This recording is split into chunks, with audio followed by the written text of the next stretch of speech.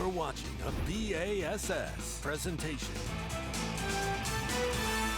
We are in Texas, and that is Lake Fork at sunrise, one of the miracle places for bass fishing on the planet for the progressive Bassmaster Elite Series. Tackle Warehouse Bassmaster Elite. Our live coverage today for Bassmaster Live, sponsored by Toyota. So glad to have you here. We have 7 hours of coverage on the way today. We can't wait. This is one that is so anticipated throughout the season because this place was designed with big largemouth in mind.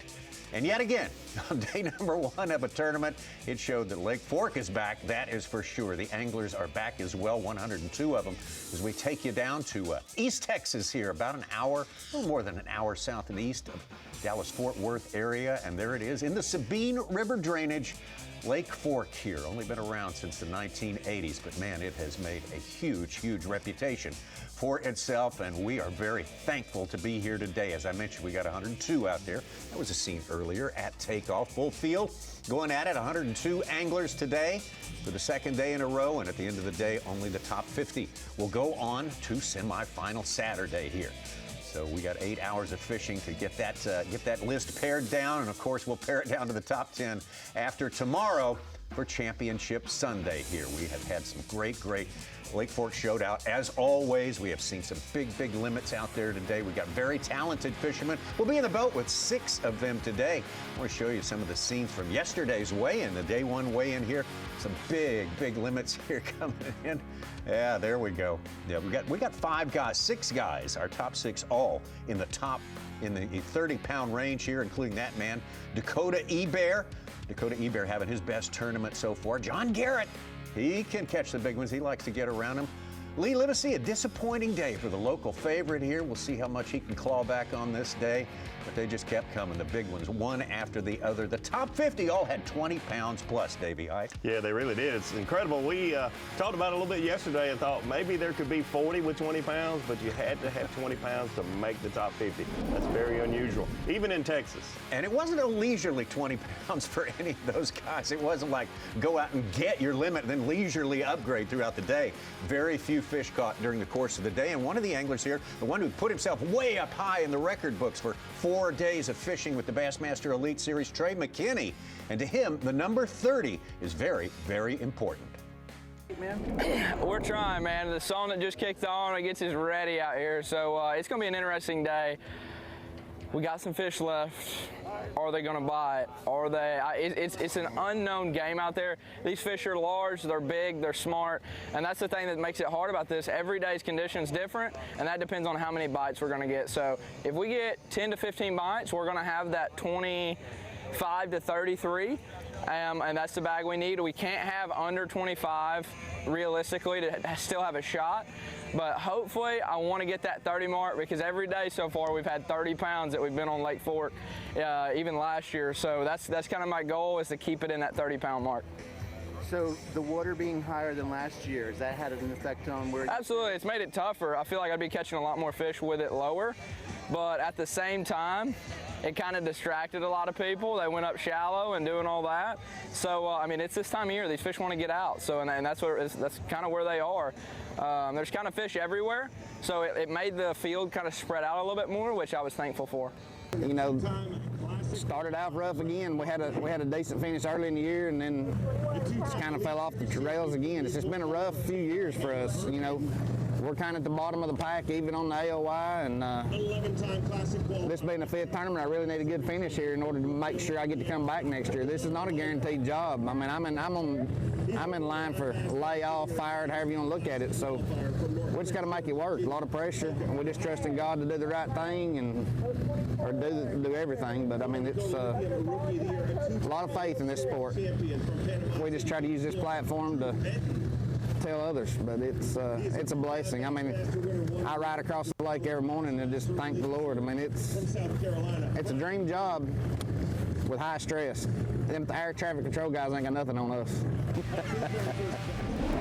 A dream job with high stress. That's a great way to put really it. That is. is the life of a professional angler, Davey. It really is, and it's always that way. We've talked about it, and Buddy, you know, he's been on the top of the Bassmaster Elite Series with several wins, but it's always stress. Whether you're on the top trying to stay on top or whether you're on the bottom trying to claw your way up, it's always high stress. Well, let's take a look at our leaderboard right now by a bass track. And this is pretty much official here as we are catch, weigh, and release in the boat. And Paul Marks has already won. He was our champion last time out for the Bassmaster Elite Series in South Carolina. Paul Marks has taken over the lead from Buddy Gross, Brandon Lester, and the rest. Ronnie Moore, I was looking at our top 20, and if you've already won this year, you seem to have some sort of leg up here.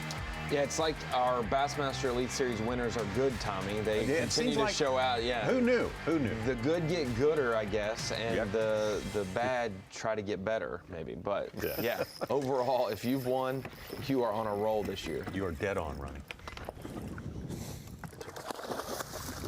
I'm gonna come right there.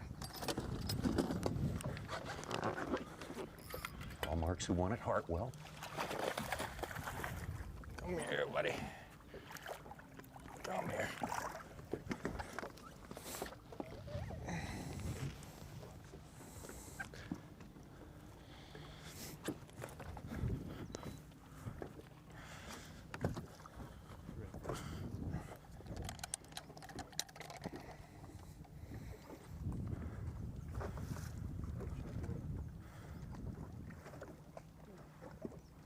Four.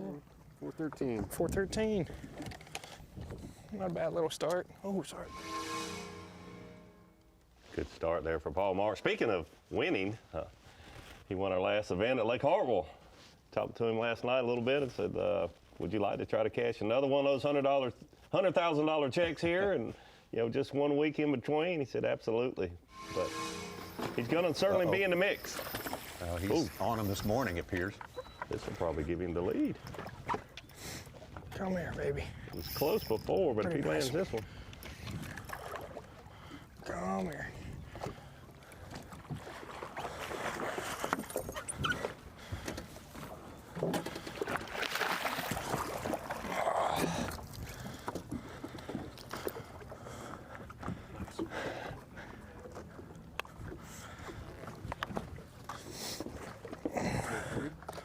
Sweet, that's a nice one.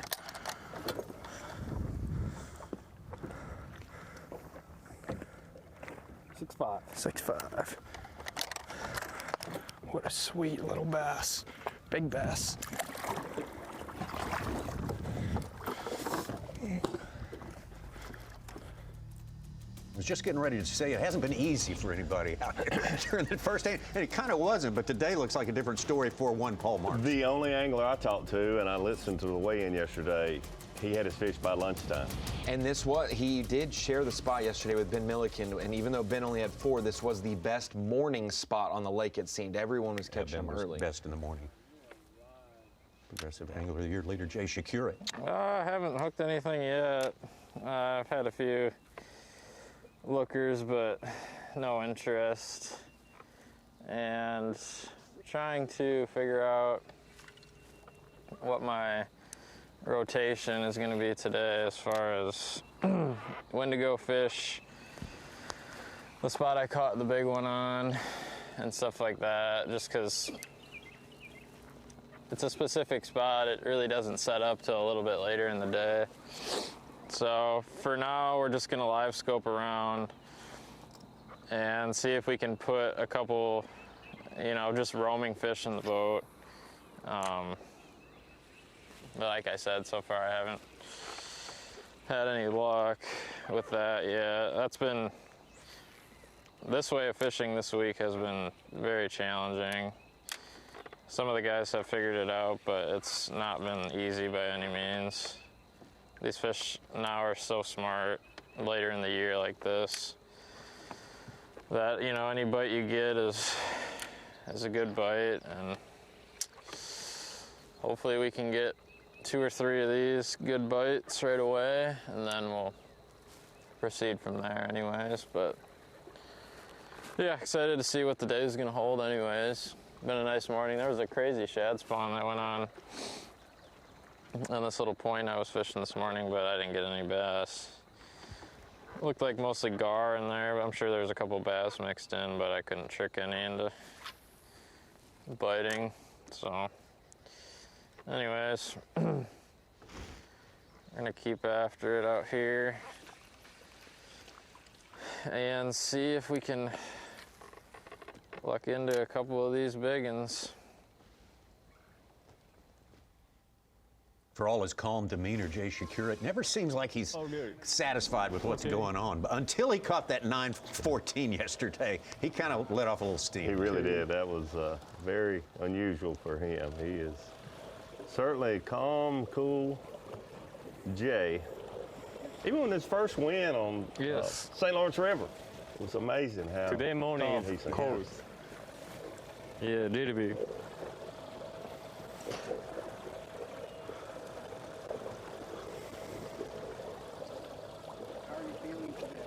It's good. It's fine.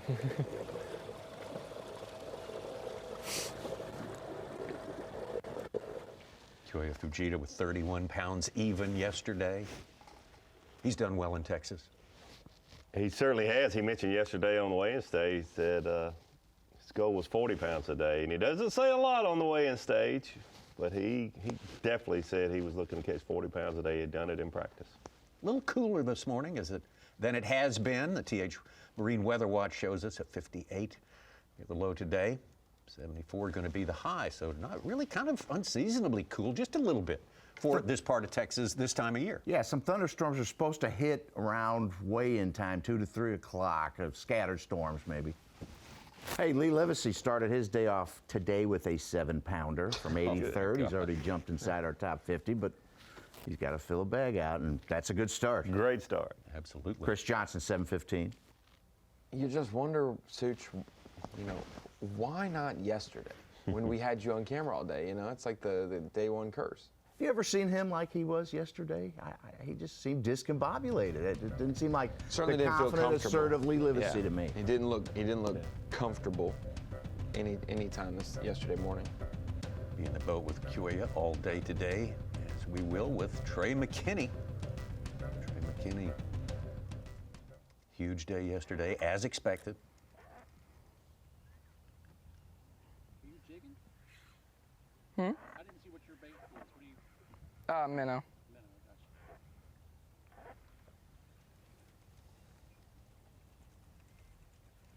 I got you. Come on. Eat it, eat it, eat it, eat it, eat it, eat it, eat it, eat it, eat it. Bacon. Bacon. Oh my gosh. That's a bacon. Oh. Gosh, she's mad. Not in that timber. Not in that timber. Come on. Stay up. Just not on the surface. Whew.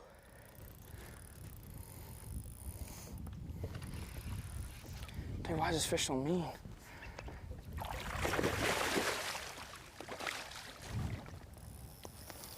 Come on. I put 15-pound line on. I mean, pencil sharpen them to the boat because they'll get in this timber.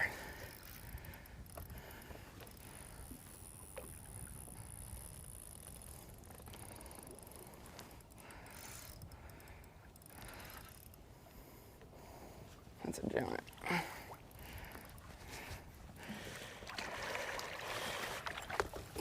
Come on, come on. Oh, okay. That's a big one. That's a big one, boys. Ladies and gentlemen, we are off. We are started off right. I repeat, I can't even get it out of her face.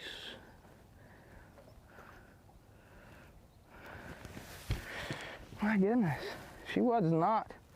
Didn't have to worry about this one. Holy cow. You're ready. Yes, sir.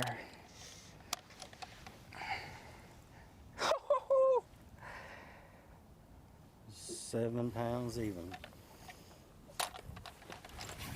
Oh, that's a freak. Look at that thing. That's why we come to Lake Fork. Yeah. Gosh, look at that tank. That's a giant. Well, now we only need 4. Let this baby go. Your defending champ in action. Defending champ, and it's hard to even say this because you think you're just, something's not, that can't be true. He's working on his 6th day in a row of tournament competition, trying to have more than 30 pounds. At Fork. 6 days in a row he's trying, and he's certainly off to a good start. What do you say, ladies and gentlemen? We're off. We are off. I think he is off. He's not off. He's on. He probably thinks I'm off, too. I mean, honestly, if you've ever fished tournaments and you understand what I'm saying? 6 days in a row he's going to try to break 30 pounds. Not 6 days that you're out there on a Wednesday. 6 high-pressure days. Let's take a look at our leader. Dakota Lithium Rookie of the Year stats right now, and that is Tucker Smith of Alabama from the boat of Paul Marks. So Paul's got some company out there, and might be a good spot.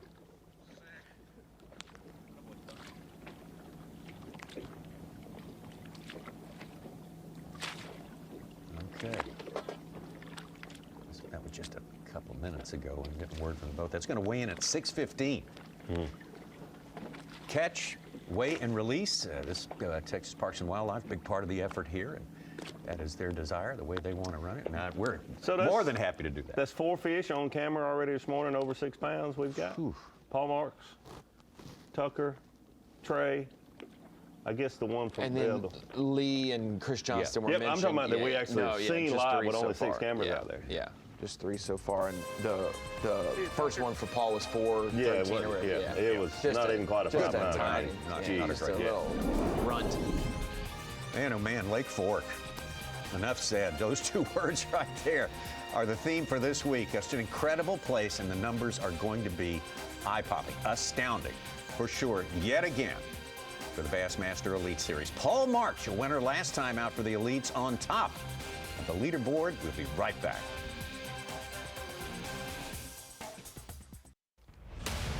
Tackle Warehouse Bassmaster Elite at Lake Fork is sponsored by Toyota, by Nitro Boats, by Dakota Lithium, and by Humminbird. Not even an hour into the fishing on this day, and we have already seen the reason why everyone's so hyped up to go to Lake Fork every time we go there. Yeah, those pelicans aren't the only thing flying. Bass Track is flying, and some big bass have been flying. Even a faster pace than we started out yesterday. Some people say it's going to get better with each passing day out to Buddy Gross, our leader, to start the day. White dot, 2 right there. That's all fish. But if you look right here, that's aiming in the same direction. You don't see much. You can see them every now and then. That's why this 360 is key when you're looking down a slope.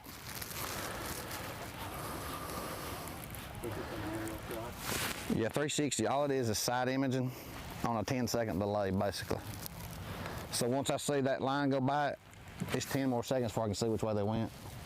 So there's nothing live about it. It just gives you a kind of a general perspective view of the shell bar, where the drop-off is. It's just I've always been able to draw a picture in my mind of what I thought it looked like. Now there's no guessing. You can kind of tell now. I started fishing this ledges and offshore stuff when I had 2D sonar only, and we had to idle back and forth, up and down. I'd spend my Friday and Saturday nights after dark in the summertime on some ledges, just idling, trying to find stuff. I was always looking for structure, more than fish at night. Brush piles, rock piles, depressions, anything.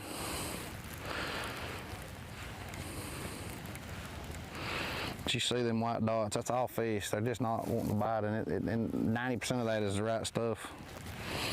That long one sitting right there right on top of the shell is probably a gar, but everything that's left and behind it is bass. There's some over to my left at like 10 o'clock, there's 2 bass sitting there.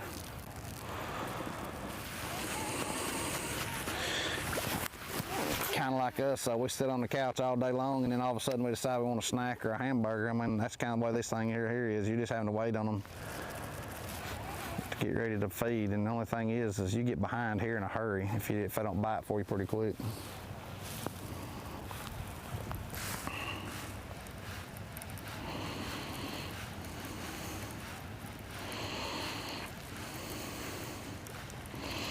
Not much to look at, but I promise you, boys, if we get bit right here, they'll be making it to the tank today.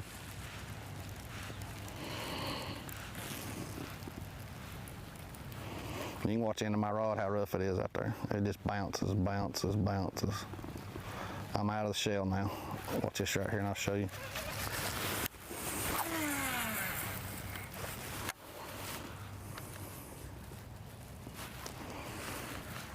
See, right now I'm not in the shell, not in the shell. Starting to get to it right now.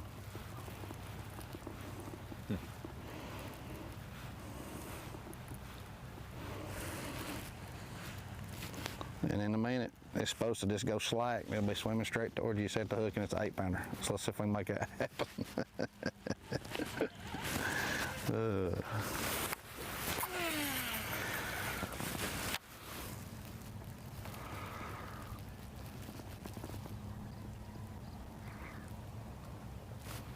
Golly, looks like they're busting over on Zaldane's Point.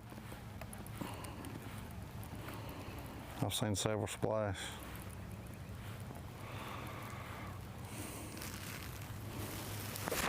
There we go. Oh, it's a big one. Oh my gosh, that's a big one. Coming to your side. No, I ain't really. Come in the driver's seat.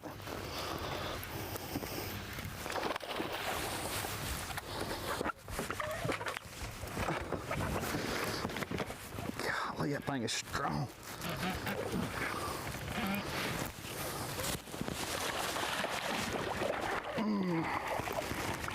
Woo. There's one. That's the stuff that lives here. Ain't as big as I thought it was, but it's big enough to get my heart stopped. Whew. Sorry guys, we got a lot going on in this boat today. There it is at home, folks. 0. 0.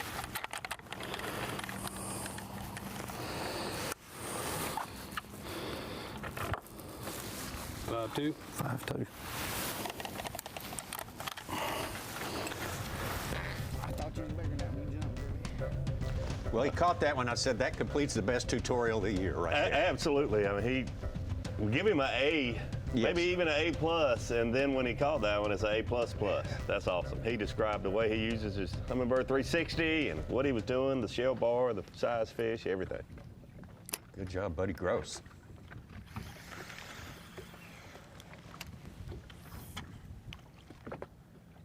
Back to our leader, Paul Marks. All up over 40 now, 41.15.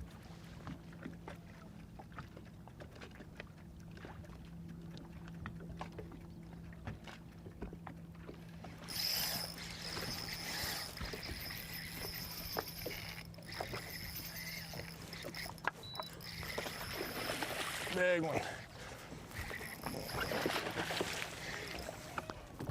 Come here. Holy smokes. Come here. Got her.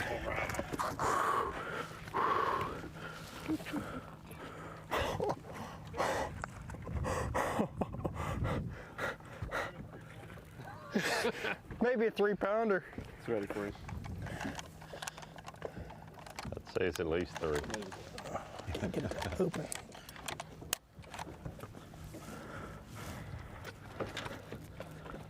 Come on, go 8.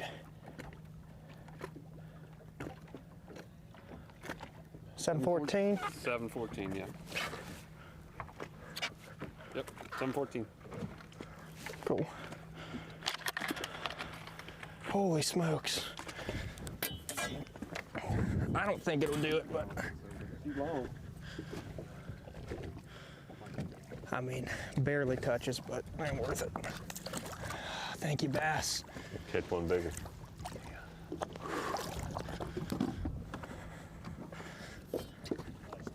What a start. It's 19 pounds on 3 fish.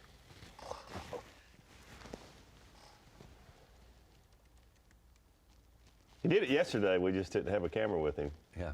We saw a couple of catches, but Yeah, from a boat to distance. You're boat, right. yeah. You're right. Ben Milliken fishing close by, and he said Paul was putting on a show, and we got a front row seat today for Paul's show.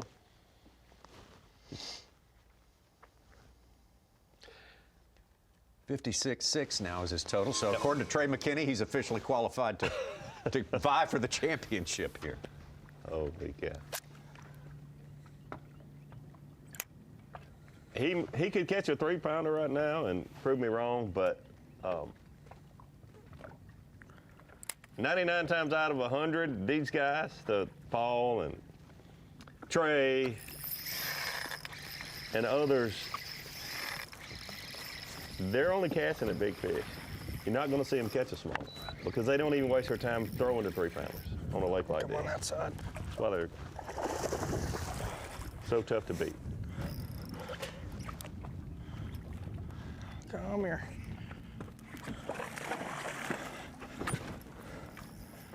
Come here. Come here.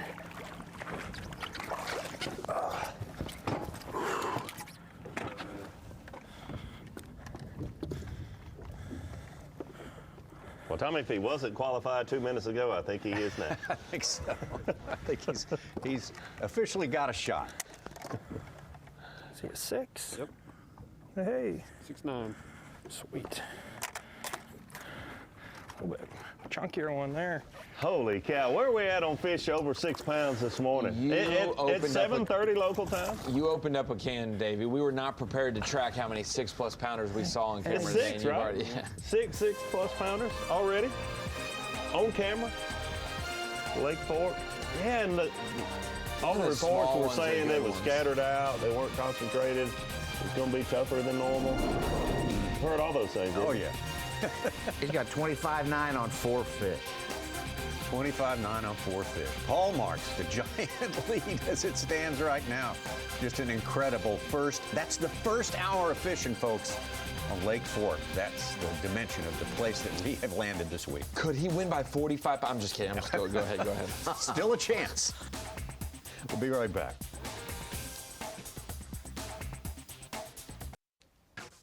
Tackle Warehouse Bassmaster Elite, day number 2 here on Lake Fork Bassmaster Elite Series. And let's look now at our Dakota Lithium Bassmaster Rookie of the Year standings. Tucker Smith of Alabama came in here with the lead, but Paul Marks came in here with the momentum, a truckload of it, obviously, as we have seen on display this morning.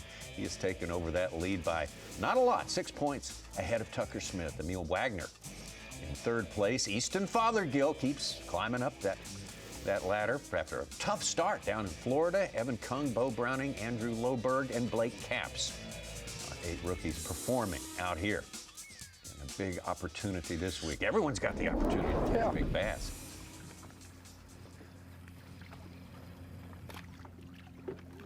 All right. Got your marks.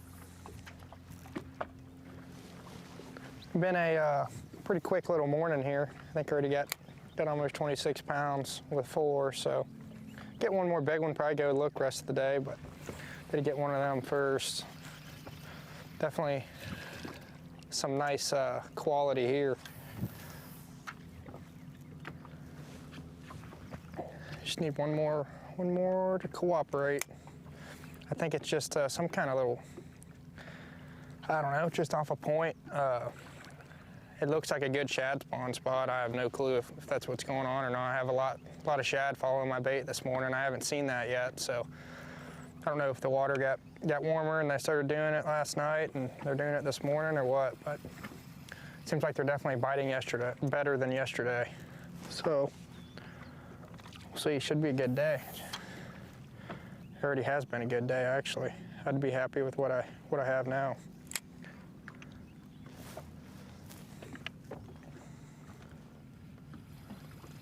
But let's see what happens. I got like 2 other places I think I can get bit, so if I don't get one here, I'm gonna go test out those spots. But definitely pretty awesome morning. As y'all probably saw, those freaking ferocious, big, largemouth. Guess it's just the live scope putting them in the live well. I don't know. Paul told me last night he's fishing a Zoom wing fluke, Tennessee shad color, greenfish tackle, bad little shad head, using a 1/4 and a 3/8 ounce jig head.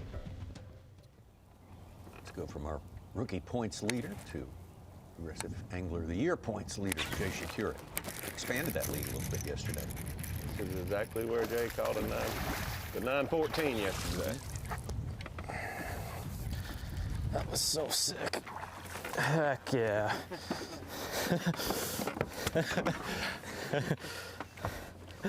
He gobbled it. Let's go. Hair jig, we didn't see that yesterday. 0.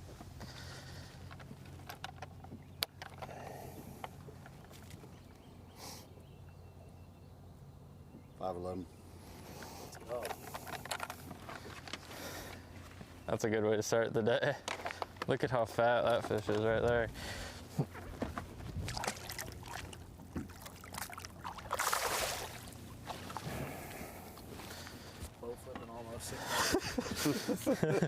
That was not.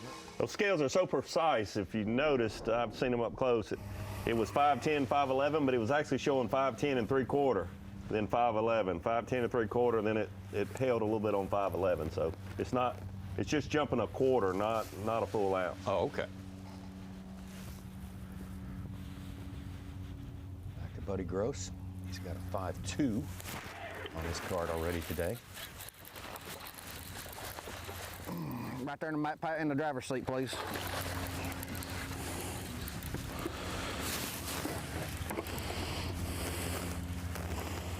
These is too big to boat flip. Oh. Hold on. Sorry, bro.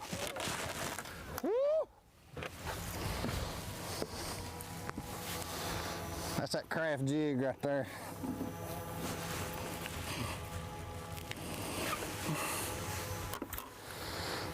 Yes, sir. Good 0. 0. Good news is I might fish tomorrow now.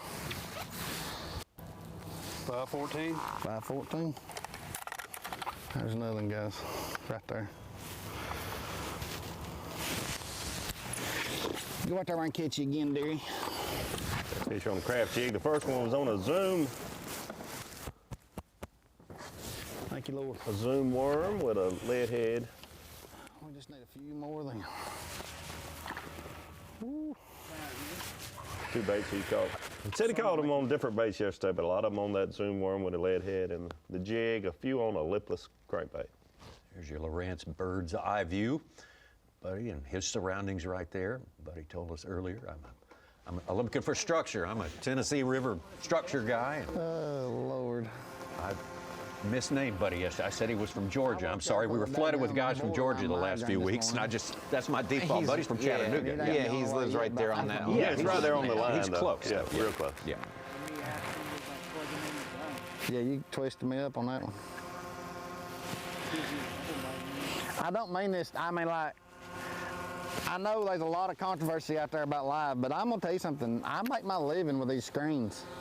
So it's almost like saying, can I borrow your wife for a date when you start wanting to plug something into them, you know what I'm saying? Because that ain't happening.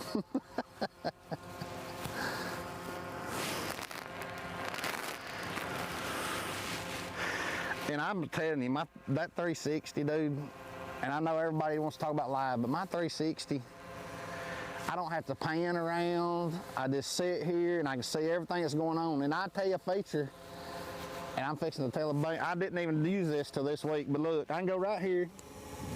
Let's just say I'm gonna fish over there right now. I can hit right hand side, and it zooms in on nothing but the right hand side. Now I can see everything over there zoomed in. But if I want to see behind me, let's just say I feel like there's something behind me, I can shoot it to the rear, straight, 360, left, right, or rear. I mean, it is freaking awesome, dude.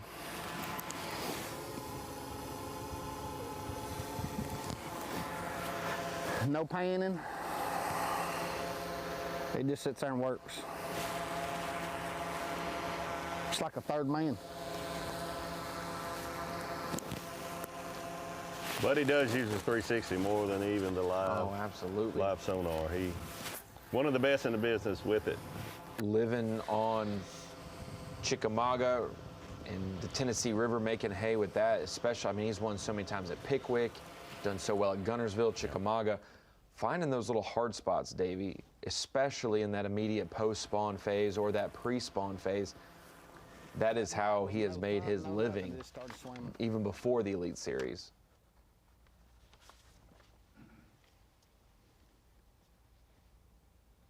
A couple more 7-pounders came across the board. Tyler Williams had 100 pounds here last year, and Keith Combs both have 7-1s.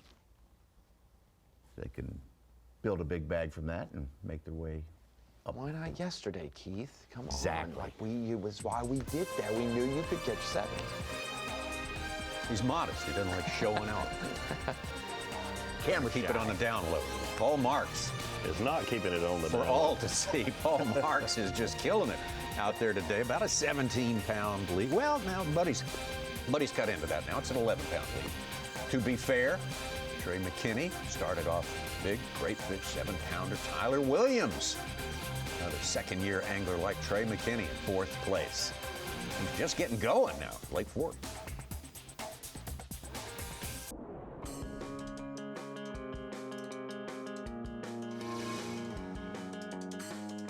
Man, we're on Lake Fork. My name is Jay Shakurit, fishing the Bassmaster Elite Series event out here this week. And what I'm throwing out here on Lake Fork is what's called a Strike King 6XD crankbait. Variety of different colors I'm throwing, but for the most part, you know, I'm fishing offshore schools, catching those giant post-spawn Lake Fork bass.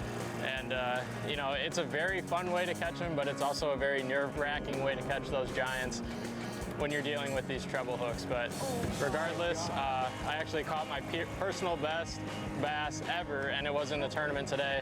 Look at the size of that bass. 6XD in his face.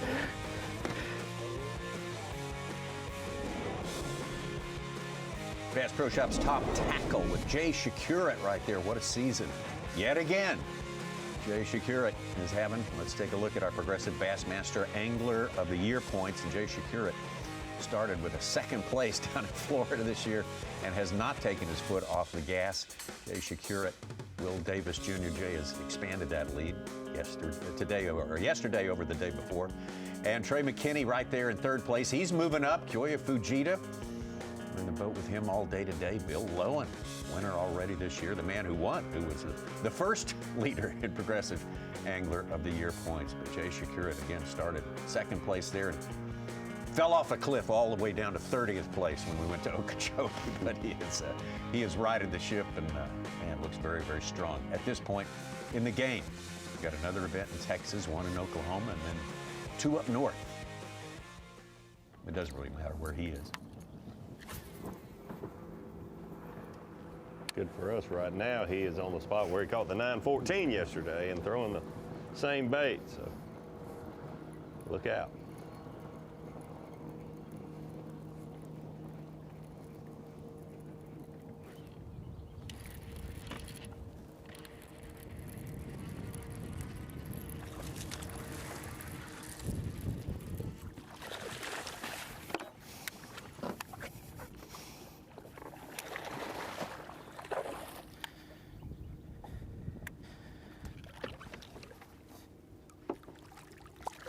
Yeah.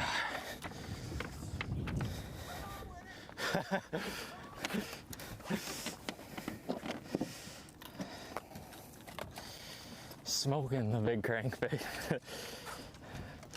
Got that one on an 8XD.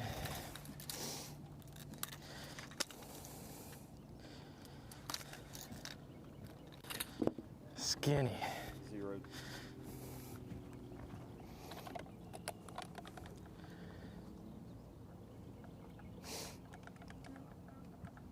Four. 12. 412.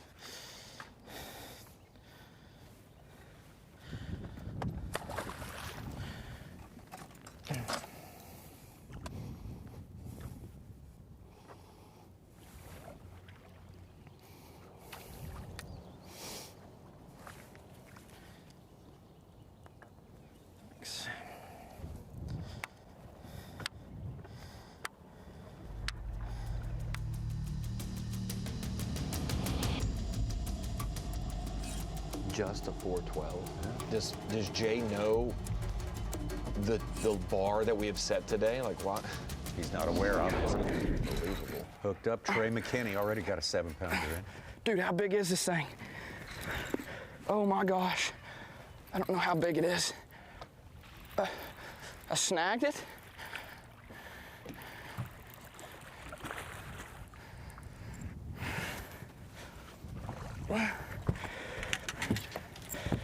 That's meat. Stroking a jig.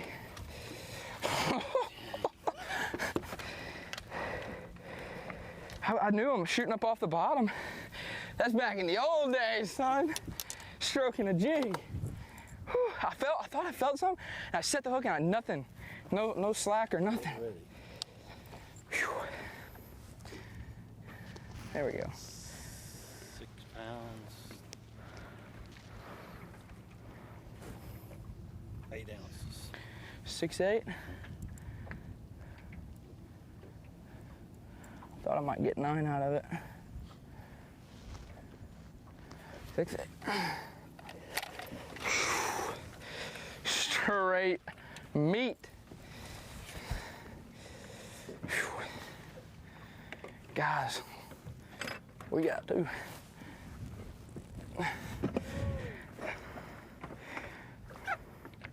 feel like it should be bigger than 6'8".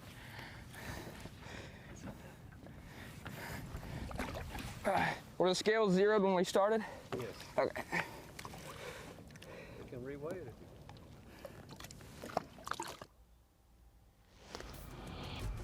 As fishermen, we always think they're bigger than they are. You know. Especially the ones that get away. Yeah. Those are the. Davey, what do you think True the jump. good old days are to a 20-year-old? Last year?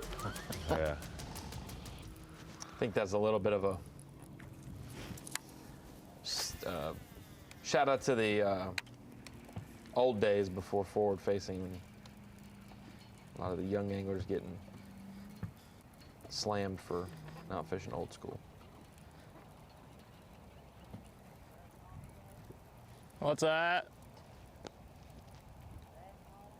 I got 2.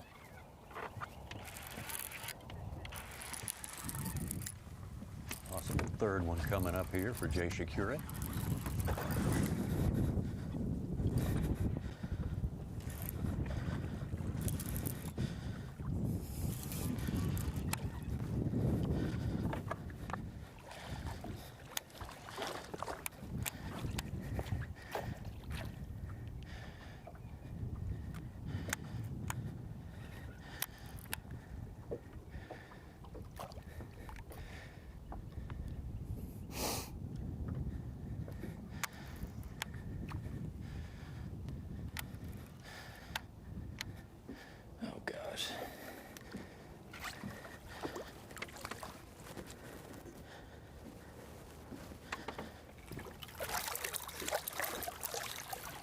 Yes.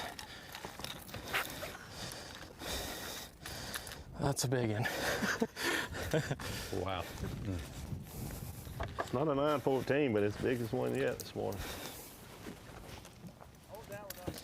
Yeah.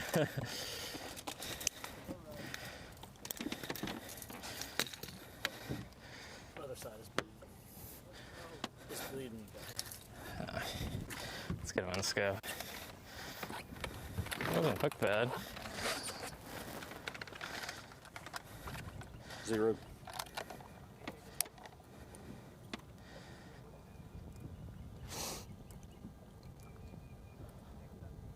Mm. 7 pound. 7 pounder. We're gonna get her back. She wasn't hooked bad. She just came from deep water.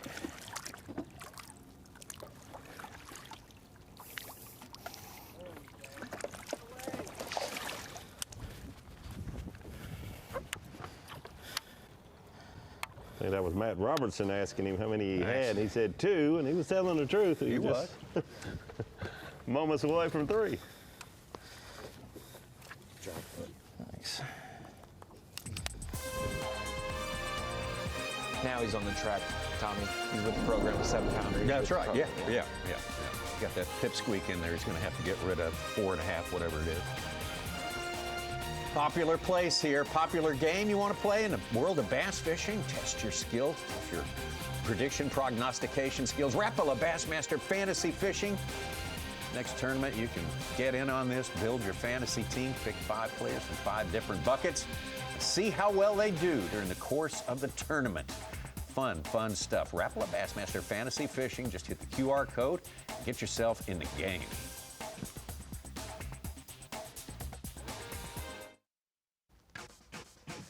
'25 Tackle Warehouse Bassmaster Elite here at legendary Lake Fork. This is Bassmaster Live, and our coverage is sponsored by Toyota, and we are doing what we do every day 2 of an Elite Series tournament. Usually that's a Friday. We pile in the boat with the top 6 anglers, and the top 6 anglers have not disappointed us this morning. It has been a catch fest with Paul Marks, Jay Shakurit, Trey McKinney, and Buddy Gross especially here. Big fish. In the first, what have we got? Hour and a half of competition here. It has been, it's enough to make your head swim. It absolutely is. Just the top 4 there, the number of, let's just bump it down to a small 5-pounder. 5-pound plus fish that we've seen with those cameras out of those top 4 anglers this morning. I don't ever remember this many big fish this quickly. Big fish alert. Pat Schlapper, the 8-pound, 10-ounce, our biggest of the day. He had 15.5 yesterday, was down in 71st. Now he's in our top 10 currently. Wow. Man. Good interloper. Let's get back to our tournament leader, Paul Marks. Schlapper needs a good one. It's kind of his sudden loss at Toledo Bend after being so dominant kind of set like a couple Still sitting on the same spot. slump Probably might there. move here in a minute if don't see any more, but pretty happy with what I caught here this morning. It's pretty nice. 4 fish for, I think 25 pounds. So if I could get one more off here, I'd be real happy. But I got a spot not too far from here. I caught a couple of my big ones yesterday, so I might go hit it and try to get number 5. Then if I can get number 5 and it's a pretty good one, I'll probably just practice the rest of the day. Look for some more spots. Can't believe it. Best morning I've ever had of fishing. So much fun. Big largemouth. It's kind of scary when you hook one. I don't know if it's going to be a 5-pounder or an 11-pounder. I've caught like 4 fish since I've been here that are less than 3 fish that are less than 5 pounds.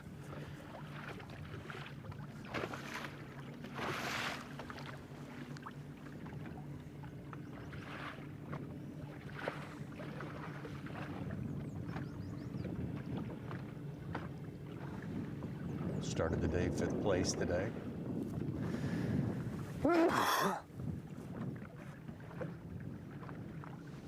Made a couple of cuts this year and missed a couple. Won one of them.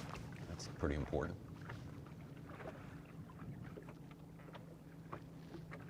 Told you a couple anglers must have been on them in practice or were at least curious. Davey asked if they had a day 1 camera on Wednesday night. And normally when they do that, you want to see how they do on day 1. Well, 2 of the guys asked if they had a camera on day 1 are in our top 6 right now on camera. So they were well prepared to catch them and have.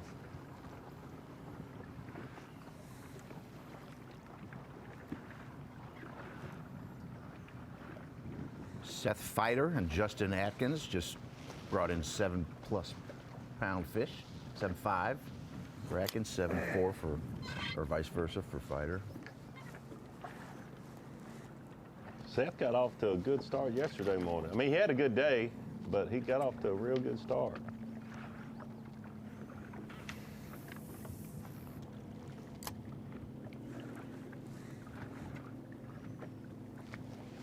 Yeah, he's up to 5th with 15 pounds, 10 ounces on 3 fish.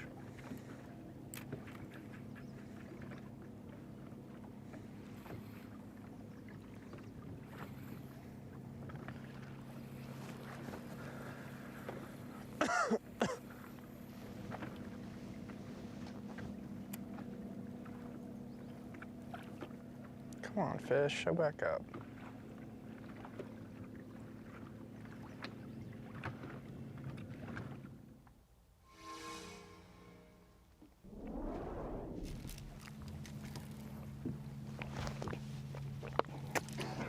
Oh. That's what helps me catch a lot of fish here, though, that a lot of people can't. Let them sit, then throw again, let them sit, throw again, let them sit, throw again.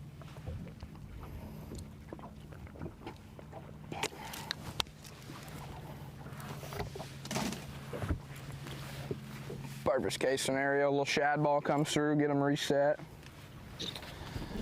Okay. Kenny got his time all managed out here today. Approach the thing. Sitting in third place. Showed us a couple of big ones today. Kind of surprised Fujita and E-Bear don't have fish yet.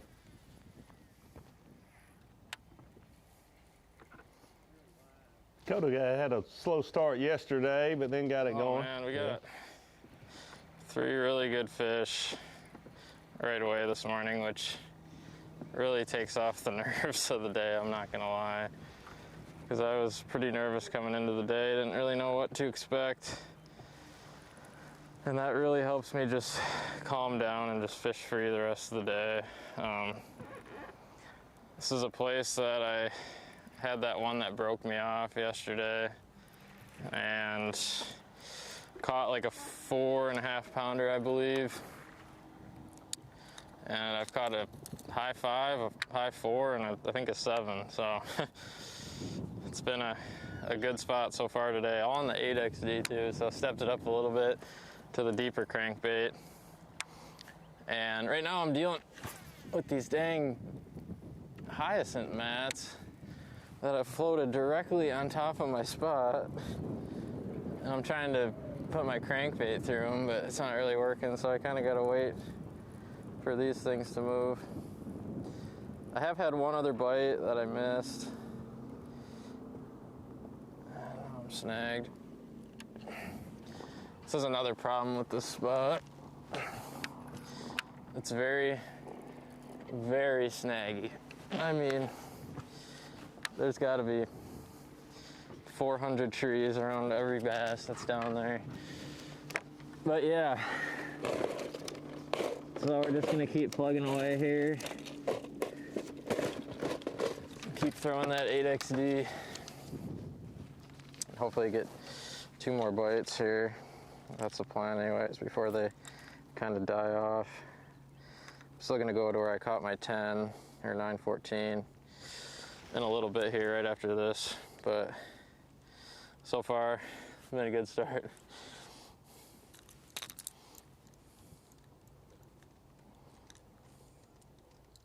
I'd say a good start. No, I disagree. 3 of the With right him, not you. Hackney's had a good start today. He's in 6th place with a limit, 21 pounds, about what he had yesterday to be 38.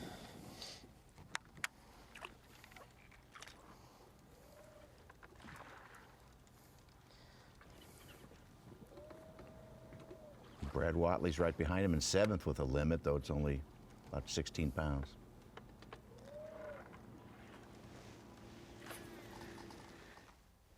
Looks like the shad spawn has been better this morning here on Lake Fork than it was yesterday morning, which is certainly predictable. The water temperature's rising a little and the full moon's right around the corner now, so. Getting farther from those big storms as well. Yep. Fujita, 31 pounds, started the day in 4th place.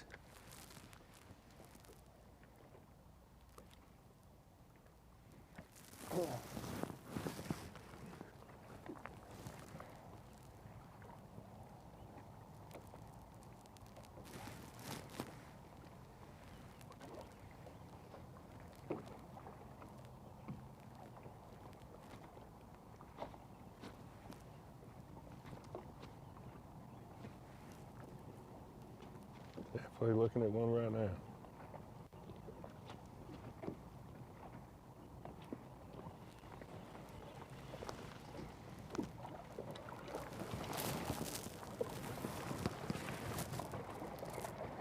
Couldn't get it to bite, he's moving on. I enjoy watching the action that they're using to try to trick these fish. It was very different there than he normally shakes his rod, moves his rod. A real fast, short twitch with the rod tip, and they were more like jerks just a second ago on that fish. He's throwing to another one now.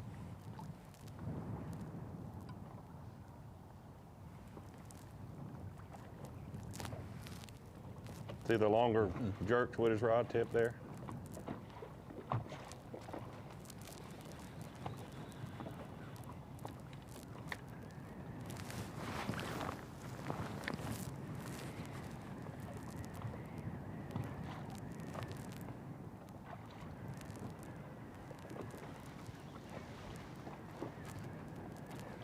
What depth of water he's in. These fish are not very deep. He's not letting that bait sink very far at all before he starts working in front of the fish.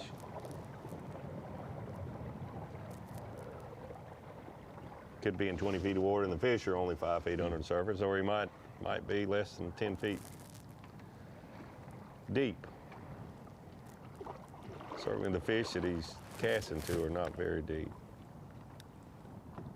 Seth Feider pulling into second place with a 6-1. 21-11 today, 49.5 total. 4 fish. He had that 7.5 earlier.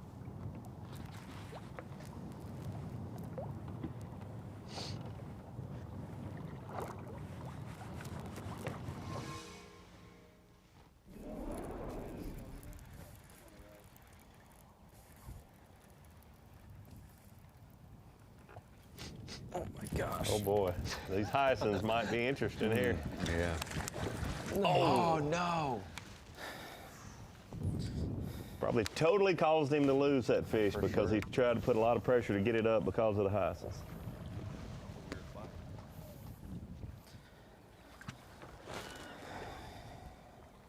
I can already see the comments of why is Jay using a deep diving crankbait Tommy in a hyacinth mat. You know, that's... Yeah, plus milfoil, stumps, everything else. Why? Why all the hooks? It looks like he's at Okeechobee, and then you see a chartreuse blueback plug See come there, out of the there. fish bit close to the boat.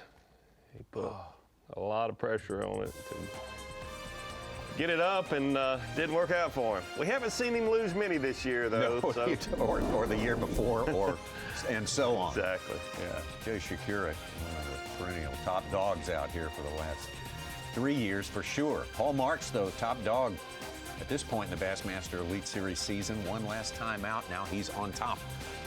Good lead out there. Well, not a good lead on Lake Fork, certainly, but Seth Feider, to Ronnie's delight, moved up into second place. Got to find bright spots. That's right, Jay Shakeup. Jordan Lee and Chris hanging Johnson in there moving. despite all the travesties out there. Trey McKinney, Buddy Gross, Greg Hackney, and Brad Watley coming from outside the top 10 to make it into contention.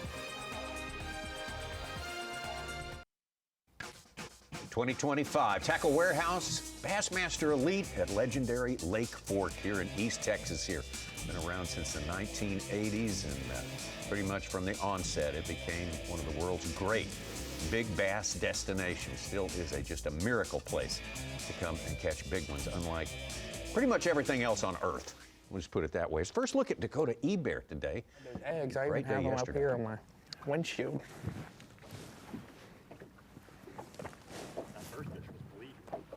Taking their tongue. Fine.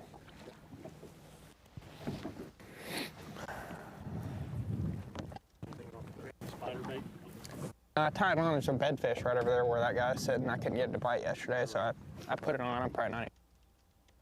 We're fishing for the right quality, you know, to have a chance at winning this thing. So I'm aware that I might not get but 6 or 7 bites a day, but that's a chance I'm willing to take, you know, to try to fish to win. So we're going to keep just searching around these little areas. Like I said, I'm fishing just pre-spawn and post-spawn staging areas pretty much for the most part. Some of these fish are even spawning, but right now I'm a little bit shallower, kind of back in an area, just checking it out, and you know, just kind of waiting for these fish to start setting up and feeding. But it's a beautiful morning. Thankful to be here. Thankful for a good day one, and looking forward to hopefully catching a few more big ones today. Well, as you pointed out earlier, Dave, he had a slow start yesterday and brought it back. Yeah, I think these other anglers are getting off to such a quick start or around some type of shad spawn, or the shad spawn, I should say. Some of them are up shallow vegetation, some of them are offshore, around the timber, different places that those shad are spawning around. I don't think that's the case with Dakota. He got off to a slow start yesterday, but then he said something very important there, I think. He's only fishing for 6 or 7 bites a day, and these other anglers are too. I mean, Paul Marks got off to a quick start, a lot quicker than yesterday, even though he did well yesterday, but they don't even cast. He's doing the same thing. They don't even cast to those smaller fish, and they can certainly tell the difference between a 2-pounder and a 5-pounder.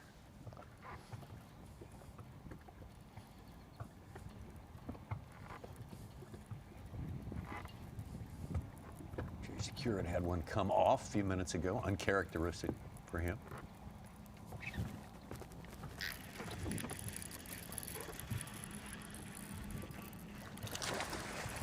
Wow.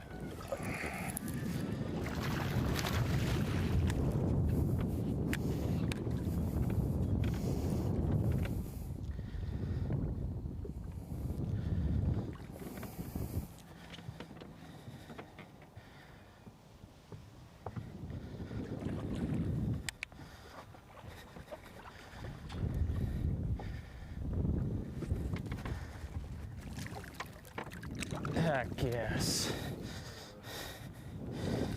Oh my God, that bite is so fun. I hated on a crankbait for most of my life, but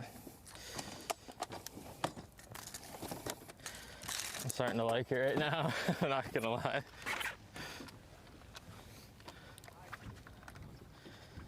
Not yet. 0.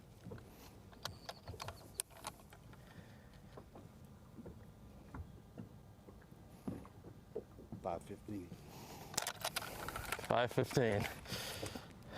One more like this, we'll have a good bag.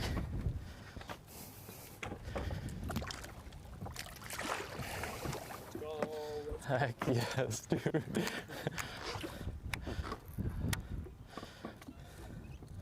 What a bite. Awesome job, Trey. Thanks.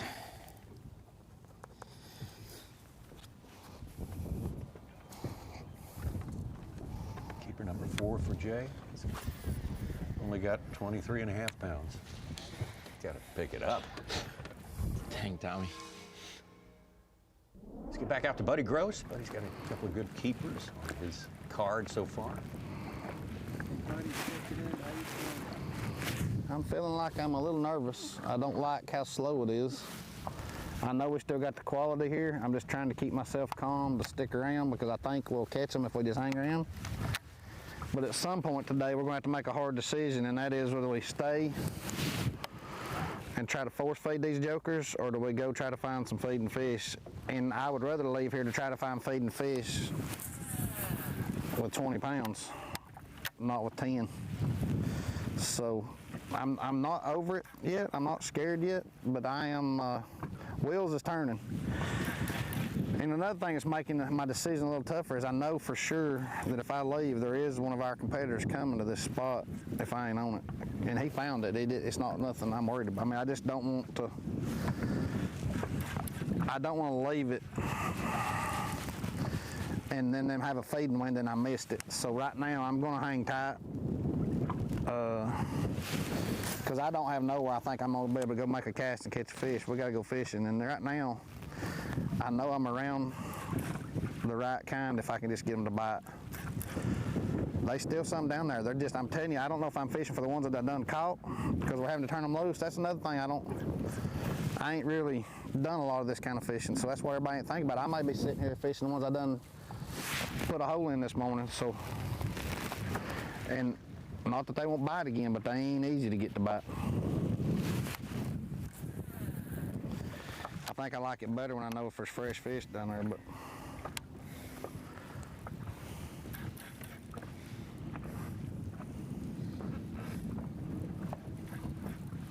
Certainly something you have to think about. Jay's hooked up again.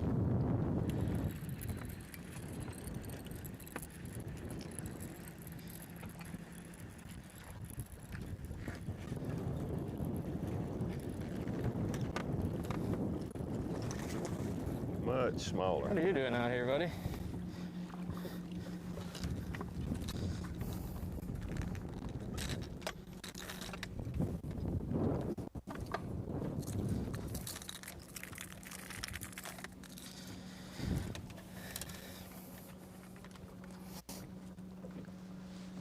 Zero.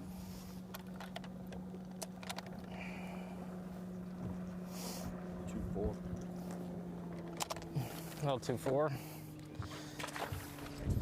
Yeah, Takes the lead by 6 ounces. So I was going to mention it when he caught that last fish. Thank you. It's very different mindset watching these different anglers. When you see Jay being able to cast a big chartreuse plug, striking 8XD, and get these fish to bite, there's a group of very active feeding fish on this spot yesterday and today. These other guys throwing to single fish, having to shake them in front of their face and really coerce them to bite. I like Jay's area best so far, if it'll keep reloading. What do I got? Actually, I have a fish or not? A stick.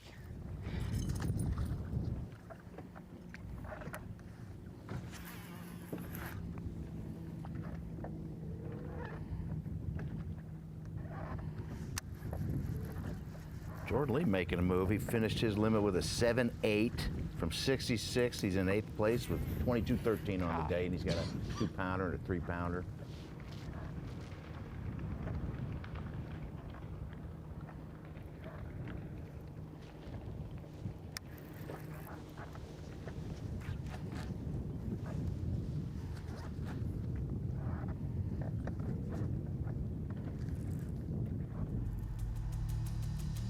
Saw Trey there, he's throwing a big spoon, and one thing that makes him so good at what he does, he's so accurate casting those jig head minnows to the fish and nailing it every time. Throwing a big spoon like that, number one, it glides crazy when you cast it, and then also falling. That right there is what you call late to the party, boys, is what that was. I went to pop it and it already had it.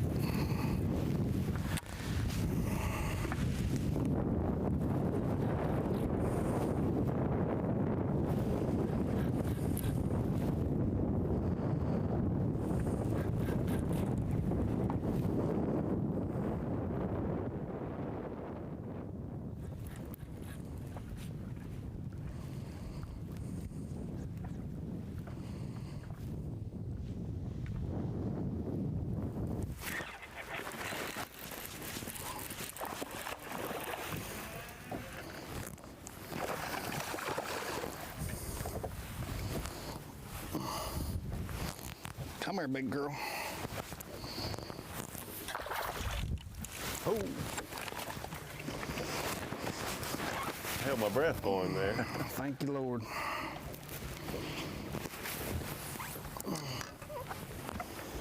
They're not giants, but they're adding up. Ready. 0. Went from no activity to 2 bites on a cast. And the wind's starting to kick up in his area a little bit too. He said, I'm sticking here for that feed window. It may be happening. Thank you, Lord. 5.2, a 5.14, a 5.2. There we go. Hopefully that was 2 different fish there on those. Maybe he missed, and then another one, they're just getting active. It could have been the same fish. Yeah, here we go. We're hooked up.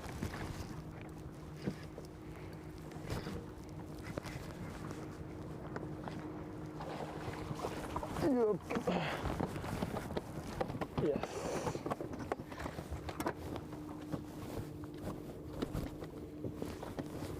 Boy, it says I can boat swing them even on my spinning tackle. Maybe not quite as big as the one Buddy just flipped in, but definitely a good one. First keeper.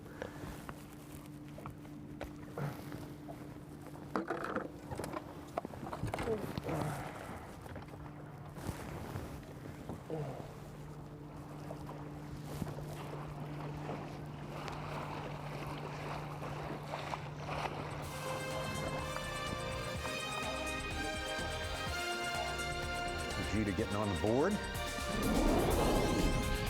Maybe just under 5, maybe like a 4.5, something like that. Possibly. So. Jay secured on the strength of that last one there. Wasn't a giant, wasn't his biggest of the day, but good enough to put him a few ounces ahead of Paul Marks. And these are pretty close to official weights right here. It's catch, weigh, and release. We love that. It helps keep Lake Fork as awesome as it obviously is.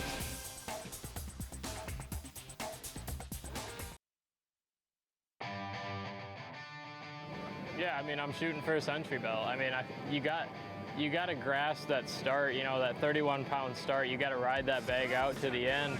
And these guys are going to continue to pound them. We've got a lot of post-spawn fish, a lot of fish spawning, and you even have a few pre-spawners out there. That's typically sometimes a really tough time to catch them, especially whenever you throw in the 5 inches of rain we had this week. They are the smartest fish, I think, probably in the country sometimes.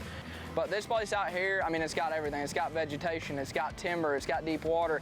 It's got literally everything to grow big bass. And as you can see, what came across the stage, it grows them, it has them, and people are catching them. So hopefully we can just do it tomorrow. That's a freak. Look at that thing. That's why we come to Lake Fork. Yeah. Gosh, look at that tank. That's a giant. Well, that was the first fish of the day for Trey McKinney, who led the whole top 10 into the century circle last year here and put himself in the top 4 all time.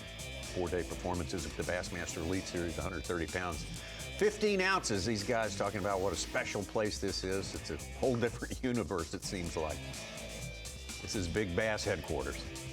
Absolutely is. Trey looks very confident that he's going to catch that 30 pounds once again today for what would be the 6th day in a row of tournament competition here on Lake Fork for him.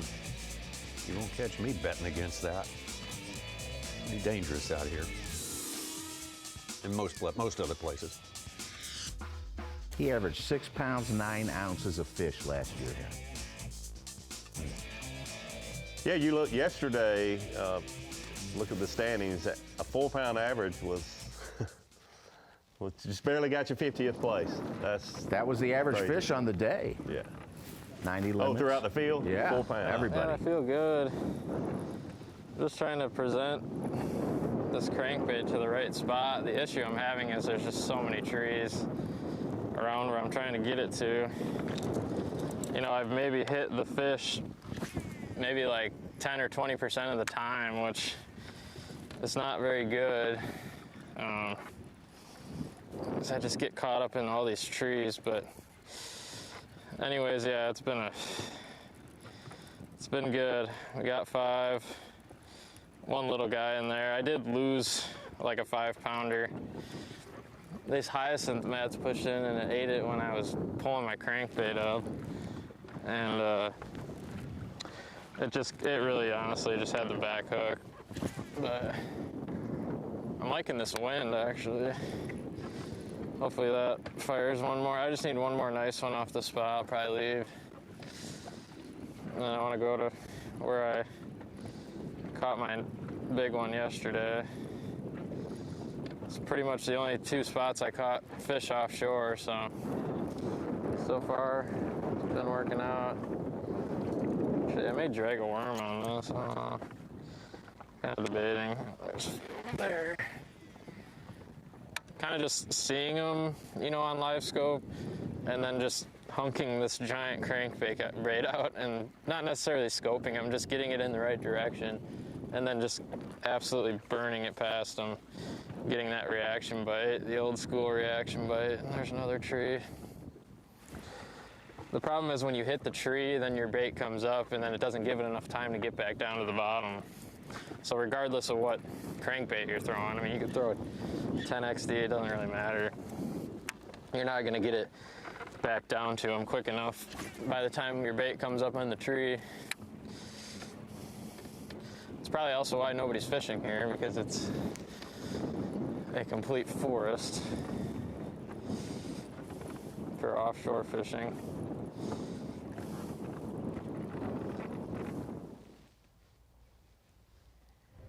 Jay with the lead, but he's got 5 as near as pursuers. The next 4 are shy of a limit, so that's a precarious lead he's sitting on right now. Yes. throwing that big crankbait in the timber, better have a good supply of them. Because you're bound to lose quite a few, but that's all part of the process. And like he said, probably a good reason why no one else is there. It's not your typical offshore place.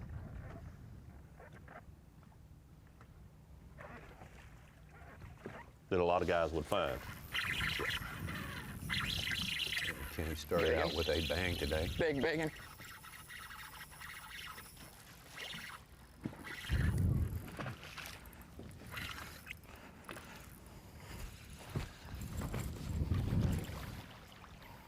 Rack of bones. Quit trying to jump.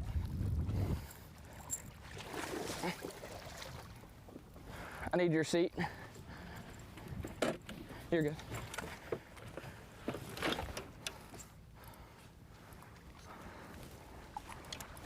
I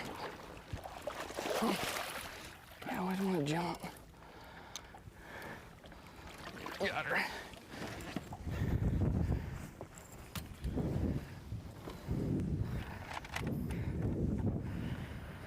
Pretty good one. You ready?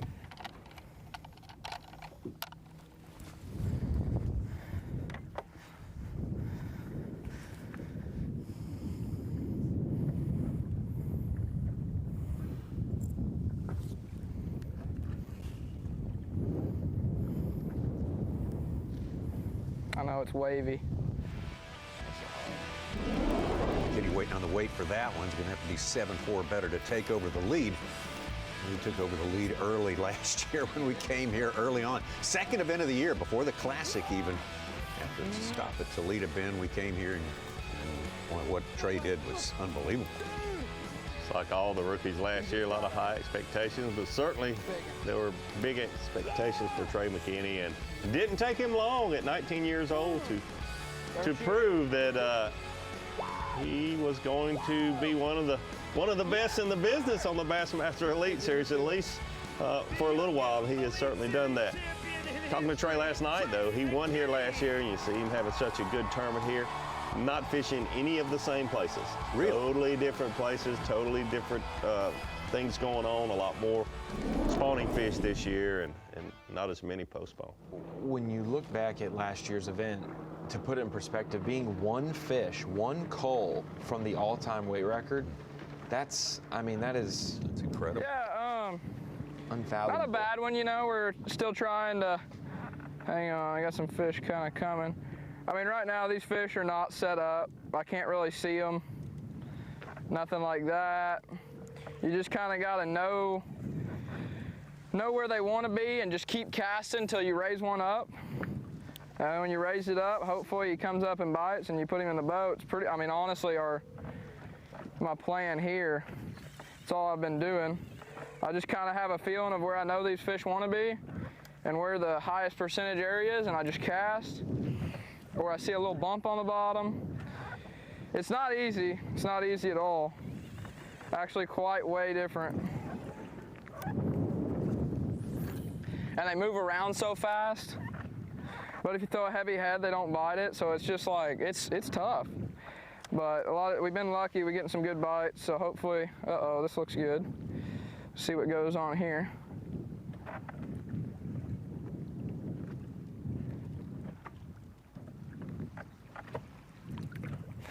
Oh! Oh!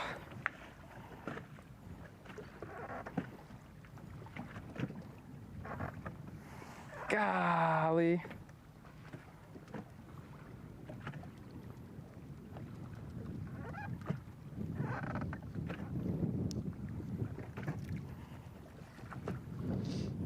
Wow. We were close to the number, another one, but we got 22 pounds with 2 1-pounders, so it's pretty good. Pretty good. Yeah, pretty good. Back to Paul Marks. Paul still got 4. Paul still got 4. Looking at number 5, here we go.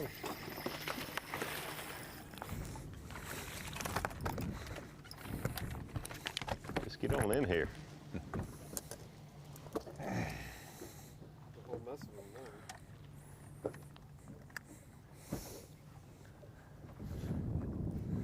This is number 5. Ready for you. Should give him the lead. Oh, yeah.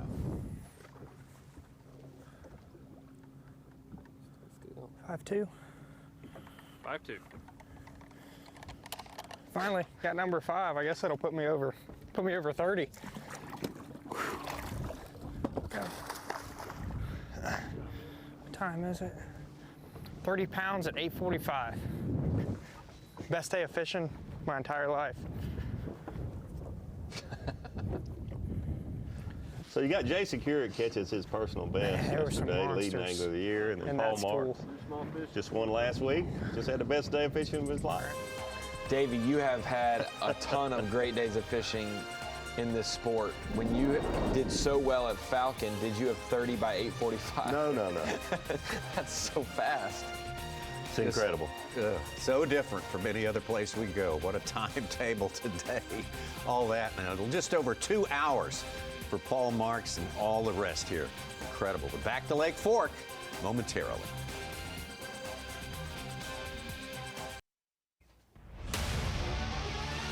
'25 Tackle Warehouse Bassmaster Elite at Lake Fork, sponsored by Mercury. By Power Pole. And by Progressive Insurance. Still got a whole lot of this day to cover for you here, but we have seen so much during the course of this day. Welcome to the Bassmaster Studio, sponsored by Marathon. I'm Tommy Sanders here with the legend, Davey Hyde here. We got Ronnie Moore and Mike Such-Sukan, and Davey, I mean, it's just so different from everywhere else we go. And you think, well, I made it here. I'm just going to catch them big and no stress. And there's even more stress because you know half the field are throttling them as well. Yeah, absolutely. And if you believe this or not, a lot of these anglers are telling the truth. It's not that easy. The guys that we have the cameras with today are making it look so easy, but it's truly not that easy. But it's absolutely incredible what we're seeing Paul Marks do, Trey McKinney, Jason Currick. Buddy Gross is falling back to 4th place because he's just a little shy of 50 pounds mid-morning on the second day of the event. It's absolutely incredible. These guys are really, really good at what they're doing. We'll see now, does Paul Marks keep his foot on the gas, or does he back off? Yesterday, he said he was done by lunchtime. Look for new places to fish today. All right, Ronnie, with the incredible history here last year, all 10 of the top 10 made it into the Century Club circle here. I don't know if that can happen again this year, being the time of year it is, but still, what a thing to have to measure up to. I mean, other than our fall event in 2020, where it was 104 pounds and 12 ounces to win the event, everything else has been 100 and in the teens, 112, 113, 114, plus 130 last year. You would expect somewhere in that 110 range again, but a lot of anglers were down talking it. I'd say we're going to have a runaway, and the 6 or 7 guys in the top 10 will definitely get to that mark that we expect, whereas maybe the 20th weight might not be as high as last year's 20th weight. Okay, all right. Such, it's a little early to tell whether we're on the same track as we were yesterday. What's your gut feeling? Well, we got one bag over 30 right now,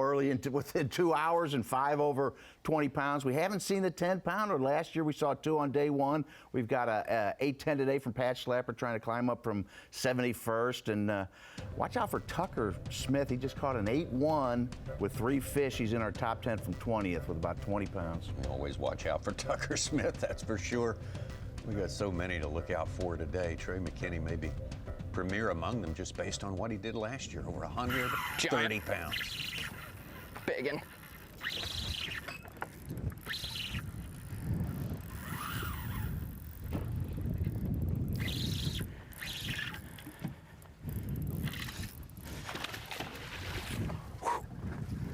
Wow.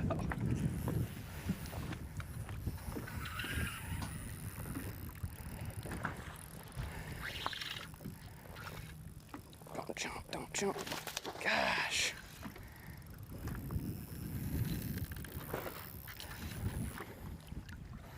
I gotta watch this timber. I see it on side scan.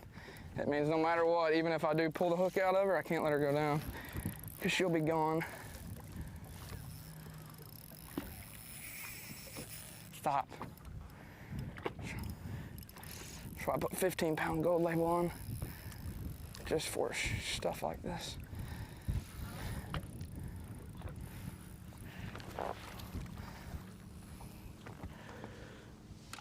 Oh, you turd. Get back up here, get back up here. Okay. Another big one.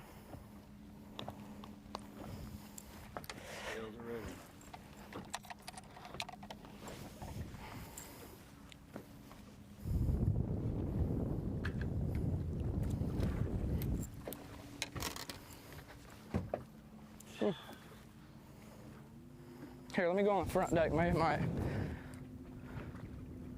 The wave action is making it difficult. 5'11".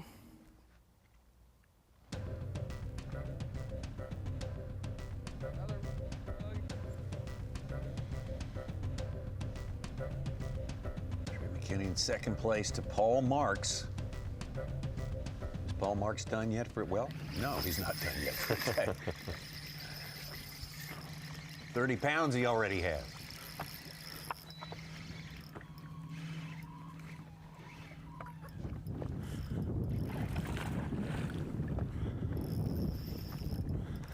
Come here. I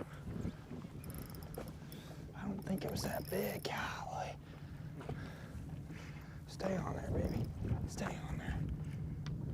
He's hooked in the corner of the mouth.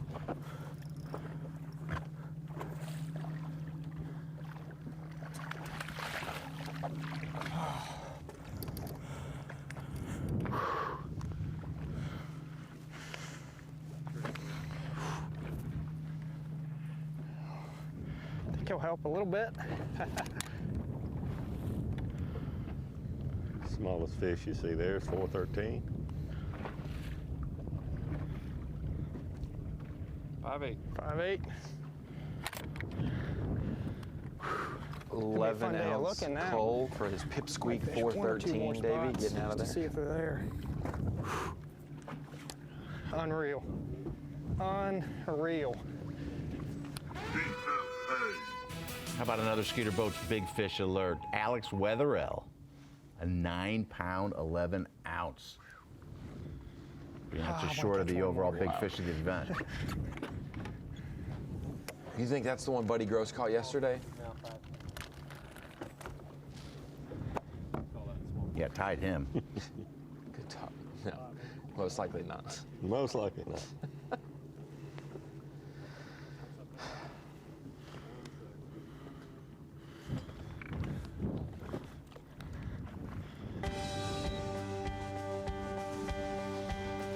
Paul Marks making it look easy.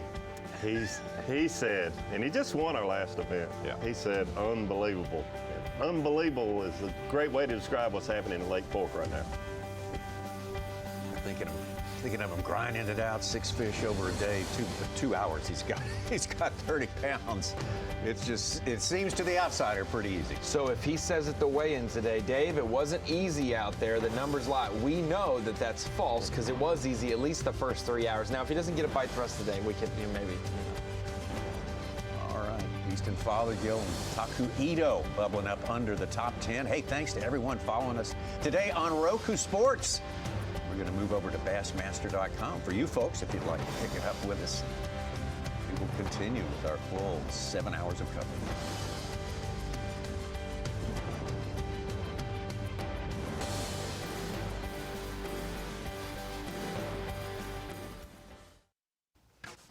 '25 Tackle Warehouse Bassmaster Elite Day 2 action from Lake Fork here. As expected, it has been hot and heavy, especially so this morning. Started out with a top 10 that's become repopulated in a bit, but all of those 10 anglers there have a limit except for 2, and that is Buddy Gross and Tucker Smith. They both have 3 fish right now, so a big upside possible for those 2. They can improve their position as well. Paul Marks, I mean, let's express it in terms of pounds. What's the hottest 2 hours of fishing we have seen, Davey Height? Well, I think it's definitely the hottest 2 hours of fishing I can ever remember on Bassmaster Live. It's Paul Marks, Mercury move of the day, and it's a big move for him. First fish a 6.5, then he goes 7.14, 6.9, a little old 5.2 and a 5.8, and he'll probably try to get rid of at least one of those 5-pounders. Mercury move of the day, Paul Marks. I think he said 8.45. He looked at his watch, 8.45. He had 31 pounds, 6 ounces.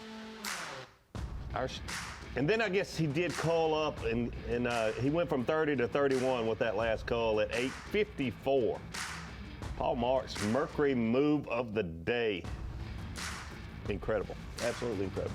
On pace right now, on pace for 4 days right now for 124 pounds. So a little bit more work to do today. If you get up closer to that 68-pound range, then you're ahead of schedule for the all-time record. Yeah. Buddy Gross, as we said, still too shy of a limit here. Make up a lot of ground, go right to the bottom line for Buddy. He catches number 4.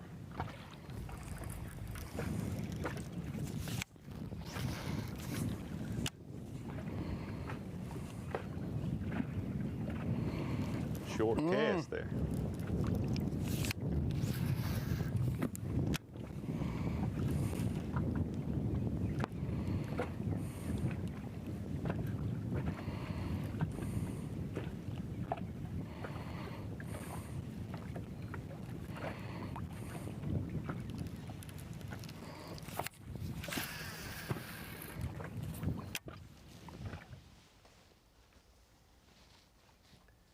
Check out Falcon Rod's Bassmaster Drain the Lake Fantasy Fishing Challenge is the possibly the most challenging of the 3 games that B.A.S.S offers as far as fantasy in the Bassmaster Elite Series. This is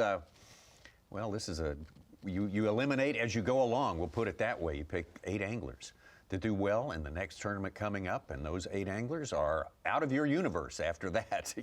They're eliminated from your field, so you've got to choose with the entire season in mind. You have to look at the big picture. You have to look at it from way above there. Hit the QR code and find out more about Falcon Rod's Bassmaster Drain the Lake Fantasy Fishing. There's a lot of folks who used Lee Livesey this week, not saying he can't turn around and have a great event, but they used him this week and didn't use him at Ray Roberts for the Classic where he got third. Yeah. And which means they wouldn't, if they allocated him for this week, wouldn't have him for next week at the Sabine where he also could go get a top 10. Sure. And so it's not always as it seems straightforward.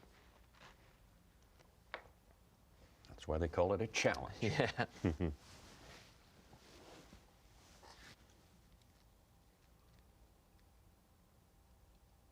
Well, Buddy was kind of expressing a desire to go somewhere else and hunt up some big fish a few minutes ago, and caught one, thinking, you stick around. He said, I don't want to miss, if the bite window opens up, and he caught one. I thought maybe he was onto something, but he hasn't had much action since then.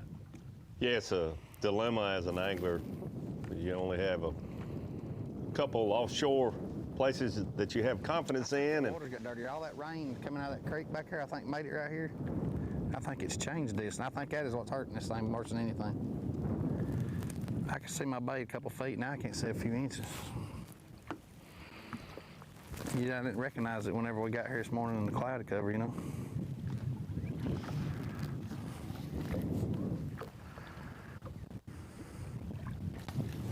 But he knows there is at least one other angler that is fishing this spot.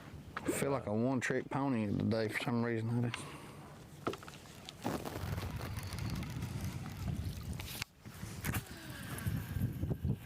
Should you stay or should you go? Yeah. Often the question of the day. Yeah.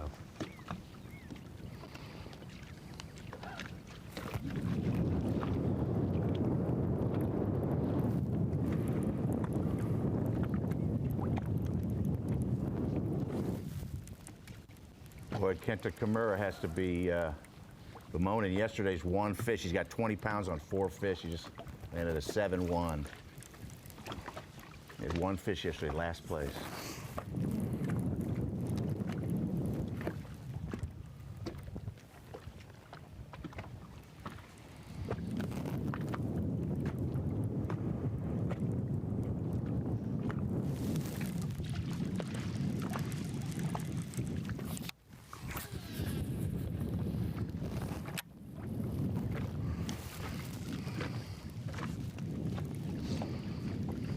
We talked about it yesterday, guys, with the deep dive app. We were talking about all that rain flow, or that rain comes down Tuesday, Wednesday for these anglers, how some of those areas that might flow in, not maybe the headwaters all the way to the west, but all these little places that have stream flows come in, it can really dirty up an area. And so as we look at kind of a zoomed out version of where he's at satellite-wise, I'm going to go to the hybrid map on there and show you the stream flow. So this is one of the ones that we talked about yesterday, one of the streams that flow in there, and it was one of the ones that could make it dirtier on this lake than others. And so when we go in now to the water clarity aspect of it, it still looks solid, but you can see the back half of this bay.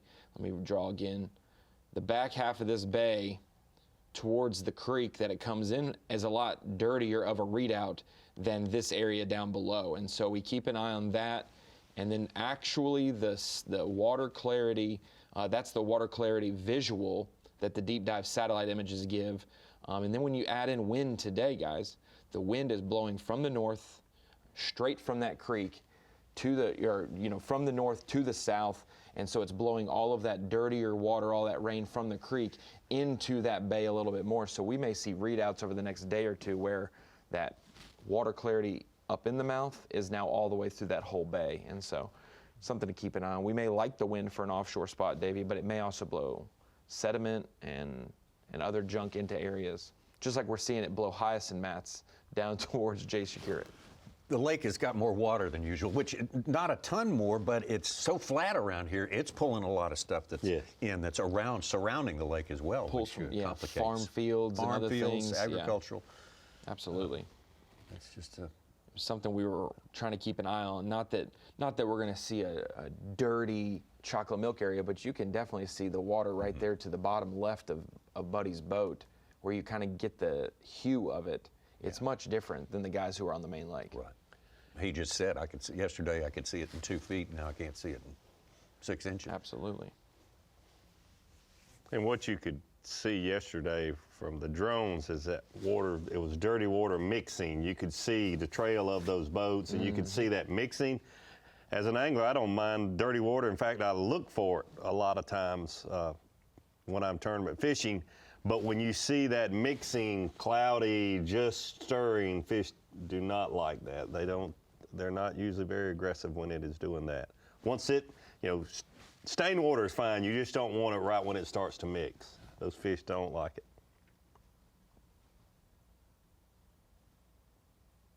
That's the one good thing, is that Buddy does have a big worm, a couple different ways to present it, and then his jig. He's also got the lipless, so if they do get off of a bait or aren't feeding actively, you can slow it down through the area he's been doing.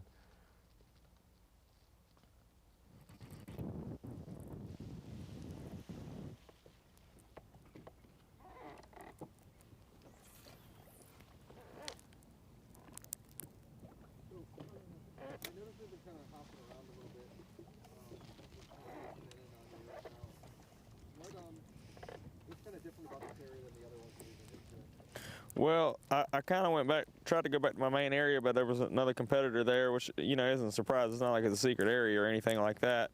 But this is more of the main lake kind of stuff that I really caught most of my bigger fish off of yesterday. And so I didn't fish this point yesterday, but on every, on a lot of the good stuff. But I think you kind of duplicate the pattern. Like, some points might be better than others, but I think just, there might be, just a group of 2 or 3 hanging out just about on each one of these points. And hopefully we can get a couple of them to bite, throughout the course of the day. So that's kind of what we're doing, just rotating around, maybe looking for a little brush mixed in. And just kind of run some new water, but hopefully we're going to run into the right, the right ones. If I'm going to have a chance at winning this event, I'm going to have to find, more areas where I can duplicate what I did yesterday. I mean, that's just the reality of it. So I was expecting that anyways. So we just got to keep our head down and keep working. definitely like what he's doing. The reality of it is he's got to find new areas. He really leaned on the couple of places yesterday that he had confidence in, and that's what you have to do as an angler in 4-day events. You very seldom are going to be able to fish one or two locations all 4 days. I don't care who you are. If you caught 30 pounds the day before and you don't have but 1.5 pounds 3 hours in, you're going to be stressing and know that the plan of action is needed. Yeah. He Bear had a long day. He caught a 612 in the final 10 minutes of fishing yesterday.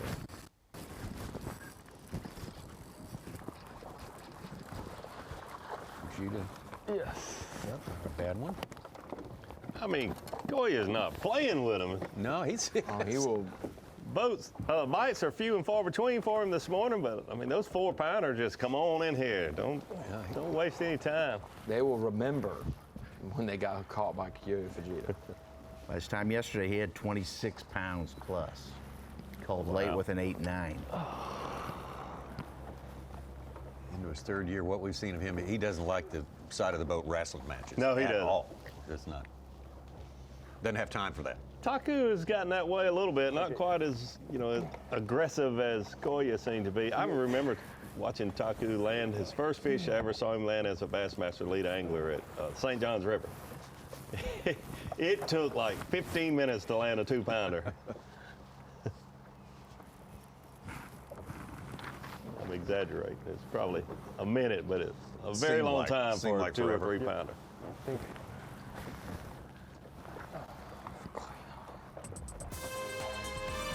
Looks like you got the old tumbleweed, magic dice going there this morning. Yes. Intriguing. Kyoto Fujita trying to fish his way back into the top 10, where he started today. All marks, though. The man on top, Trey McKinney, right behind him. Jay Shakurit had that lead for a good while this morning. Seth Fighter moving up. Buddy Gross still looking for his 4th and 5th fish on the day. Tucker Smith, same story.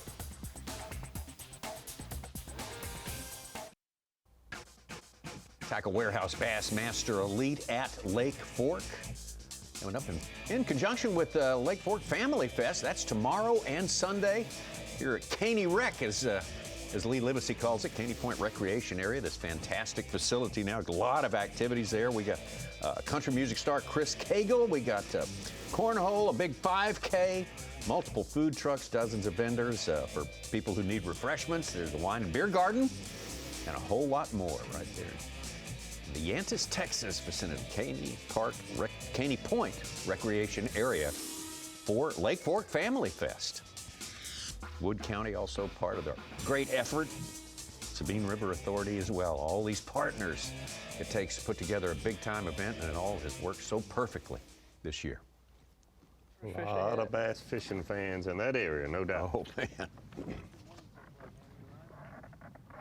Well, good start so far. Just trying to not burn that up. Trying to find some new stuff. There was a school here, but doesn't look like it anymore. I'm trying to catch this big one right here, but of course she's being stubborn. Yeah, and they're roaming with these white bass, but heck, to see a bass in white bass, near impossible. Near impossible. I don't know how I figured it out. I was really roaming. I'm like, dude, that looks like a giant. I threw over, literally like, my minnow did not have a fighting chance. So then ever since then, that's what I've been keying in on, which has been great, but they are so hard to see. Like now I've lost her. Because when she sits in with those white bass, she blends very well. Come on, swim out of it. Is that you? It's definitely one I need. Probably a 6-pounder.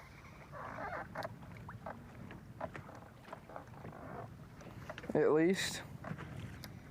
I just don't know where she went now. Come on. She might still be sitting with them. because they will legit sit inside of the white bass.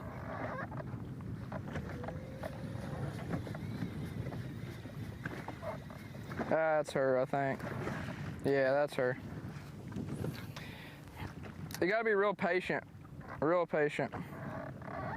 Just because you don't see one at the time you're looking, that doesn't mean nothing. Nothing. Literally nothing.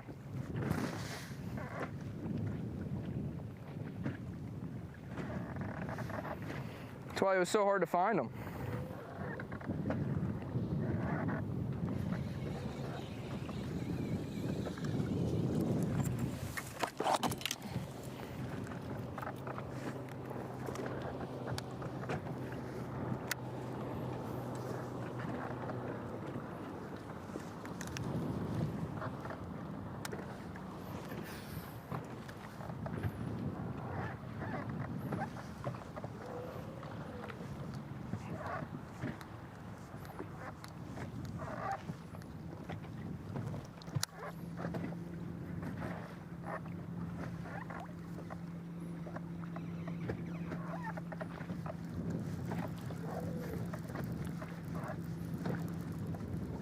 I think she's still sitting there. I can't tell anymore.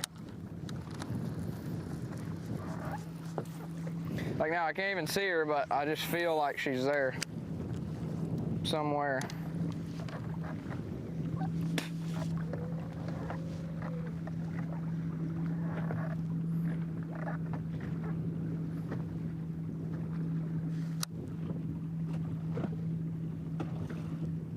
Trey McKinney already having made a big splash in Texas this year of 2025. Runner-up, Bass Pro Shops Bassmaster Classic up on Lake Ray Roberts. It's like Lake Fork, built as a water supply lake for She went down to it, just didn't bite it. Dallas-Fort Worth.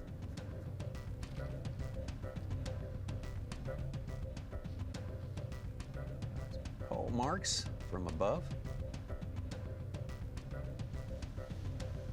Marks made a big splash in his maiden voyage on the Bassmaster Elite Series with our 4th stop of the year. This time around, back to Lake Hartwell, the favorite destination for Bassmaster Elite Series. Good place to have the best in the business shoot it out. And Paul Marks, I mean, just doing what he's doing here, keeping his head down, staying on his business and doing it better than anyone else. Yeah, very similar to what he's doing here, just a different fishery and different fish. A lot of big magnum-sized spotted bass here for Paul Marks, which is what he does a lot of his home waters there of Lake Lanier. This is not very far away. Lake Hartwell, and he's certainly had a lot of fishing experience, a lot of tournament experience there, and we expected to see him do well. He did. He said, I'm not going to sight fish. He saw Drew Cook almost win the event doing that, but he said, I feel like over a 4-day period, I can catch that 16 to 18 pound limit of spotted bass. After 4 days, I'll have the most weight, and it worked out for him. Really, really dramatic final day. Good matchup between spawners on the bank, and it's been a big spots out deep. Yeah. All right, we're live. All right. Little update. I don't know, just riding around looking for some new spots, side scanning, hopefully run into some. It's been a wild morning, as y'all have seen. It's pretty special morning for me. Only fished 2 places and caught that, so if I can find some more similar to it that have the same sort of stuff going on, I might be able to catch them there too, and it would. That's where I'm gonna need. I have to find some more fish. No way those are gonna hold up for the next couple days. So I don't know. It's crazy. Be riding around at 9:30 in the morning looking for more spots when you have 30 pounds, not in the live well, but caught 30 pounds. It's unreal. It's definitely a complete opposite of what Hartwell fishing was like. I caught a lot there, you know, on herring spawn stuff, and I think my spot I caught them this morning might be a gizzard shad spawn or some kind of shad spawn. It might be thread fins, but I did see some bigger bait following my bait in, and that's the first time I've seen that, even all of practice. I don't know if it got hot enough yesterday, it triggered that, or something happened, but definitely seemed like there was a lot more fish swimming around early this morning than there have been. So I don't know, they're eating big gizzard shad and they're massive largemouth, so it's awesome. I don't think you can really get any better than this place. It's unreal. Catch a 10-pounder any cast. So gonna keep running around and look at some new stuff, try to relocate some big bass. I don't know, it's gonna be fun. It's going to be fun. I think it already has been fun. Started real early, about 30 minutes. Within 30 minutes of takeoff here, he started catching them big time, including a 6.5 to get his day started. Yeah, what a day he had yesterday. We had a camera in the boat with Ben Melkin, and Paul Marks started very close to him, and we heard Ben say that Paul was putting on a clinic, and he was. But boy, did he won up that this morning. Boy, he did it even quicker. Yesterday he said he was done fishing by lunchtime and tried to look for some new areas and find a new school of fish. And I asked him, I said, well, did you? And he said, no. But today he's got more time. He's doing that at 9:30. He had 30 pounds before 9:30 this morning. Now he's, man, it's, so I don't remember. I do remember in tournaments doing well and spending part of your competition day to look for more fish for the next day. Yeah. And that's a luxury you don't often have. But to be able to do that at 9:30 in the morning, it's unheard of. Oh, yeah. 714 is his biggest fish today, which is kind of surprising. But anytime you're being burdened by 2 5-pounders, you know, that you got to get rid of, you're in good shape. It feels like one of those old school, back in the day, mid-2000s Tennessee River tournament where they pull up on your school of fish and 5 casts later you have your limit. Yeah. And you go idle other ledges and other things ledge, you haven't done. Yeah, to go find some more. That just feels like you show up and boom, it happened. It's just phenomenal to watch. It just happens so fast you gotta blink your eyes. All of a sudden he is there at 30 pounds. Incredible stuff. From Paul Marks, hats off to him. Trey McKinney trying to run him down. Jay Shakeup, same deal. Seth Fighter bumping up into our top 10. Buddy Gross started the day with the lead. Buddy still 2 fish to a limit, so he can change his position in short order. Greg Hackney of note moving into our top 10 as well.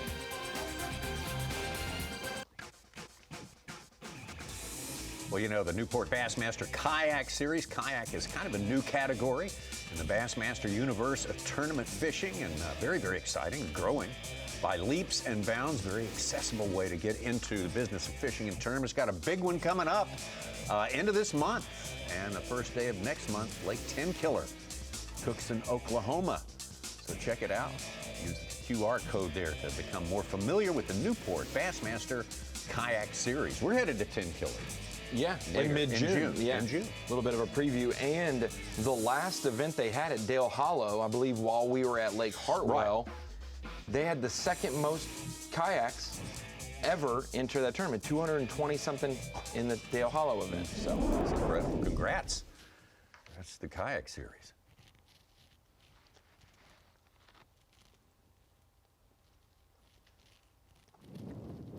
Kyoya hooked up.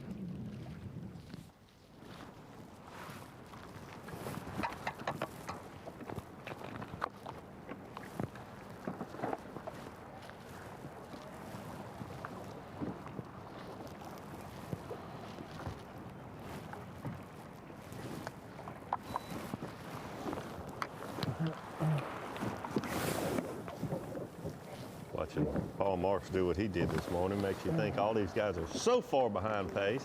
Kyoya is a little bit, but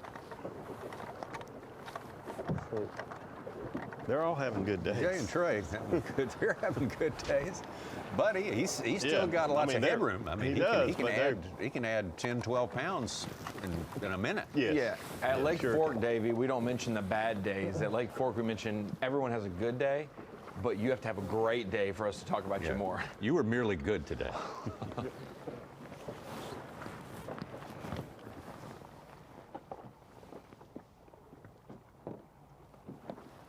That's why Lee was mentally a wreck. I totally believe he was being honest when he said he hadn't caught anything over 3 pounds in 2.5 days of practice. Well, I say 2.5 days, 3 days of practice, because he was still on the water when I talked to him Wednesday after 5 o'clock.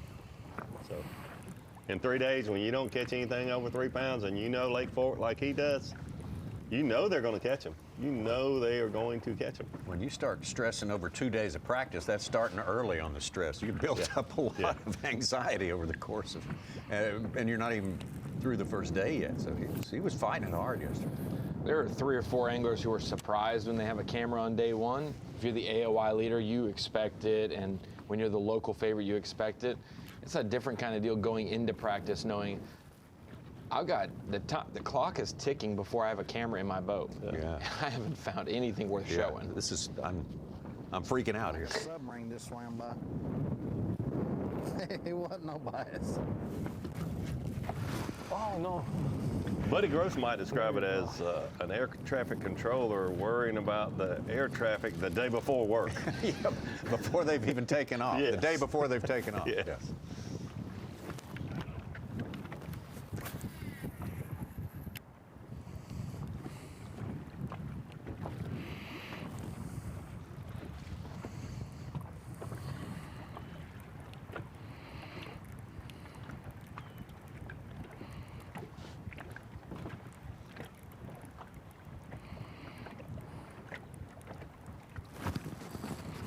Oh, he's hooked up? Like a bigger one? Yeah. Yes.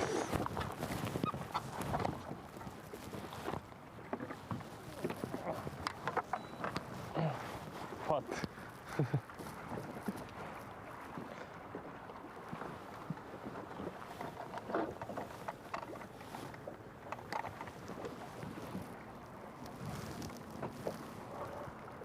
$310. Beautiful.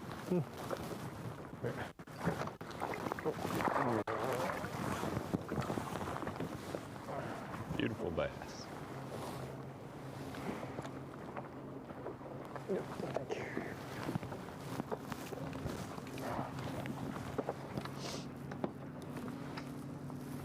But a fast bite fish, I miss, maybe bigger.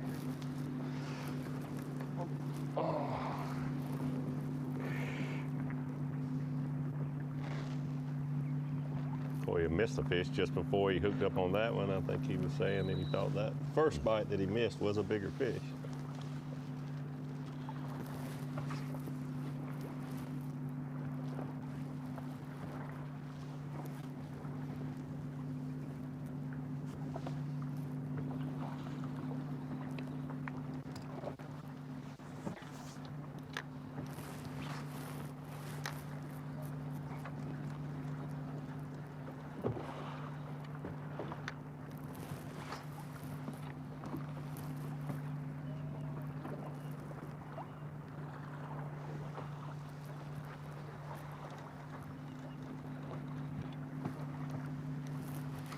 Haven't seen Koya with the minnow in his hand very much today. He's been using the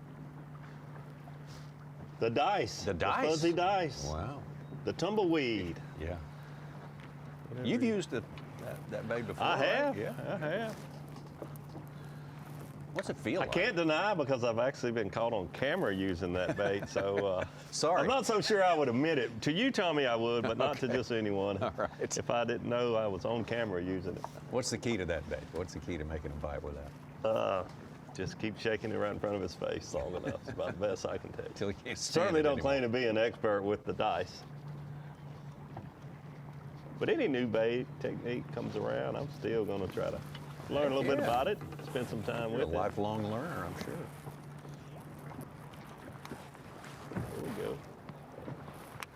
There we go. Yeah. Yeah. Well, that looks like a 1970s, 80s disco dice ball there now. Christmas ornament. Tommy, I must admit, the one I threw was not nearly as pretty and flashy as that one.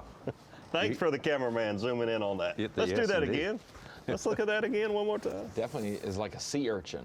There's some dice that are more soft, bristled, like strands of a skirt. Yeah. And then there's some that are more sea urchin type that you That's find a flashy one. Shinier looking. Yeah.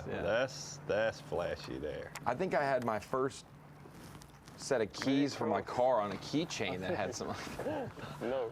Oh, he got caught. He got busted. Uh-oh. Oh, no. Our cameraman got busted by Coy. Oh.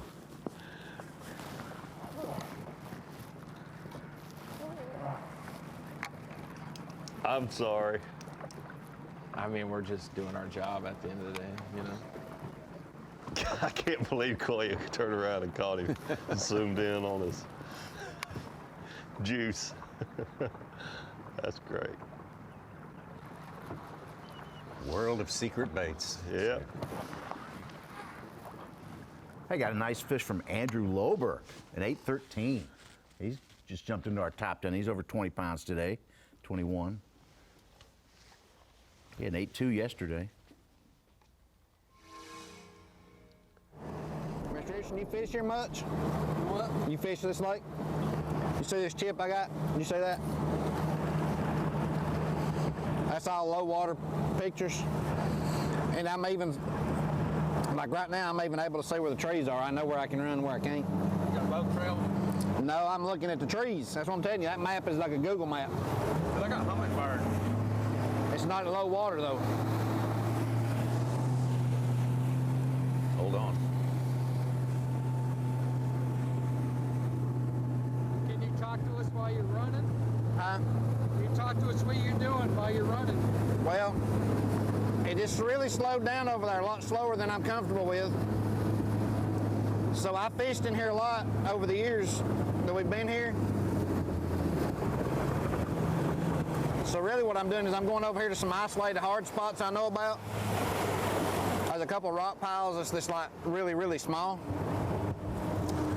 And when I caught yesterday afternoon, I caught that 611. It was on one of them isolated rock piles on another part of the lake. I just don't want to be this close to these rock piles and not try it real quick. I mean, all we're trying to do. Buddy Gross, this is one of his bright spots in a tough year last year. Finished in the top 25 here, and maybe heading to one of those spots right now. We shall see when we come back.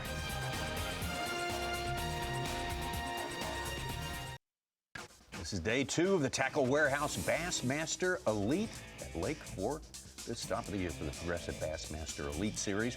Our live coverage sponsored by Toyota on this day, and we have had plenty of live big bass to show you during the course of this morning so far, and there's so much more fishing time left, so much on the way on this day.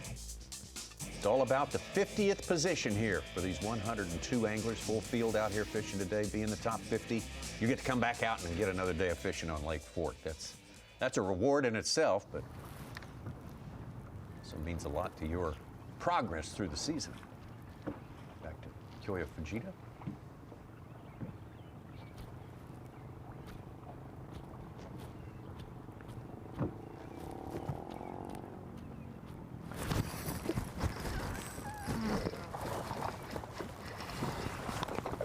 Yep.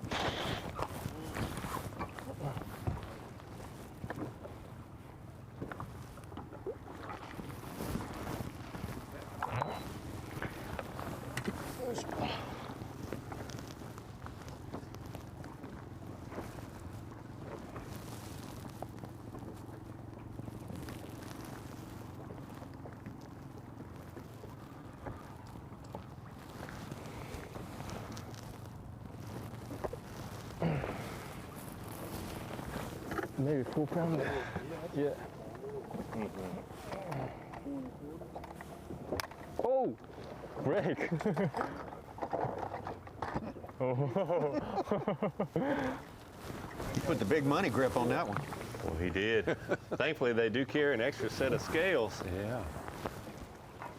Just broke off on it. The judge was right on it, too. He grabbing the other set. He did. Or they might even have an extra gripper clip or whatever you might call that thing. That'd be handy. Oh, quick. Yeah.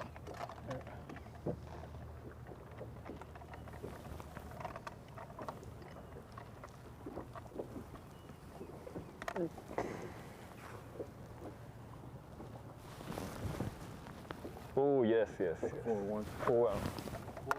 Yeah. Thank you. Cool, yeah. Slower start, but boy, he's catching more numbers now. He's gonna have to been busy. Find some a little bigger than these 4-pounders. It's kind of hard to say, but he's got to get off these small ones. Yeah. On Lake Fork, those are average fish.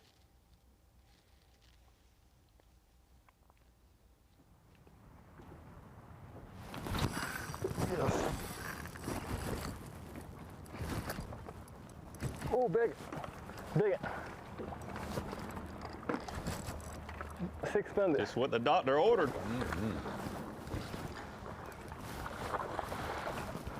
Oh, 7 pounder. Yes, big one. Yeah. Yeah. Wow. 8? 8, maybe 8. Wow. Good. Yes. Good job. Absolute giant. Yes. That fish looks pretty small, or certainly. Oh my gosh. Big. Oh, shaking hand. Yeah. Yes. Oh, 8 pounder. 8. 8-2. 8-2. Yes. Wow. Absolute. 8-2, exactly a 6-pound upgrade. Wow. No. Not 24 inches Oh, long. what? Sayonara. Sayonara. Yeah. Well, his day changed in about 5 minutes there. Yeah, falling. As soon as Jake made him pick up the bait and move it. Yeah. Yeah, very fast. Catch another 8 pounder. Yes. Great job. This is a good spot. You're on them. Okay. I need 9 pounder. Yeah. Let's go. I need 10 pounder. Yes. Good spot. Slow start. Now he's back in the top 4. Wow. Happens fast. We saw him get up to a good start at Hartwell on day 1. We saw him on day 2 camera, and he slid out and had a tough day.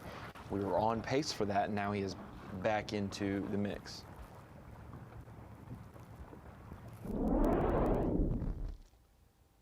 It wasn't intentional, but maybe we helped him there. He did not want Jake filming that bait anymore, so he picked it up and started using it again. Exactly.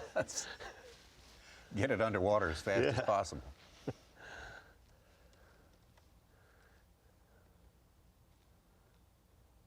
There's your top 4 as it stands right now.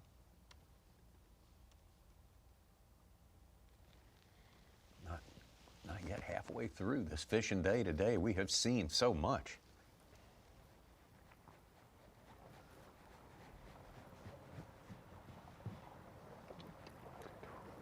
Of course, the big position today is 50th. Be the first one in. You fish tomorrow. First one in right now is 50th place Justin Atkins. Right below him, just out, Matt Airy and Texan Chris Zaldane. Looks like it's going to take 40 pounds to be 50th place. Oh, yeah. 20 yesterday. I certainly don't see it going down today. They've got good conditions. That is the yesterday's 50, and I'm going to have more at the screen of knowledge when we come back for our second 3 hours, but 50 20-pound bags yesterday is the 3rd highest single day amount at Fork. Day 1 and day 2 last year had 69 and 54, and so. But all the other Fork times we've been here, the highest we had in a single day was 36. Really? So having 50 yesterday was pretty impressive. Yeah, a tick off the mark set last year, which last year was just, absolutely. But people were like talking bad about Fork after practice about how it was going to be lower, it was going to be tougher, it wasn't going to be as easy. We can never take for granted 20 pounds a day to get in the cut is insane. Yes. Especially on a body of water that is so small. In respect to the lakes that put out, if half the field could catch 20 pounds, Davey, on the St. Lawrence River in Lake Ontario, Champlain, these giant fisheries, and you have 26,000 acres putting out 10 pounders per capita. And this is pressured 365 days a year. Absolutely. Unbelievable. Back out to Trey McKinney.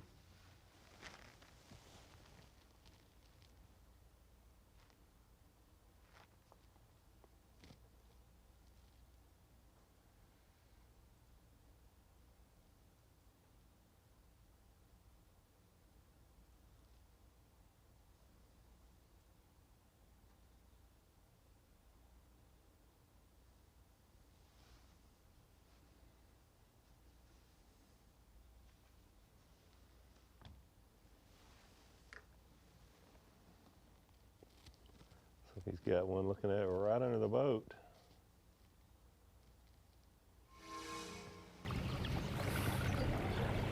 Buddy Gross, last time we saw him, he was making a move. He's setting up now. Ready to go.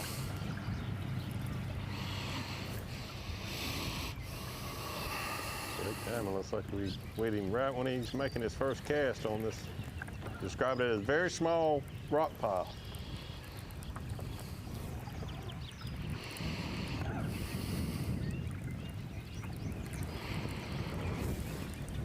I'll take you. Come here.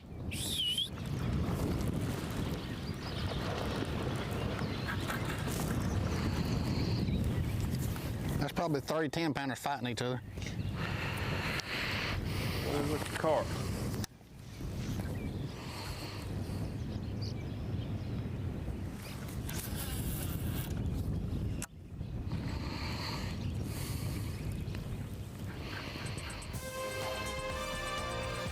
We continue on through the day, not even at the halfway point yet. There's a little preview of what's coming up, the halftime show. Steve Bowen, Dave Mercer, and Kyle Jesse, special guests who will take us through that and allow us full coverage at the same time. It's a lot of fun, and it starts after this break.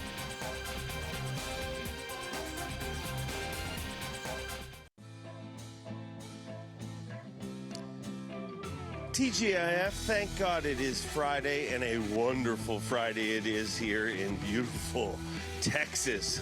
Lone Star State going to be the home to the next two Elite Series events, this one and next week in Orange, Texas. But we are in basically the home run derby of professional bass fishing. Lake Fork, it doesn't get any better. The hits keep coming, and we are excited to be here for the fifth stop of 2025, the Tackle Warehouse Bassmaster Elite at Lake Fork. I'm Dave Mercer, joined by Kyle Jesse. Welcome into the show. Bassmaster halftime show that catches you up and keeps you up. So whether you're joining us for the first time, I want to welcome in all our viewers on YouTube, Roku, and of course Bassmaster.com, or whether you've been watching all morning long, we're going to keep our eyes on the action. We're going to break down some stuff. And Kyle Jesse, can we have every Bassmaster tournament at Lake Fork for, well, ever? That would certainly increase the average weight size of, tournament winning weights, average weights, weights all around. Certainly could make the argument that the first hour of live this morning was maybe the best hour of live all year. Giants being caught all over the lake. It's going to be a lot of fun. Well, I told you I'd catch you guys up, and that's exactly what we're going to do right now with our Yamaha Midday Report. And let's kick it off with a two-time Elite Series champion and two-time Classic qualifier all the way from Japan, the Prince of Japanese bass angling, Kyoya Fujita.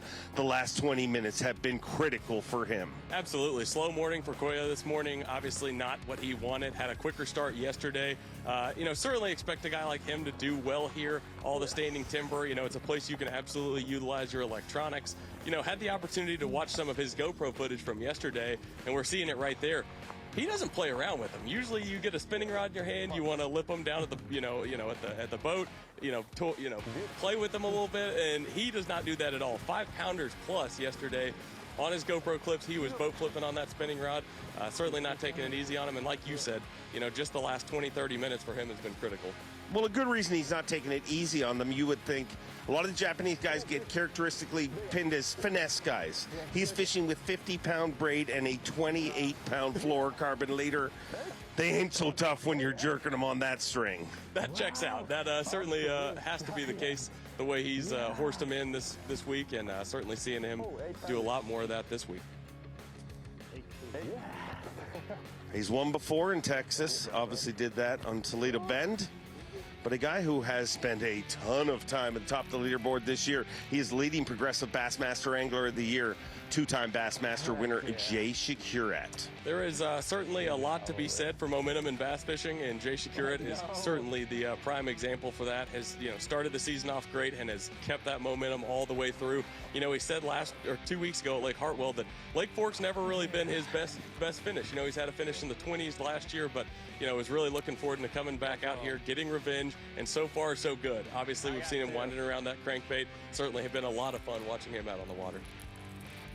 An incredible season he has had, and a versatile angler. I mean, he has proved that he can catch him anywhere. Comes from incredible fishing lineage.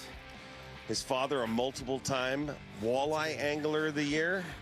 And Jay Shakur would like to keep the family tradition going. But speaking of keeping traditions going, the youngest Elite Series champion in history is trying to do something very rare, and that is go back-to-back on this body of water. And he is in contention to definitely do that, Trey McKinney.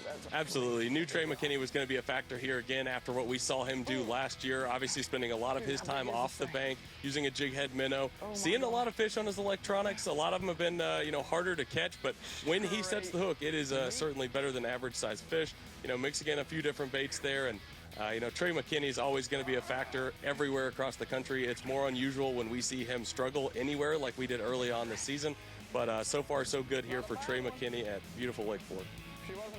Lake Fork is where he got it done last year, what became the youngest Elite Series champion in history, and didn't slow down, came very near to winning Angler of the Year, let's be honest. I mean, if it wasn't for an infraction, he would be your Progressive Bassmaster Angler of the Year. That slipped from his grasp, but he did win Dakota Lithium Rookie of the Year. But speaking of rookies, he's battling it out for Rookie of the Year. Last event's champion, Paul Marks. Again, momentum. I mean, like you said, just won a couple weeks ago, came here. Wasn't a surprise to see him jump up the leaderboard yesterday. But what he's done this morning has been absolutely incredible. Within the first hour of the day, had 4 fish for 27, 28, 29 pounds. Outstanding job so far from Paul Marks. He's been in an area where he's sharing a little bit of water. We saw Tucker Smith in the same area this morning. Ben Milliken seemed to be in the same area yesterday is what we were told. And Paul Marks absolutely making the most out of this spot. And he's got the rest of the day to go look. I mean, that is a huge advantage for him if he can find more areas. And this spot produces the rest of the week. It's going to be game on for Paul Marks.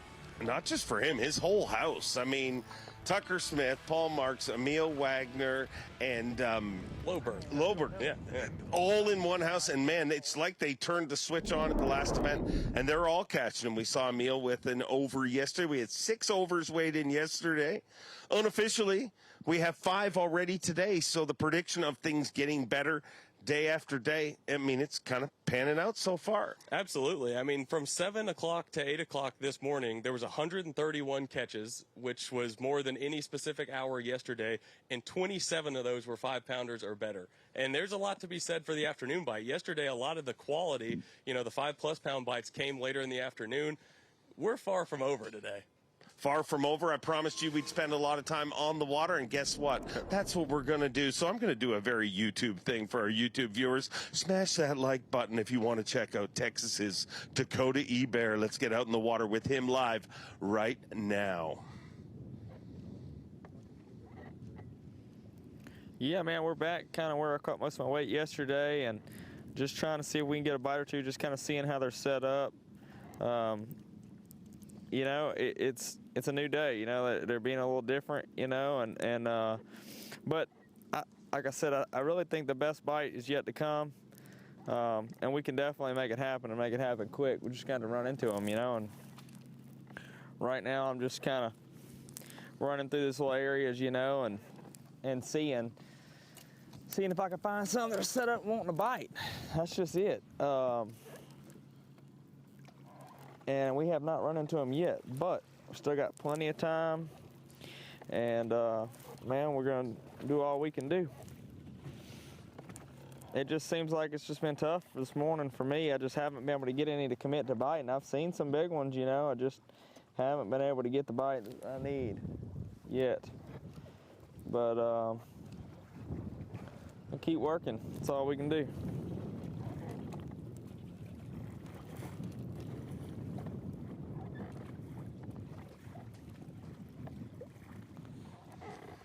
Dakota off to an uncharacteristically tough start to the season. I mean, 4 events and missed the cut in each one. And we're talking about a guy who was expected. But, man, he feels good. I talked to him this morning. He said about time. No doubt. I mean, he's been one of the hottest anglers across any tour for the last handful of years, so certainly didn't expect to see him struggle out of the gates. Great to see him catch him on live yesterday. You know, wasn't getting a ton of bites, but he did mention this morning and yesterday on live that I've had so many of them just do that right there. They could just come up and flush this thing and just not get it. It's so weird, but.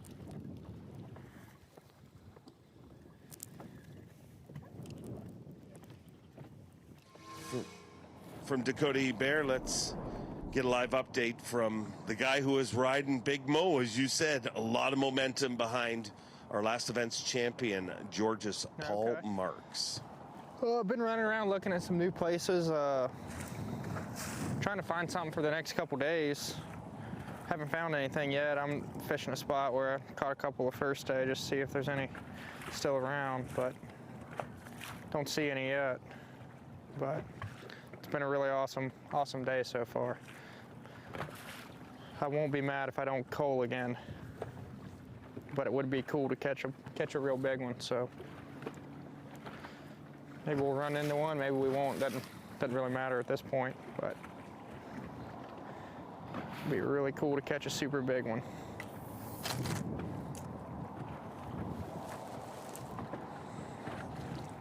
Yeah, always cool to catch a big one, but it's even really cooler to catch it if you have 31.6 and cooler. I think that is the right use of the word. Close enough. Definitely. A 5.2 is his smallest fish on Bass. Well, it's on Bass Track. It's official. So, you know, it would have to be a real big one. That's for sure. Yeah, but not by fork standards. Like, true. The amount of time, and you pay attention, afternoon yesterday, if you watched Bass Track, man, it lit up in the afternoon. That afternoon window is key. It's weird. It seems like the water's got dirtier last couple days since that huge storm we had. It seems like less and less fish are out here this far up the lake, just because I don't know. I would say from a little bit more stained water than. Here, Paul Marks talking about water clarity and things changing. Well, guess what? We're answering your prayers, Paul Marks, because we're going to be joined by somebody who knows a lot more than me and you. Somebody who's really educated. Somebody from Texas Parks and Wildlife. I asked him if I could call him a fish geek. He said, okay. He is a biologist. He's going to break down a bunch of stuff from the water.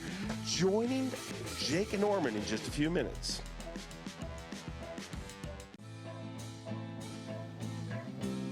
Bassmaster halftime show presented by Bass Cat Boats. The show that will catch you up and keep you up on everything going on this incredible fishery, Lake Fork. We cannot talk about how incredible this body of water is. And the fish did the talking yesterday, and they continue to do that talking. Paul Marks is your tournament leader and well on his way to a century belt, 62 pounds, 3 ounces. The defending champion that weighed in 130 pounds last year, Trey McKinney with 58 pounds, 7 ounces. Jay Shakurit leading Progressive Bassmaster Angler of the Year. And looking in fourth, Kyoya Fujita, who is due for a win. I mean, he wins one every single season. But we're going to watch some topwater action with your day one leader, Buddy Gross.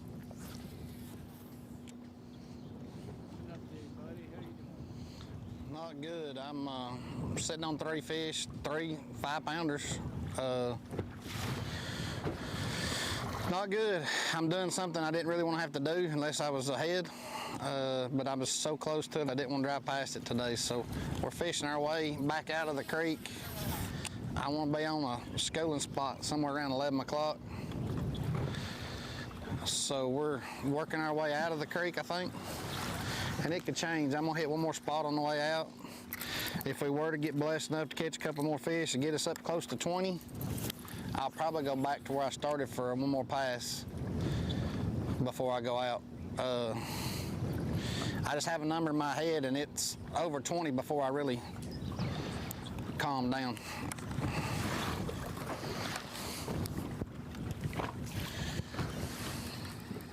And I don't think I'm wrong. I think I'm pretty right. Look how tall that lily pad is growing.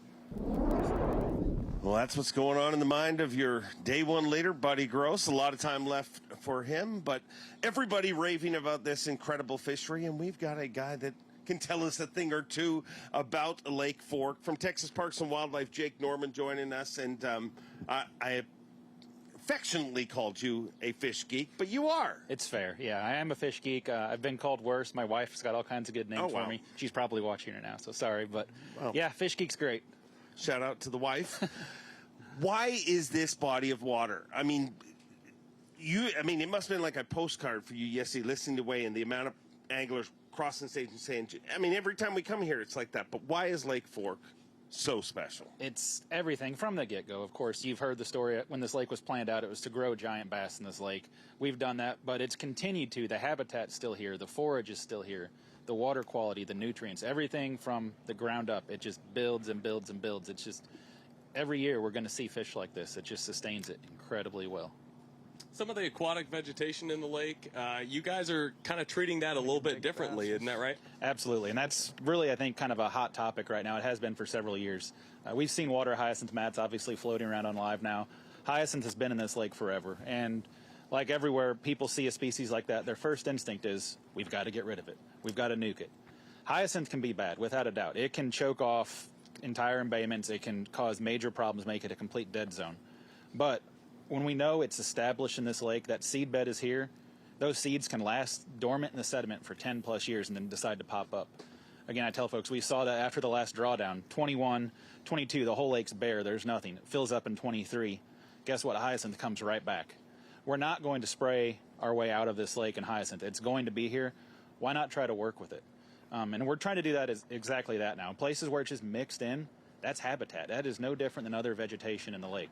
If we see places where we're losing 100 acres plus entire embayments that are choked off, we can go in and try and give it a haircut, burn it back, keep it in check so it doesn't become a problem. But why are we going to get rid of it all when it's holding forage, it's holding cover, it's everything. It has great life at small amounts. And that vegetation also helps, provide cover for the offspring, the younger bass, the smaller ones for survival, correct? Absolutely. And I always say, East Texas lakes, really around the country, vegetation is the lifeline, the golden ticket, whatever you want to call it.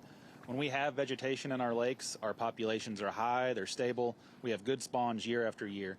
When we start to lose vegetation, you see that variance big time. And we've seen it on this lake at times. The big drought in 2010 to 2013, then after, we had little vegetation.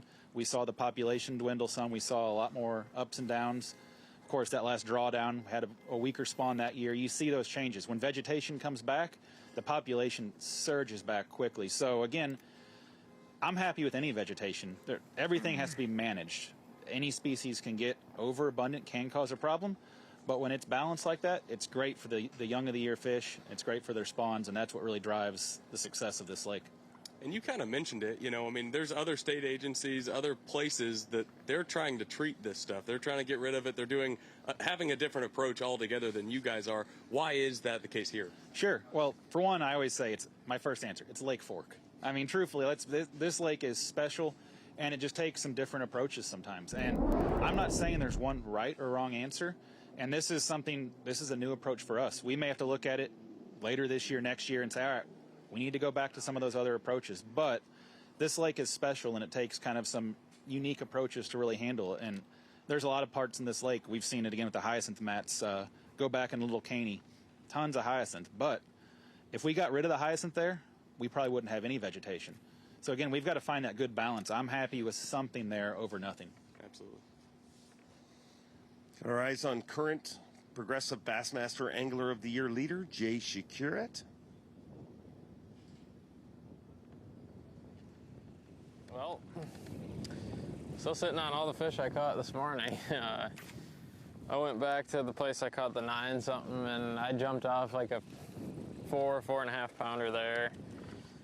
Nothing I could really do, it just came off.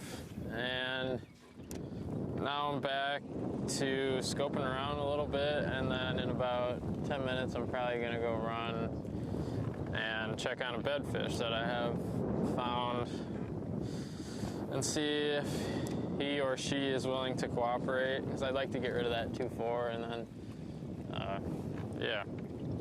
maybe go mess around up shallow for a little bit, check that out, and then I'm gonna go back to that school where I caught the big one. But anyways, yeah, it's been slow. I've kind of noticed the fish have like pulled up off the bottom now, and they're pretty hard to catch. Like how I was catching them this morning, obviously with that crankbait. It is not at all like that anymore. So as I hit another tree, so we're gonna see what we can muster up here while this dead period is going on. It seems to pick up later in the afternoon, so I may actually go run to that bedfish right now. But yeah, anyways. Great stuff from Jay Shakuret as he continues what is an incredible season. And sometimes I ask some uncomfortable questions, and I guess I'm going to ask one right now here, Jake. Maybe put you on the spot a little bit, because we've heard a lot of opinions from a lot of people, but from a fisheries biologist, what is your take on forward-facing sonar? Yeah, great question. Obviously, crazy hot topic right now. As a biologist and as an angler, let's throw in both of those. I don't see an issue with it. I really don't. We've done studies on forward-facing sonar at this point, both with bass, really intensively with crappie. That's where the first concerns were. But looking at how it can impact the populations, looking at what percentage of our anglers are using it, everything else, just to stay in front of it. At the end of the day, it's just another tool. You know, we have regulations in place for these fish. People are allowed to keep 5 bass a day. It still doesn't matter with this technology how they're utilizing it. If they're forward-facing sonar, like everyone says, it's a tool to help you locate the fish, to help you catch fish. At the end of the day, you're only taking 5 home. You know, long term, there's some questions we don't have answers for yet. How does it impact catchability and other things? But I don't have a concern with that. Especially when we're down south, our fish grow so fast. Yeah. It's a lot harder to regulate something when they're in and out of the population quickly. And I'm all for it. Again, I have it on my boat, if that helps at all. So that answers. It'd be kind of against the grain or something if I didn't. So personally, I see it as another tool. I think it's awesome technology. We're learning how to use it more in science as well. So it benefits us as well. Yeah, and just like in the tournament world, it's being studied, it's being figured what its future is in the sport. You guys are paying attention to it. I mean, how long has that been going on? Let's see, we started right around 2020, I believe, or 2021 is when we first started looking at it. And it was some simple stuff then with our creel surveys. We go out and interview anglers on the water and ask them one question. Did you use forward-facing sonar, live scope, whatever you want to call it, during your day of fishing, yes or no? And that lets us look at what percentage of the folks are using it, what aren't. Also, what are they catching, not size of fish, everything. So we can compare users and non-users of the technology and see how it's impacting everything. Well, it's really amazing the work that Texas Parks and Wildlife does. I mean, I'm never cease being amazed at how you guys have things covered. You know, there's this Share Longer program that obviously gets all the hype, and it is the cornerstone of everything, but you guys are involved in everything. Very cool stuff, Jake. I mean, you're a pretty interesting fish geek. I got to give you that. I mean, I appreciate it. I mean, Gene Gillen could learn a little. I didn't say that, did I? No, I would not say that. Don't go anywhere. We're going to be back in just a few minutes, and Jake going to hang around, but not on the set. We're going to be joined by Bassmaster Opens Pro local hotshot Jack York going to be joining us. It's going to be a fun segment. Don't go anywhere. We'll continue to break down the action. Jake Norman, thank you for joining us. Appreciate it. Love being on. What winning weight's going to win this tournament? Gosh, I think we're still looking at that 110 to 120. You know, if those few top anglers, if they stick with it, we could be 120 plus. I think 110, 120, perfect. We're out. Bassmaster halftime show presented by Bass Cat Boats. Welcome into Lake Fork. It is a wonderful Friday. Got to stay inside the top 50 to keep your tournament alive. And a guy who has been very, very alive in this event, not just this week, but the last time we were here. He is our defending champion, Trey McKinney, and that a great drone shot over him. The youngest Elite Series champion in history, our reigning Dakota Lithium Rookie of the Year. And he's trying to defend his title this week on legendary Lake Fork. Let's check in with him right now. Oh, goodness. Hang on one second. We're going down to something very, very large. Come on. These fish are out here kind of trying to chase some bait. they keep coming up to my trolling motor so I can see them, but then right when they go back down the bottom, they disappear. So I had to figure out some way to get on them, or when I can hit them, because like they're impossible to see once they get to the bottom. They're impossible. But come on, eat it, eat it, eat it, eat it, eat it. Come on, turn around. Turn around. Good boy. Good boy. Come on. They're just so, It's hard to compete with live bait, is the only problem. Gosh, there's some giants in that tree.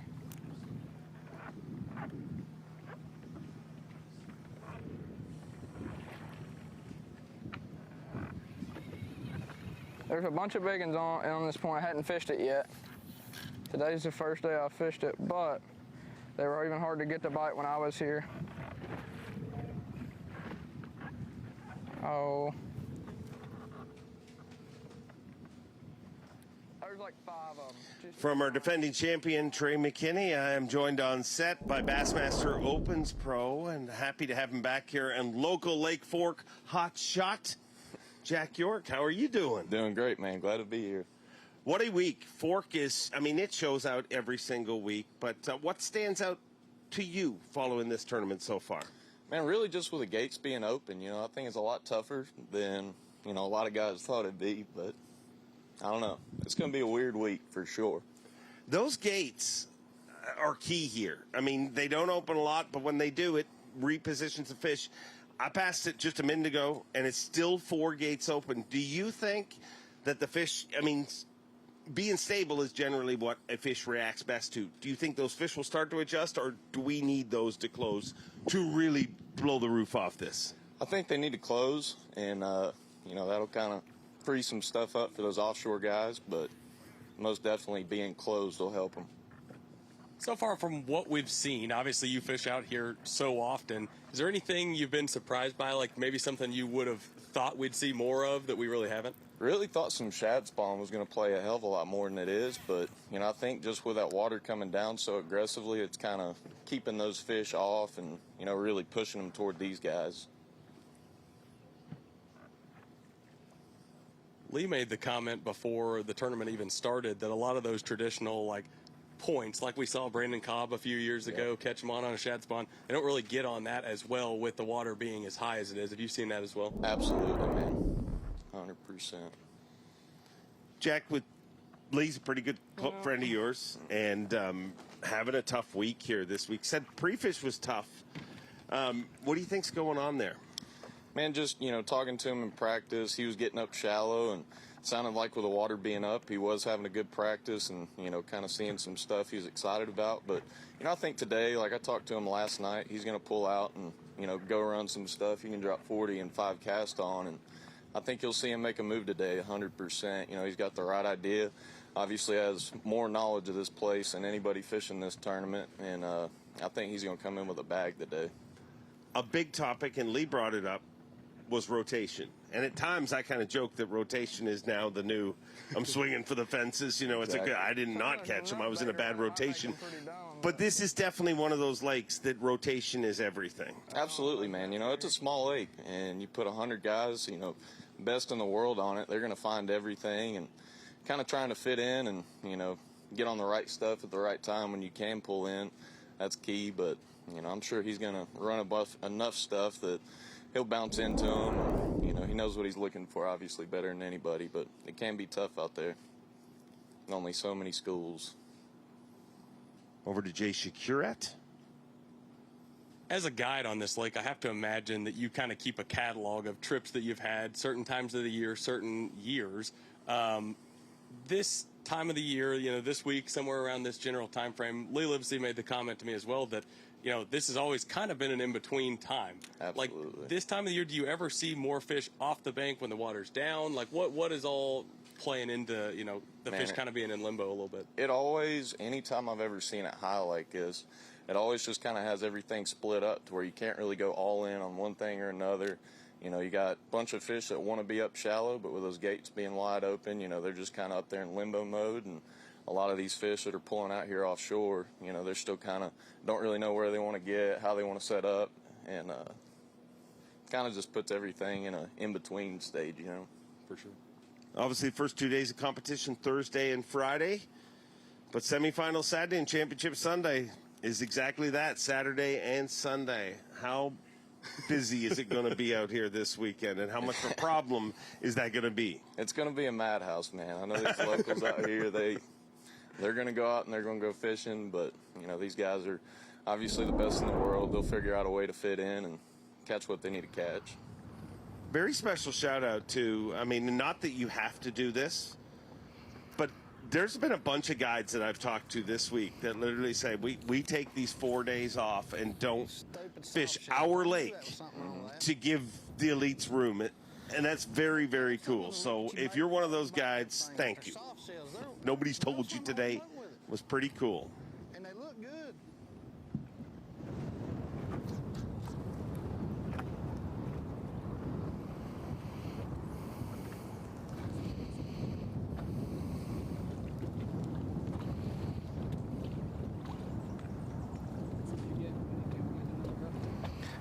We're on another spot that I thought had a pile of fish on it, and it just, everything's kind of changing on me. I was worried a little bit about it. I didn't catch one here yesterday, but I got to keep it honest because they were here. I'm gonna fish for another 5 minutes or so, and then we're fixing to go out, hit a deep school. So I just got to get a limit. I'm not gonna really worry about the limit now, as much as I'm gonna fish the places I think I need to be fishing to catch better fish. So I'm about over the fact that I'm trying to get a limit.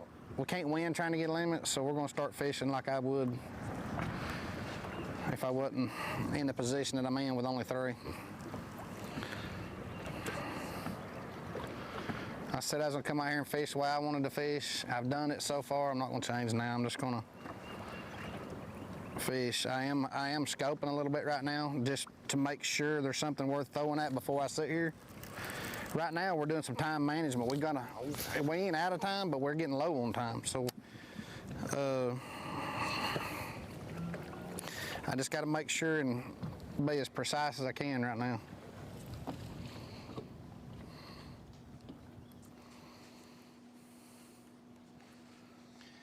Sounds like some demons starting to talk to Buddy Gross. Buddy Gross, a 2-time Elite Series champion, but it's been a while since he's been in this position, but a lot of day left. Let's check in with Jay Shakeup, hooked up live.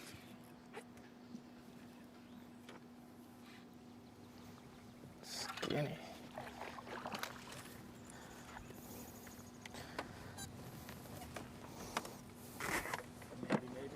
Super skinny. Ugly.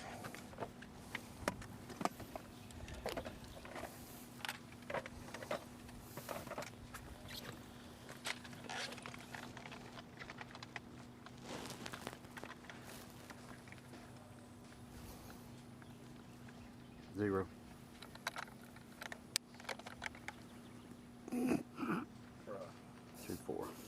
That fish is terrible looking. Should be like 3.5.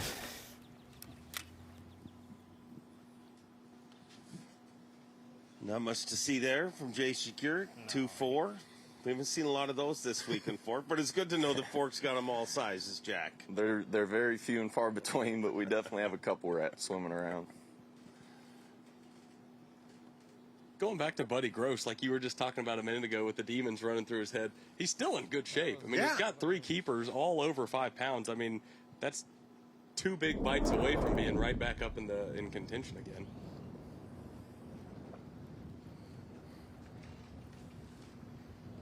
Get back out on the water with our day 1 leader, Buddy Gross. A huge sigh of relief yesterday as soon as I saw him backstage. I mean, just he has really been through, I mean, and a guy who, when he first started in the Elite Series, cracked off 2 wins very quick, qualified for 3 classics, but just these last few seasons have been tough on him. Certainly been a tougher go the last few years, but Jack, I want to ask you, I don't know if you got to see it or not, but kind of his main spot, fishing shallow shell is what, I mean, he was calling it shell, is a hard bottom of some sort. Is that kind of like, you know, is in a pocket, basically, like the mouth of a pocket. Is that kind of a transition area that those fish will come from shallow and out deep? Exactly. All those fish that are making their way out, it's just kind of a little stopping point that they'll set up on, group up on good and feed. But, those fish are obviously going to keep making their way out. But good little transition area for them to just hunker down and eat some big gizzard shad. So it's not uncommon that those fish wouldn't stay for too long. Absolutely. There could obviously still be another wave coming to him. But and they'll be coming to him. So he's good. He's going to catch them all the way through Sunday. He'll smash, for sure. He's doing the right program. Smashing's fun. Absolutely. Everybody wants to smash. Who doesn't want to smash? Cal Jesse, you like to smash? Absolutely. We were having a smash party happening here on Lake Fork. They will continue to smash them. And Jack York, you smashed this. I appreciate you joining us once again. And here's the deal. You're making the Elite Series this year, right? Yes, Done sir. deal. No more hanging out here. You're going out there on the out water. there with them boys next year, for sure. All right, look in that camera and tell them I'm coming to the Elites. I'm coming to the Elites. We'll see y'all next year. Giddy up. I look forward to seeing you at the Elites, and we look forward to seeing you guys in just a few minutes' time. I'm going to take a quick break, but we'll be right back from legendary Lake Fork. Stop 5 of the 2025 Progressive Bassmaster Elite Series, the Tackle Warehouse Bassmaster Elite on Lake Fork.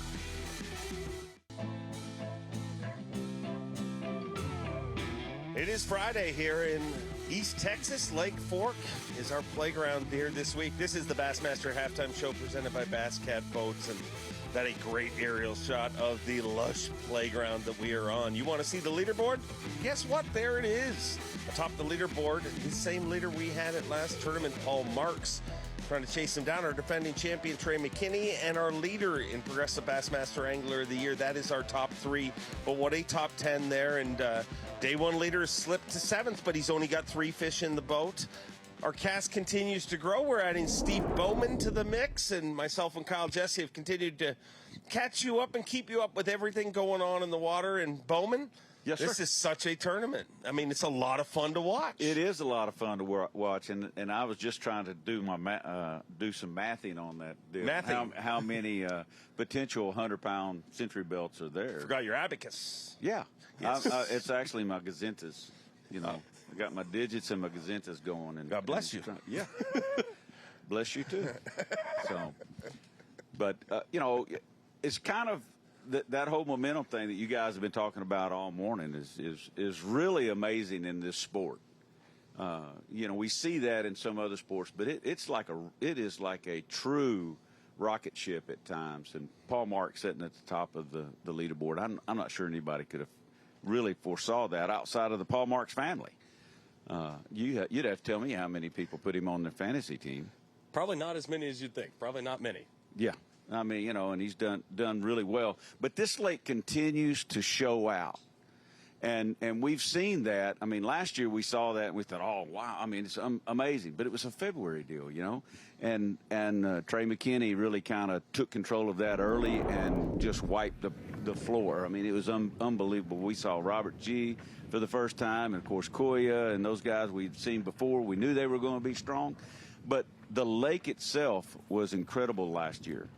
And coming into this, we're like, okay, we're in post-spawn, right? It's not going to be so incredible. But I got some Bo-Knows things for you. Bo-Knows that Lake Fork is still incredible. I got a few notes over here. One of the things that I want to point out is yesterday was the second biggest day of action for the elites on Lake Fork. First was day 1 last year. Right? But this was the second one. There were 6 dirty 30s yesterday. Right? That compares to 14 in 2024 last year. Again, that's February. Prior to that, 2022, there were 2 30-pound plus on day 1. 2021, there was 1 30-pound. 2020, the fall event, there were 0 on day 1 that went to 30 pounds.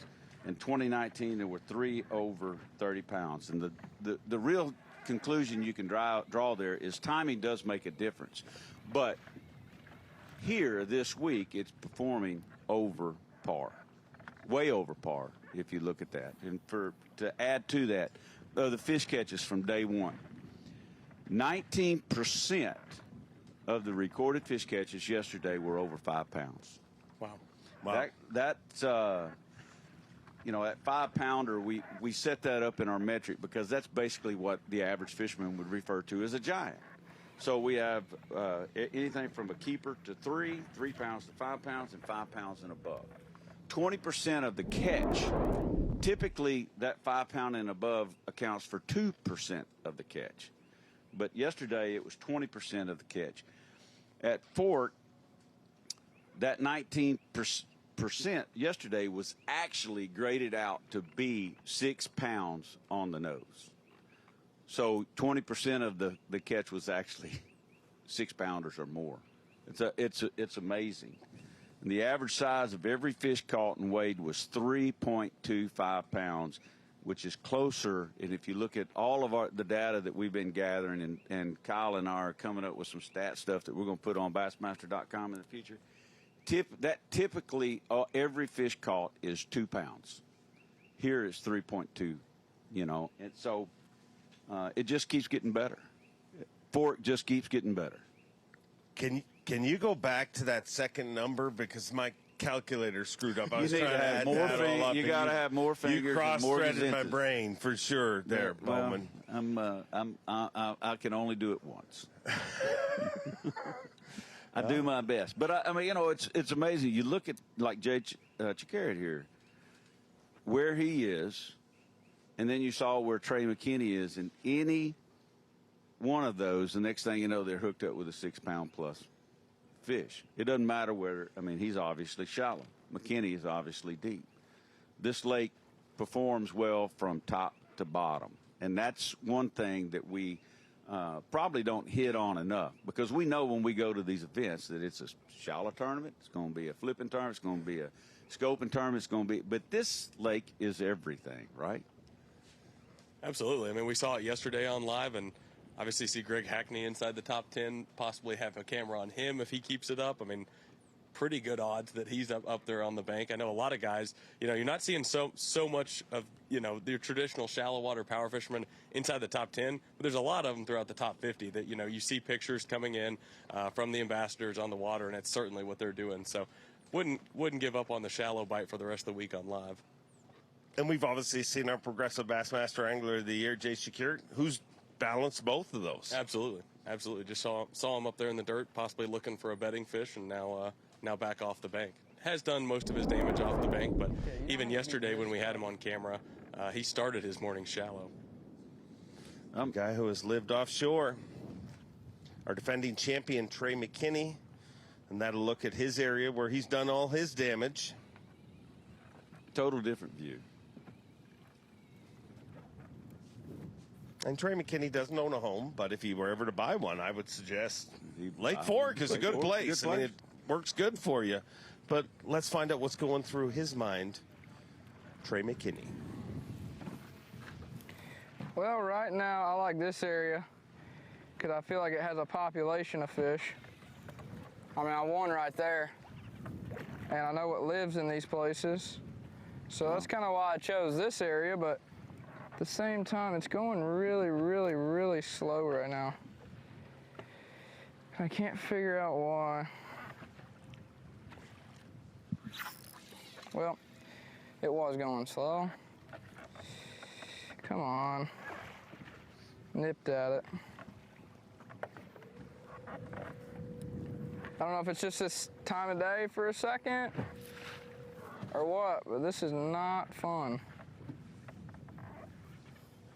We got to figure something out to get. I know we got one bite. That's it. We got to get one more bite. But same time, I mean, we ain't even having close calls.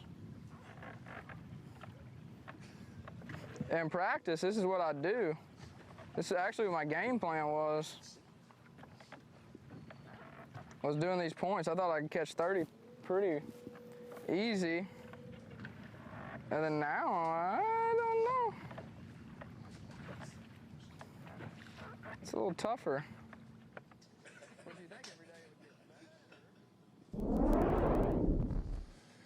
Trey McKinney, I spying him right now looking for one. But lots of stuff going on in the water, Kyle Jesse. Quick Bass Track update. You mentioned it earlier. The Paul Marks, rookie household, the traveling household there. Tucker Smith up into second place right now.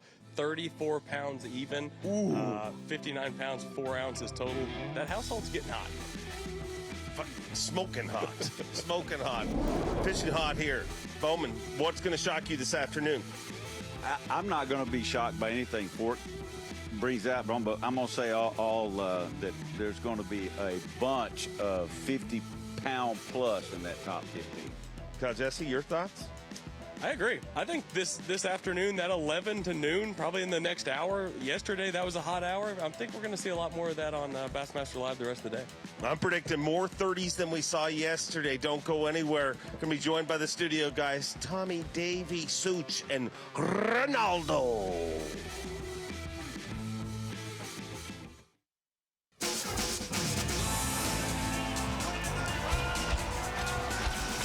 You're watching a B.A.S.S. presentation. Day 2 action on Bassmaster Live. This is it, the Progressive Bassmaster Elite Series Tackle Warehouse Elite on legendary Lake Fork. Great to have you with us. Our live coverage is sponsored by Toyota on this day. To have them as a part of the proceedings. Man, this is a lake you want to be associated with if you're into the sport of bass fishing. We have had a magnificent time watching all the great fish catching the first half of this day. As we enter into the second half of the competition, let's take you out to Toya Fujita, who had a slow start to his day, but starting a couple of hours ago, he was turning it around significantly.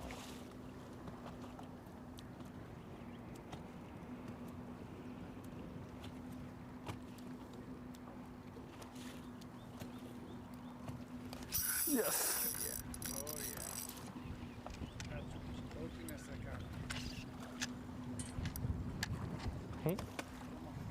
Come on. Oh, yeah.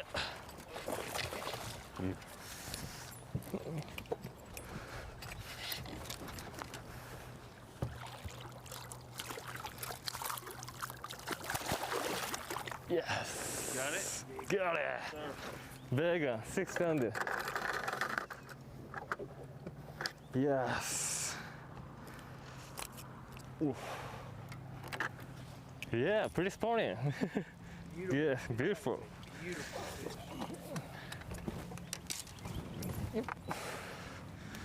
You're at 0. Yeah.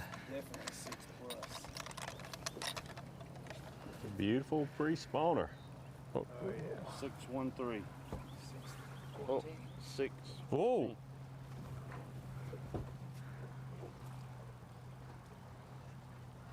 Yeah.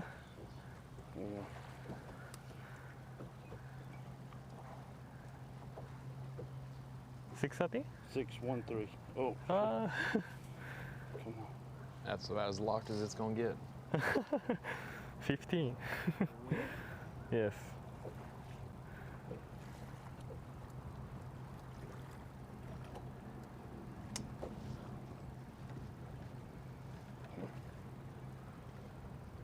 All right, well, we're young, some of us. Yeah, I mean. Okay. Yeah. Wow. That.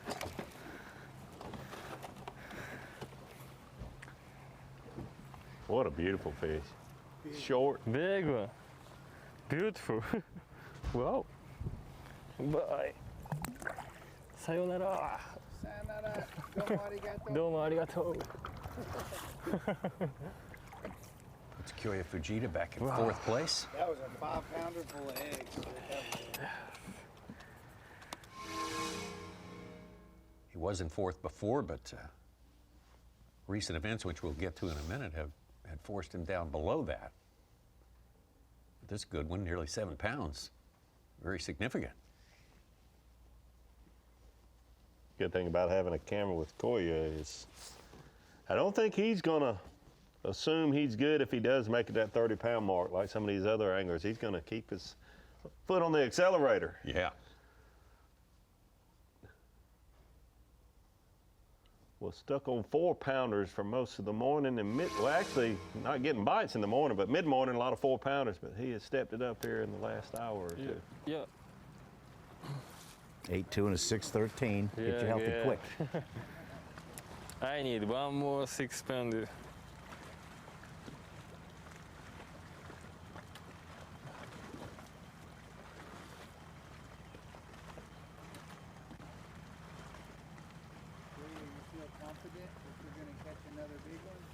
Yes, another big one? You feel good about it? Yeah, feel good.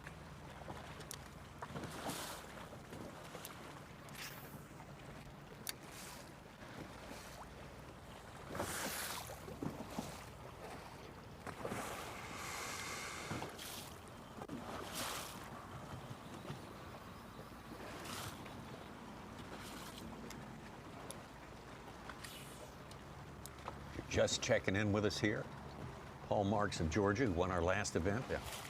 Lake Hartwell, South Carolina. Started the day in 5th place and immediately shot to the top of the leaderboard on the strength of up 30 pounds in 2 hours. His best day of fishing ever, by his own admission. And that'll move the needle here, even here.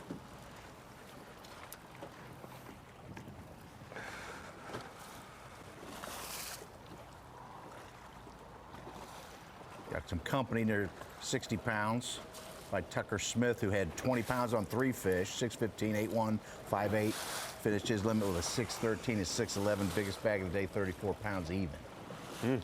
Second place. Davey, that's why you don't quit when you got 30, right? Yeah. You don't know what's going on out there. That's exactly right. And I'm not saying that Paul has quit. No, but I guess maybe a misspoke, or it could be misunderstood. That's what I'm saying. But he left areas that he feels like he's confident in. He'll fish the next 2 days, looking for new areas. Understandably, yeah. And that's a heads up from Tommy to the fans watching. Well, why are they still fishing if they have that much weight? Don't pressure the area. Well, how high can you reach here? Right. You can reach real high. We've seen 42. Yeah, exactly. This is just retaliation against Paul Marks for taking his top spot in the Rookie of the Year points. That's and beating obvious. him. Yeah. At Hartwell. At Hartwell. Tucker's taking it back right now by second place points. He's going to overtake Marks on after today. Who knows what goes on tomorrow? But say it's good to have some close calls and not finish it out, because that means you're having shots on goal for success. There's a lot of guys who don't have that many runner-up finishes. That's right. But Tucker has missed out on 2 College Classic brackets by finishing second. He finished second in 2 Opens last year, second at the Hartwell Elite. Like, just, I mean, I don't feel bad for him at all, but you're like, dang, he has gotten so close to some big accomplishments without getting it done. And he's got some big accomplishments. Yes. One thing you can say, though, is his time will come. Those seconds could turn into, in a year or two, he could go on a streak of first just as easily. When you hung on 102nd place finishes, then that's that's well, you worrisome. don't get to have too many of those until you're gone anyway. Well, in the Opens, I mean, that's middle of the pack. Let's check in with Buddy Gross. The last time we talked to him, an hour and a half ago, he was stuck on 3 fish and still looking for that 4th keeper.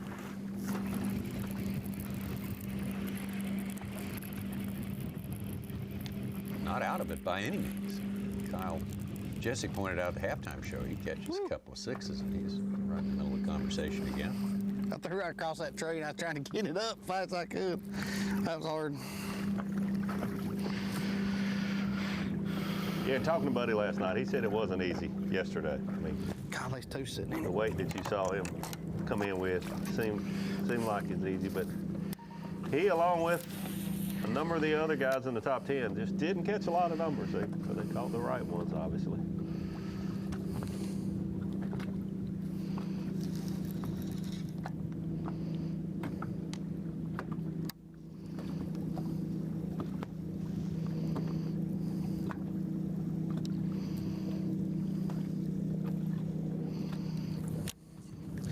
They went 20 foot down on it. Now, whether they're going to have it when I pick up or not is going to be the next question. be a no so far.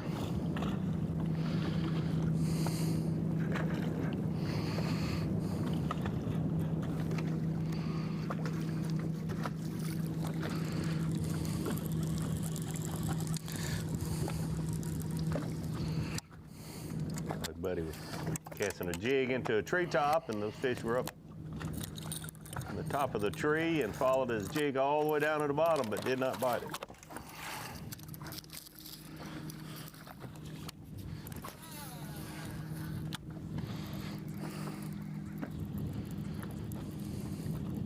Fishing deeper than he was earlier today. He was 10 feet and less earlier, and now he's out over 20 feet of water. Standing timber, not rock piles.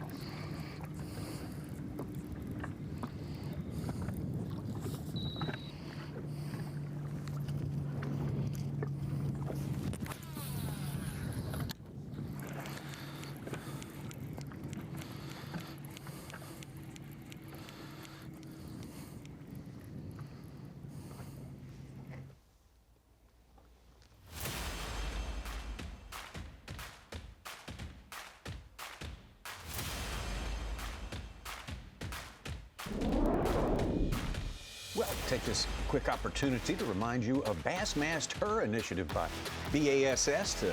to get women more involved in the sport of bass fishing, tournament level and all levels. Creating some space for them to learn more, get some contacts. And it's done through a series of workshops. The next one coming up, our next event, Orange, Texas, Saturday, May 17th. So check it out on Bassmaster.com. 2025 Tackle Warehouse Bassmaster Elite at Lake Fork is sponsored by Minn Kota, by Bass Pro Shops,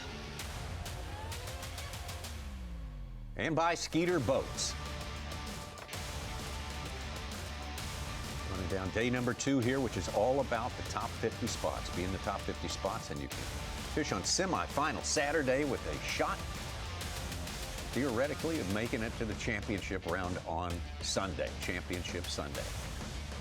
Eastern Fothergill at the bottom of our top 10, haven't moved up in there during the course of the day so far from outside.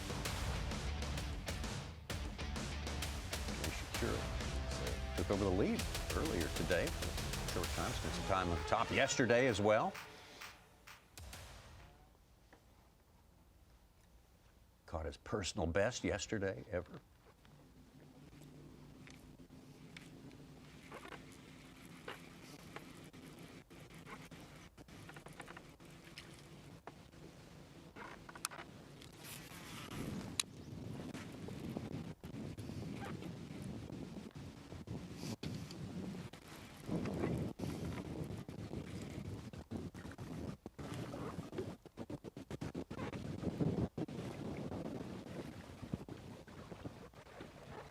Moved in on the shoreline. Looks like he's throwing a jerk bait now.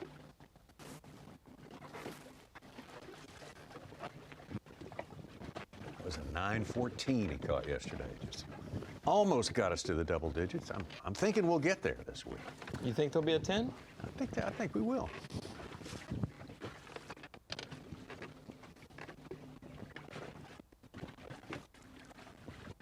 So many high 8s and 7s and so forth. You just gotta.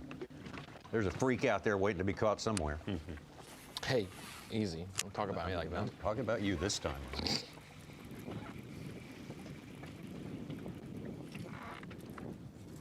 I think we'll see it also. It just makes it a little tougher when a lot of these bigger fish that we're seeing, those 9s, they're post-spawn. Yeah, that's true.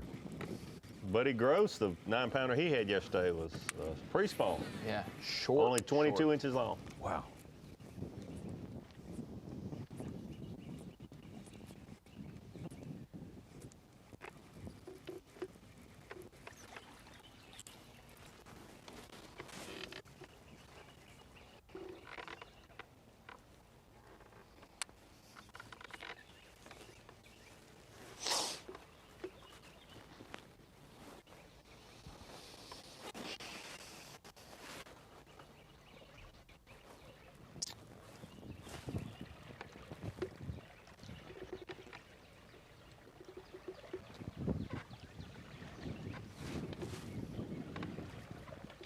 Shakeup extended his lead a little bit on a Progressive Bassmaster Angler of the Year points situation.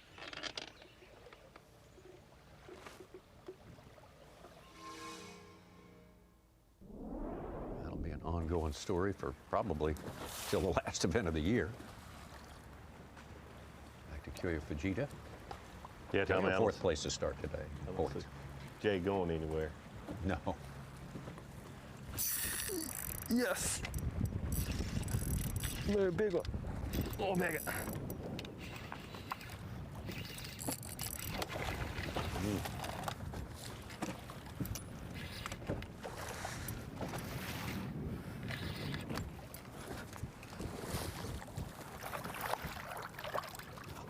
Yeah, 6 pound. Yes. Yeah. Oh my gosh. Wow.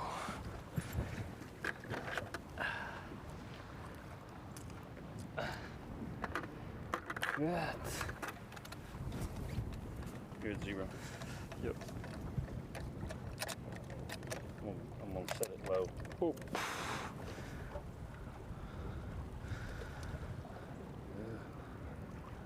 Oh no. 6. Yeah, let me get it off. 6. Ah, no. Sorry.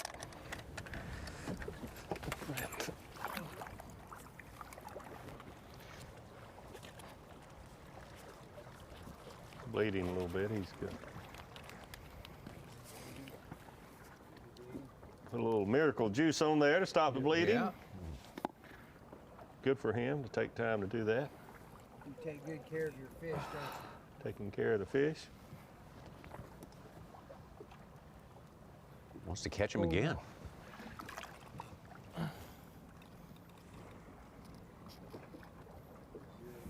Yeah.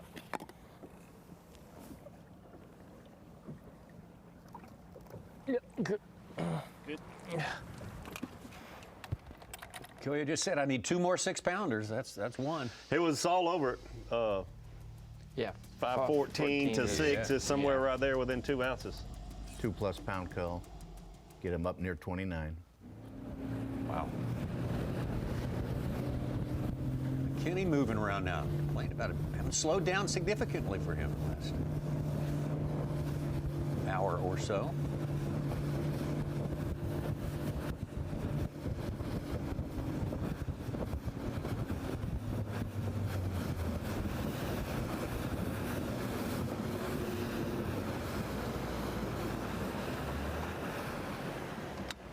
Checking in with us. Paul Mark still on top. Coming from 5th place to early to take over the lead. Oh, you're good. 31 pounds, 6 ounces. And Tucker Smith moving from further back with 34 pounds today in 2nd. Trey's in 3rd. Trey's in 3rd, but he needs to catch him a big one to continue his 30-pound streak. This could be the 6th day in a row that he catches over 30 pounds in elite competition on this body of water. I wouldn't bet against him. He's got a 114 as his small, so, and he's at 26.2. Near He's a 6 pounder will do it. Yeah.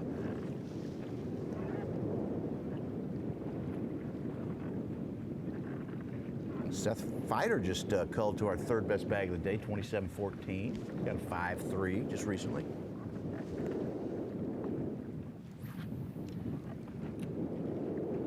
That's real good news, in my opinion, for Seth, because it seemed like yesterday and today he'd really get most of his weight. Yesterday, almost all his weight, real quick, like it's a shad spawn pattern for him. But to hear that he just caught that big one this time of day is good news.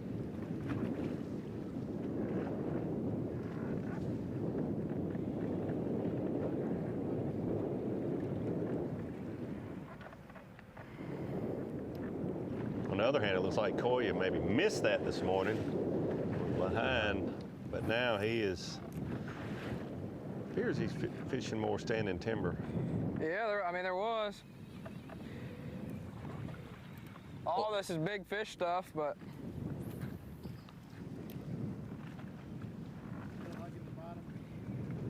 Yeah, these were, but now I don't see any even on the bottom. I don't know, they were so weird.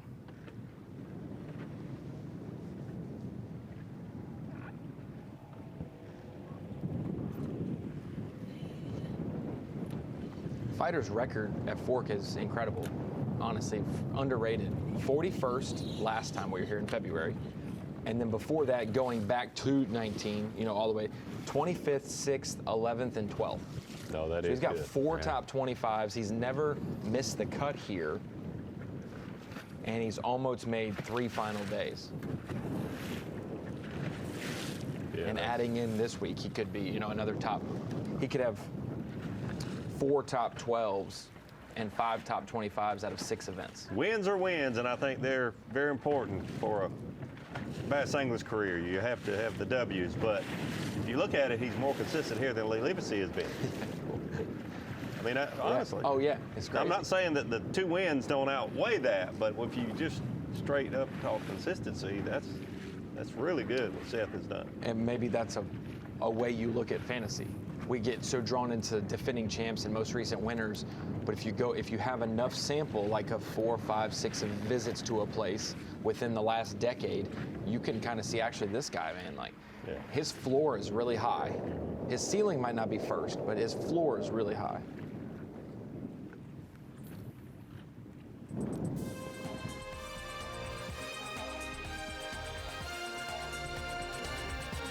Now, I've got 3 games to choose from when you talk about playing fantasy with B.A.S.S, with the Bassmasters. The newest one's TH Marine Bassmaster Pick'em Challenge.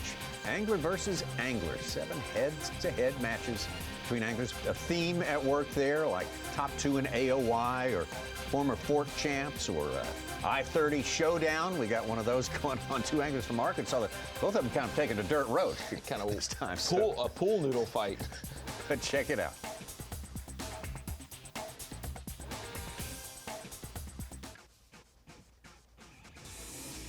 All right, getting close to the afternoon here. Local time, it's 11:34 Central Time here at the Tackle Warehouse Bassmaster Elite at Lake Fork. There's a man who took the lead into today. Great day number 1 for Buddy Gross, but it's been a slow day number 2. He's been stuck on 3 fish for a long time.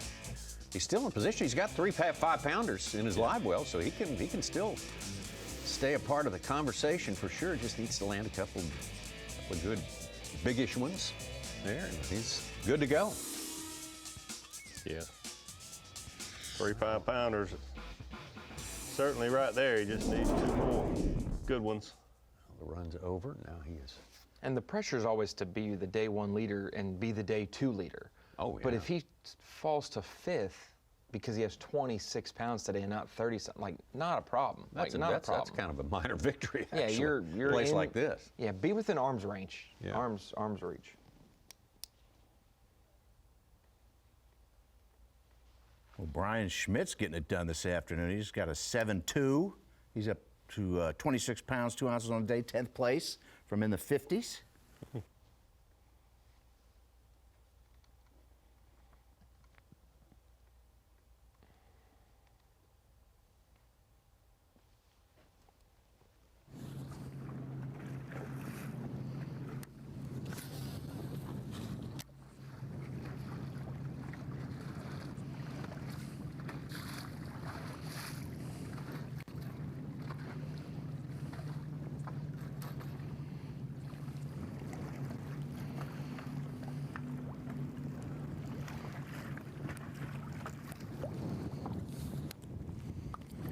Not a huge surprise for Buddy, though.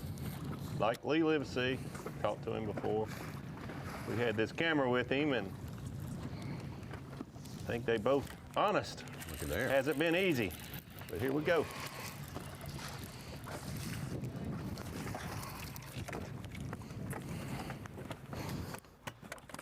It ain't no Magnum, but we got one. A 5, but maybe a 4. Oh, that baby is hooked good. I'm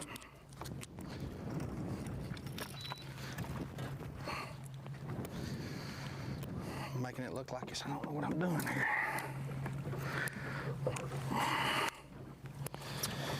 Zero. Oh, shoot, sorry. Might need to zero that again. Try it again. 4-1. 0. He did that. I didn't do that to you.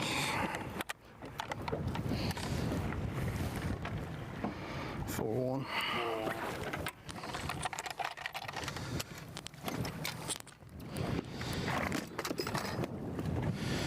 Well, got one.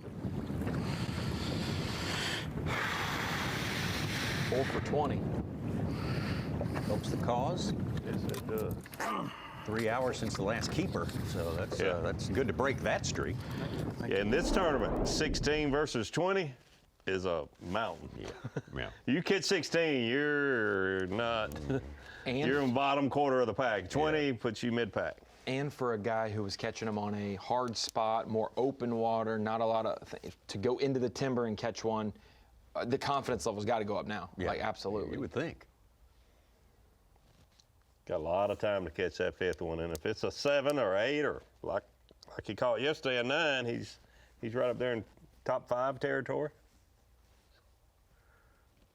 Been a super tough day for Dakota Ebear. He really kind of showed us how it was done yesterday when he finally got it all figured out. Has not transferred to today. We saw that he didn't have a lot of bites yesterday, but just, had a slow morning, but just steady during the day. But I didn't see this coming. No. One fish. Small. One small fish. Yeah.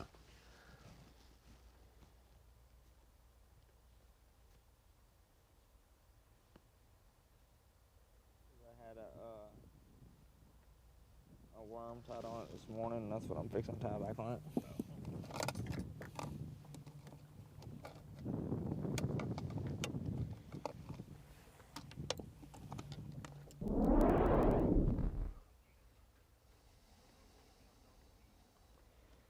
Let's get back to Fujita. Koya Fujita has won every year of the first 2 years he's been out here.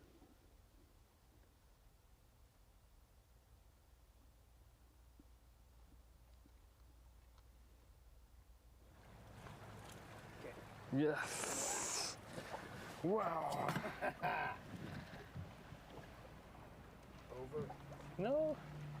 Little bit no. Yeah. 23. Yes. Wow. Arigatou. Bye bye. Oh. Oh, yes. Good job. Yeah, that is Ari. Yeah, thank you. Excellent. Called it. Saw that 1970s disco ball there. Thank you. Jake didn't even have to zoom in on it earlier. We would have seen it right there. Come on. Ah, that's a big fish. It's post-spawn, it's not going to weigh as much. Yes. Beautiful fish. Gonna get him close to the lead. Wow. Yeah.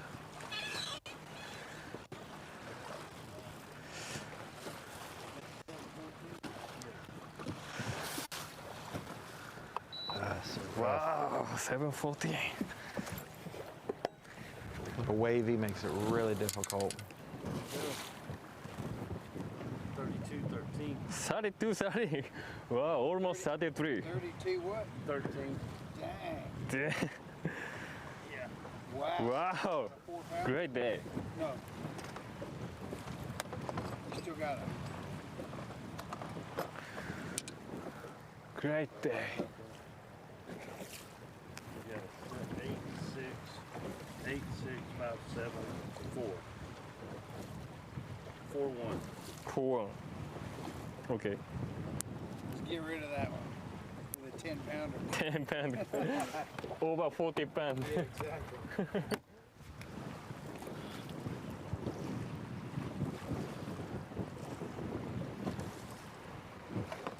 So if he makes 24 here, weigh in.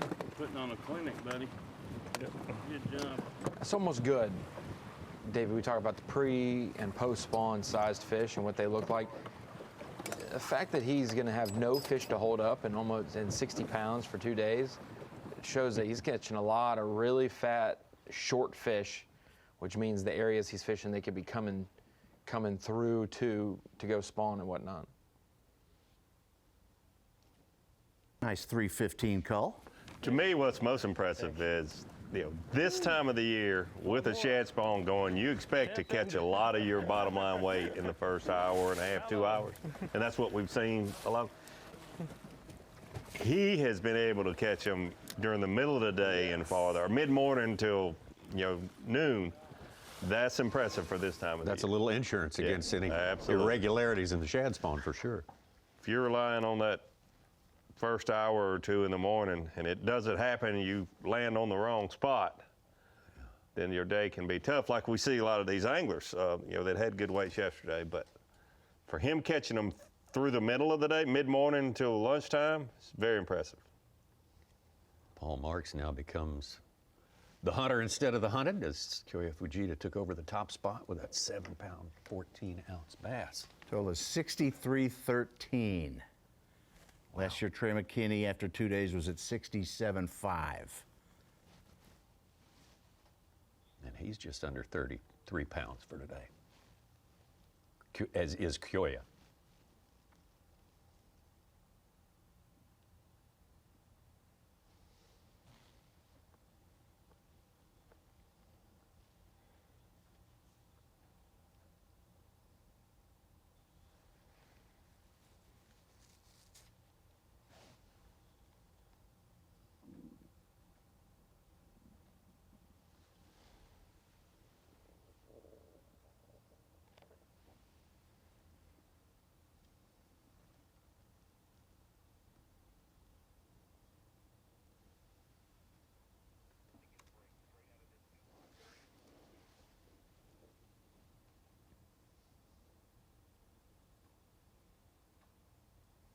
First and second place there.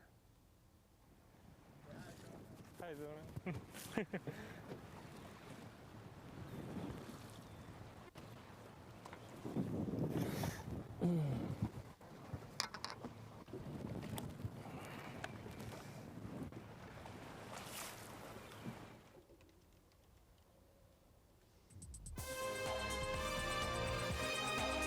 Well, interesting development right there. Marks didn't look like he was running away from everybody, but he has been caught and surpassed by Fujita. Has been the hot hand here for the last hour, no question about that.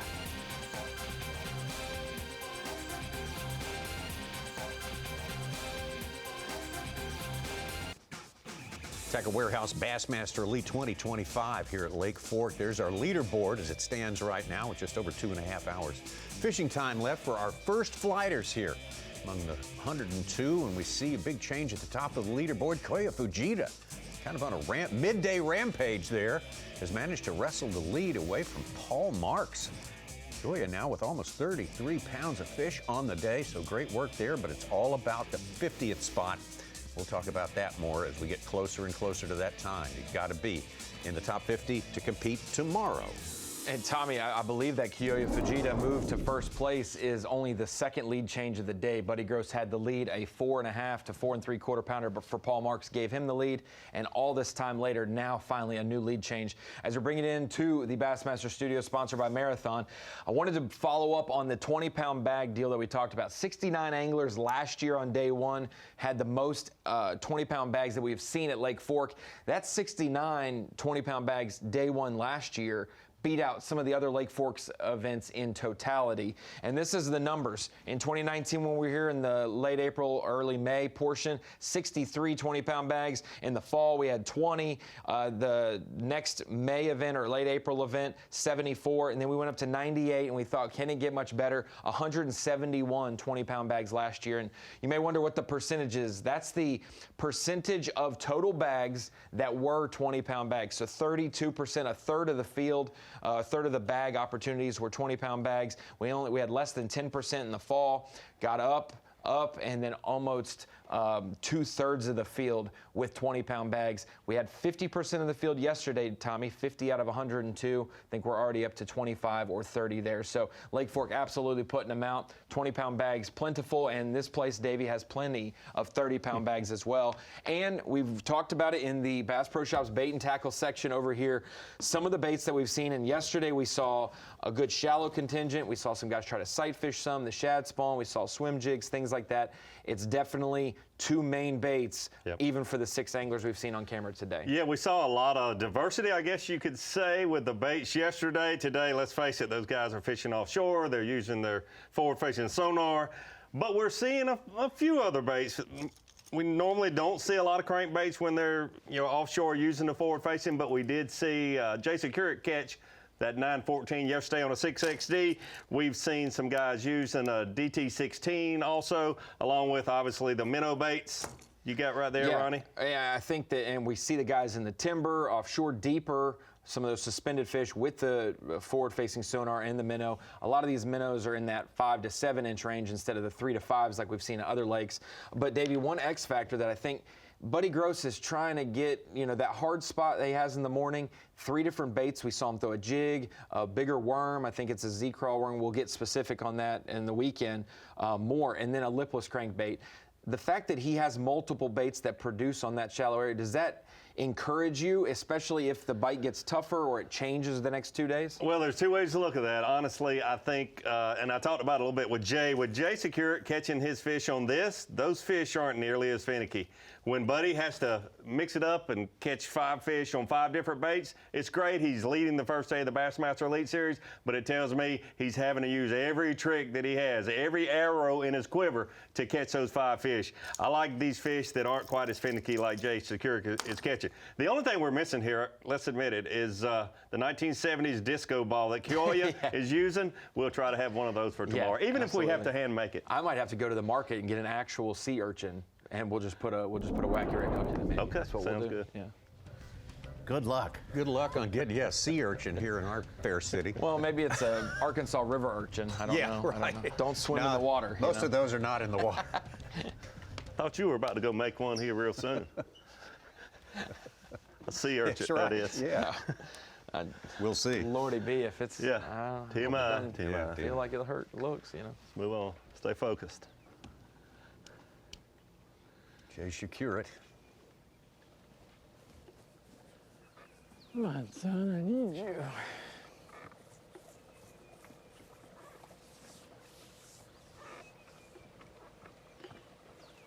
He wouldn't mind clapping eyes on a big one hanging out somewhere here.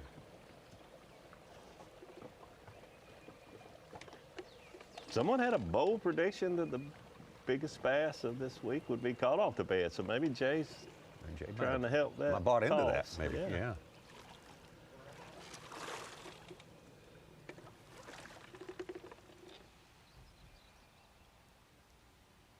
When you think about our winner last week, or last event, Paul Marks, prime bear.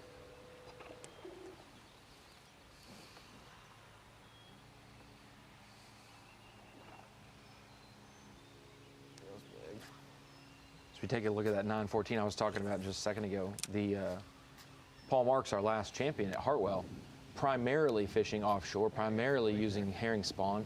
But how important that one bedfish he caught on day one was, that freed him up. And so if Jay can catch a lot of his weight doing else and then catch one off the bed up here, it could be huge for him. This is his big fish from yesterday. We thought he caught a catfish at this first. Yeah, the way his rod was just popping, I think maybe he thought that for a minute or two, but it came up and he said could be a lake record. That's a bold statement on Lake Fork. 18 pounds.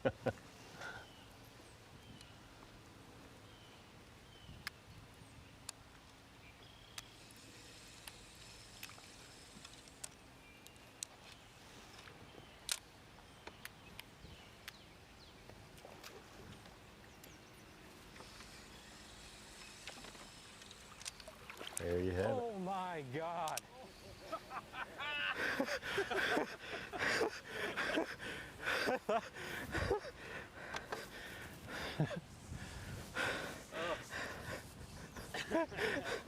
Look at the size of that bass. 6'6", dude. The face. That could be a double digit. You think it's a double digit? I've never seen one. Huh? Never seen one. I've not. That'd be my new PB.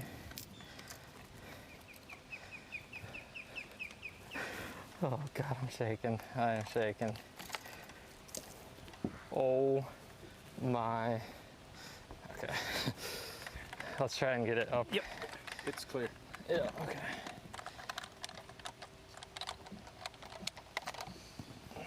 There you have it. Get it up a little further.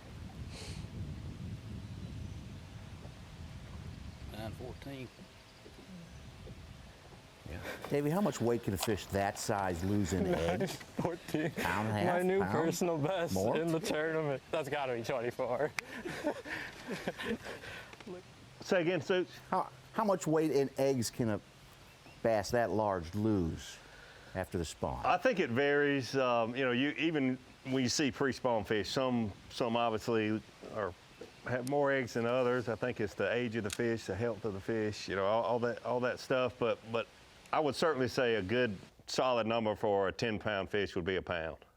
A pound of eggs. Feed up pretty quick and not regain that weight, obviously, but they want to eat up not a pound of afterward. eggs, but a pound lose during the spawning process. Yeah, half of it probably being eggs.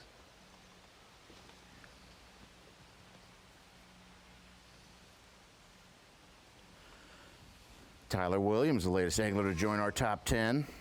He's got 26 even on the day. He's in 8th place. A few people picking Tyler to win this thing and do well. He had 23-4 Be a good yesterday. fantasy performer, yeah. Good day.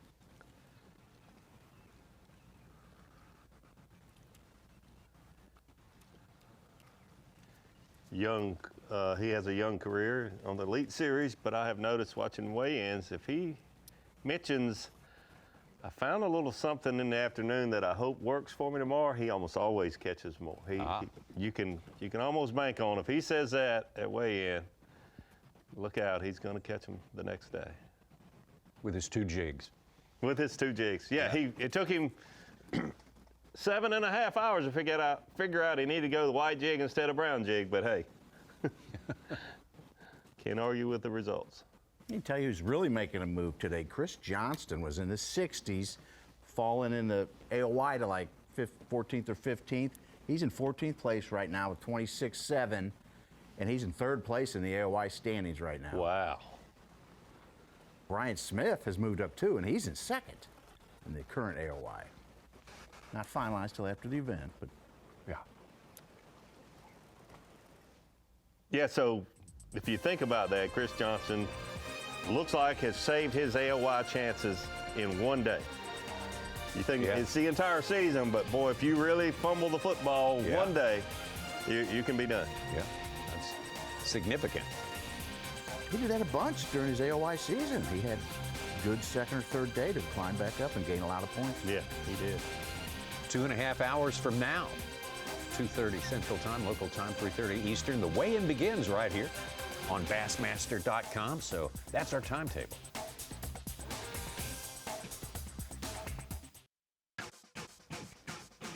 Tackle Warehouse Bassmaster Elite at Lake Fork here. This is day 2 action. We got the full field. 102 anglers out there today. Trying to make up ground if you fell a little bit behind on day number 1. The object being to make it into the top 50 today. There's the top of the leaderboard. And it's Kyoya Fujita for the last 45 minutes or so after he has taken over the lead from Paul Marks. Tucker Smith definitely making a giant move on this day. Andrew Loberg. Talking about people at the top of the leaderboard, I think that music tells us exactly where we're headed, what corner we're going to turn, David. Surprised it took this long to get to the Power Pole replay of the day with all the action we've had, but we waited for it to get just so good we couldn't resist it anymore. Have to do the Power Pole replay of the day. Kyoya Fujita, a slow start for Kyoya this morning compared to some of the other anglers, but he is part of our Power Pole replay of the day. Got an 8.2 and a 7.14, isn't that right, Such? Yes, that is correct. 8.2 and a 7.14. That'll get you at least co-owner of Power Pole Replay today, Koya Fujita. Congratulations. When I said co-owner of the Power Pole Replay today, we can't leave out Paul Marks, even though he's got a young career on the Bass Fishing Elite Series Tournament Trail. He's already got a win to his credit and had what he said was the best morning of fishing of his lifetime this morning. I couldn't disagree. Caught 30 pounds in about two and a half hours. Not even 2.5. 2 hours? 2:15, something like that. 2:15. Yeah. Power Pro Replay today. Koya Fujita and second place, Paul Marks. What a day they have both had. Back-to-back 30s. They are spoiled for life, those two. How are they going to get impressed by a great limit of 16 pounds, 3 ounces? Yeah. Which might be the next horizon, the next conquest on the horizon. Well, there's a lot of fisheries at 16 pounds. It's a good day. Absolutely. Like you say, how do you Right now, it's, I don't know what's going on. I just can't get bit. No, I can see them. I just can't catch them. They're being mean. I just need one, and I release it. They are being very smart right now. I'm just trying to find one more. That's all I need, one more. Not stressed out yet, but I'm getting there.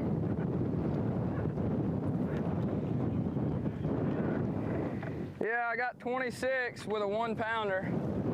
I gotta get one more. I'm gonna run right over here and then I'll be right back.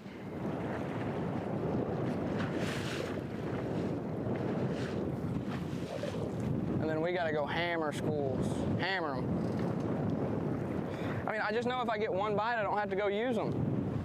I'm trying to play it smart, but weighing in 26 pounds ain't smart either. But,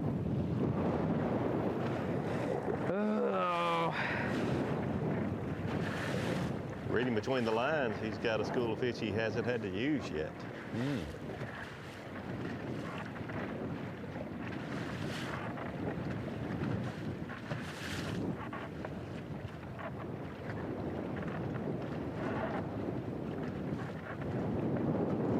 I would say I'm happy with 26 pounds, but I'm really not.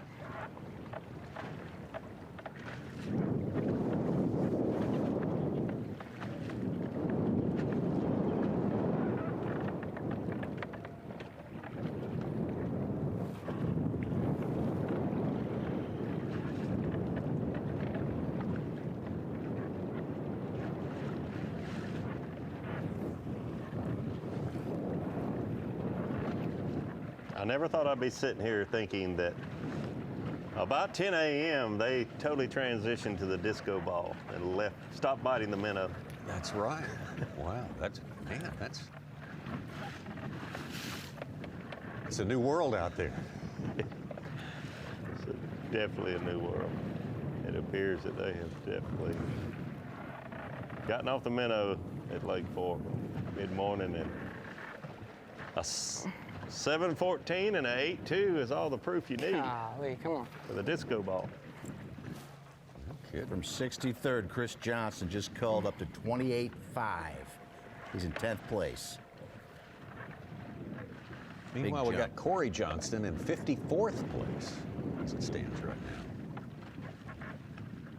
along with John Cox, and Randy Howell, and others right there with him.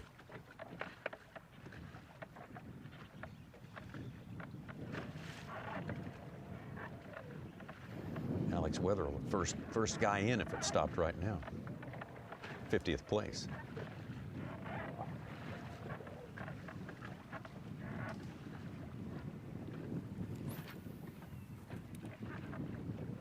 No.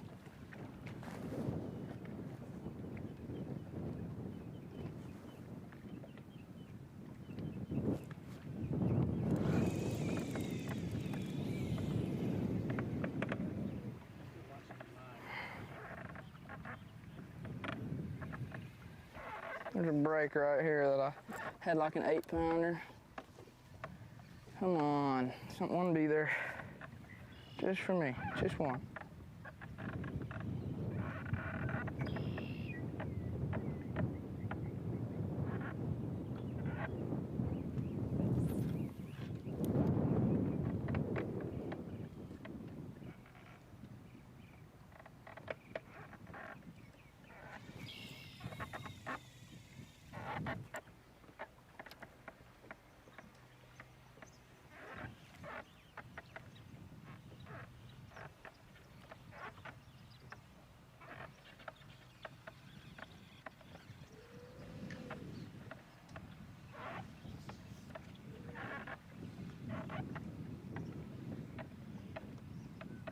Come on, baby.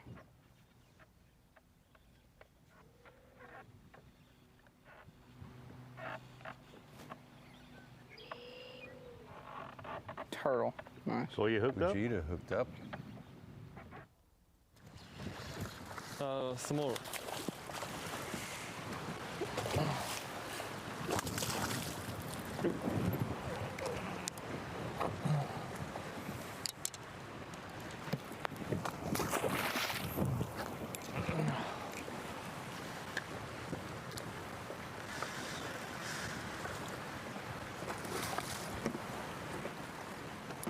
Got a straight flush of fish as small as a 4-1. He's got a 5-15, a 6-13, a 7-14, and an 8-2. Wow. He needs one of them 9-pounders. Get rid of that 4. Yeah.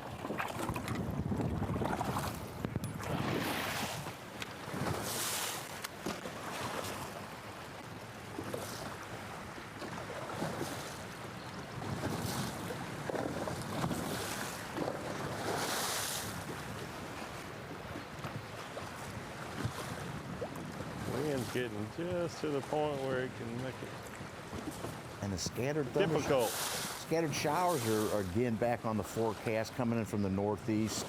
3 o'clock, 4 o'clock, just kind of spread around the whole region.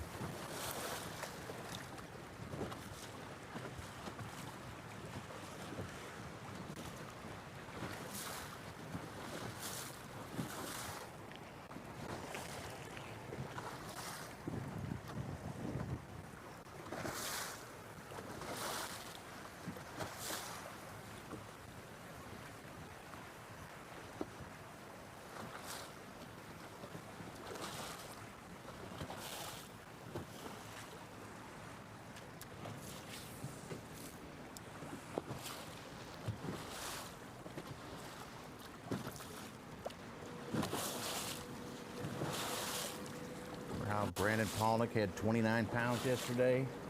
He was stuck on one fish. He caught his second fish. He's 2 for 12 right now.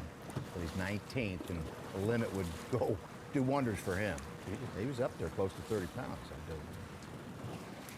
2 for 12 today? Yeah. We had a few stories like that from our top 10 today. John Garrett. So struggling today. A-Bear. I expected him to do very well. Dakota A-Bear. So struggled today. So far. Brandon Lester. That's surprising. No go today for him. As yet, there's still time.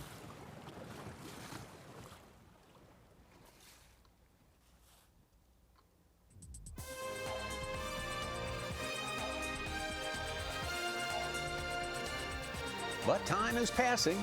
Hour and 45 minutes now until weigh-in time for anglers in Flight 1. Full field out there today. Fujita holding on to a slim lead over Paul Marks right now. Tucker Smith, the biggest bag of the day, biggest bag of the tournament so far, over 34 pounds. The rookie from Alabama, Trey McKinney now in 4th, and Jay Security in 5th place. We will move on into the afternoon further when we come back.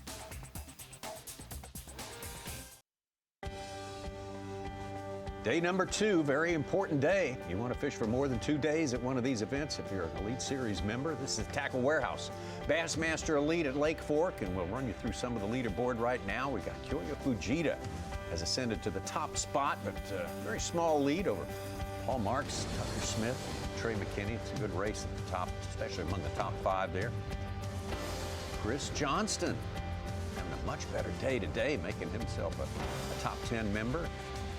Drew Loberg, Brian Schmidt, and the classic champ Easton Fothergill is in it for sure. 14th, Caleb Kufal, Tyler Rivette, who's done very well here. Brandon Palnick struggling today. Started in the top 10 today. Not able to get a limit in the boat yet, but there is still some time. Haku Ito and Bryant Smith, 3rd place. The points race there. There's Brandon, not a good day for the Brandons. Brandon Lester also started in the top 10. Now he's in 33rd, but there's time for both of those guys. But again, they're looking good. Again, remember, top 50 is the main objective for today. Chris Zaldane, the Texan, is down below that 50 cut for a little bit today, but he is back up. John Garrett. John Garrett started in the top 10 as well. Had an extreme struggle today. Now, the Yeti hot seat comes into play. Heat is on if you are Alex Wetherell, Matt Airy, Randy Howell, Justin Atkins, Corey Johnston. Got to think about putting some more weight in the boat. Neil Wagner as well had a good tournament last week, top 10 effort. Over on Lake Hartwell, not last week, but week before last, our last stop. Back out Paul Marks.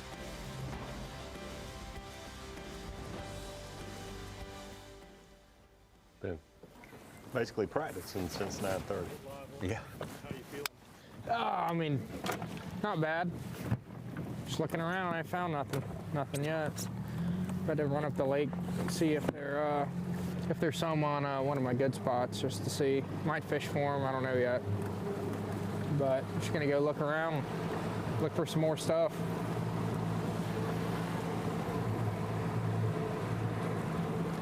Think about where we're seeing him and some others now. The offshore bite is kind of cooled, I guess you could say.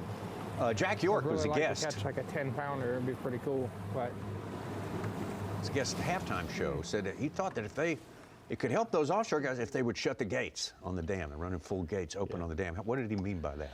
Well, this lake water supply, it stays pretty consistent. Yeah. It's not, a lot of our man-made lakes are hydroelectric producers, and they run water on a regular basis. Tennessee River, a lot of those, there's a lot of places. And those offshore fish get more active when you do have that current. They're conditioned to that. These fish are not conditioned to that, so I think that's one issue. They don't like that water flow. That's the only current there is here. That's the only current coming out. Unless like they're upstream and there is some coming in, or they're way up on these mostly arms. small creeks. Yes, but these main lake fish are not conditioned to that current. The other thing that could certainly be a factor is this lake was stocked with Florida strain bass, and the Florida strain, you have to say, well, they're not conditioned to that either. But a lot of those big stringers that you see on Tennessee River, in particular Lake Chickamauga, are Florida strain. So, but they, there are generations of those fish that have been adapted to that. So I would say two things. They're not keyed like those Tennessee River lakes and a lot of those places. Like those fish wait on that current because they know it's the perfect opportune time to go feed, and it's an easy time to ambush the bait. These fish are not conditioned to that. It's the routine dinner bell, Pavlov's dogs type thing. When the gates are open, I eat. When the gates are open, I eat. These people are like, wait, somebody's got the gates open. Like, what the heck do I do? Yeah. This is unstable. I don't like it. They're kind of like thoroughbred horses. You don't want to do any false moves or quick moves. Right. You see it down in Florida. You're talking about Florida strain, like those fish that live in the Kissimmee River and don't necessarily call Okeechobee or Toho their home. They're used to a little more flow than those lake fish would be,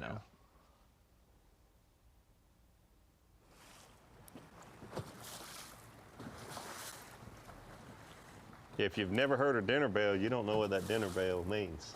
Yeah, and that's right. To a Tennessee River fish, a dinner bell is that current. Yeah. I will tell you, Wednesday at noon, we have our tornado siren every single day, every single week here in Little Rock. First time my daughter heard it the other day, because she's not in town when she hears, we're in the car or something. Heard it and was spooked. Did not know what that noon is, but now it's just a common occurrence for us who've lived here and know it. For us, it means feeding time because it's noon on Wednesday. Yeah. Oh, that happens on noon on Wednesdays? Yeah. What? Yeah. That's why they're doing it. You're already into your nap by that time. Yeah, Such has already left the office by 11 on Wednesdays. He's already in the car headed home. In the car enjoying his nap. Well, once I get home, I don't nap driving anymore. Good to hear.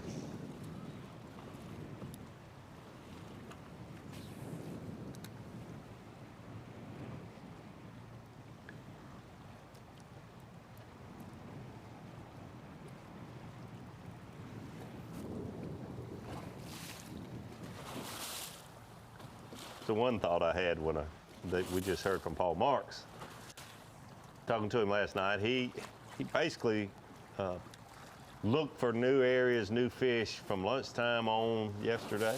So let's say 3 hours, maybe a little more, maybe a little less. Today he started that at 9:30, so it's another 3 hours into it. So 6 hours of looking, and he's obviously dialed in. He knows what to look for. It just shows you it's not easy to find right now because these fish are so spread out doing so many different things. So you get someone like him that you think, boy, he knows where they're at, what to look for, the depth, the type bottom, the type cover, all those things. And with 6 hours of looking yesterday afternoon and this morning since 9:30, he has not found another group of fish. Not as easy as it might seem when you see him catching 30 pounds. Yeah. In 2.5 hours.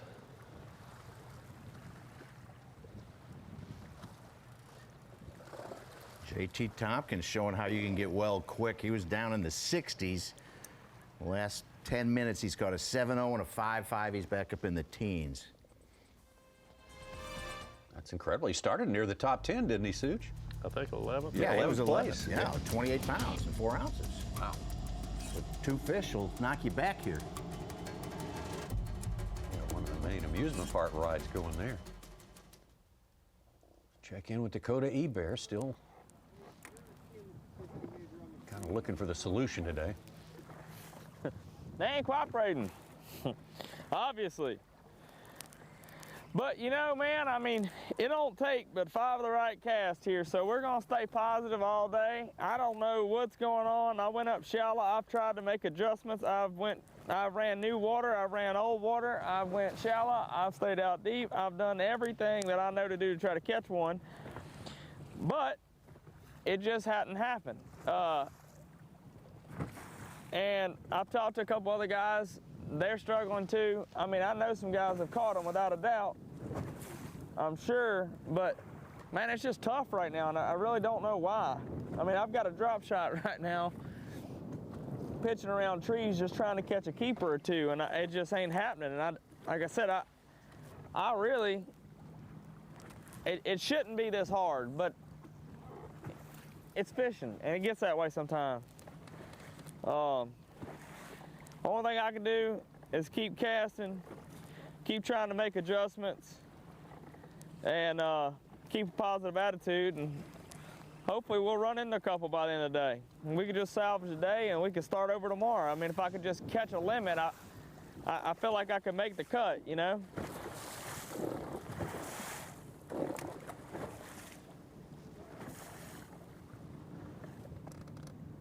Every school of fish that I know about seems like they're gone, you know, and it just,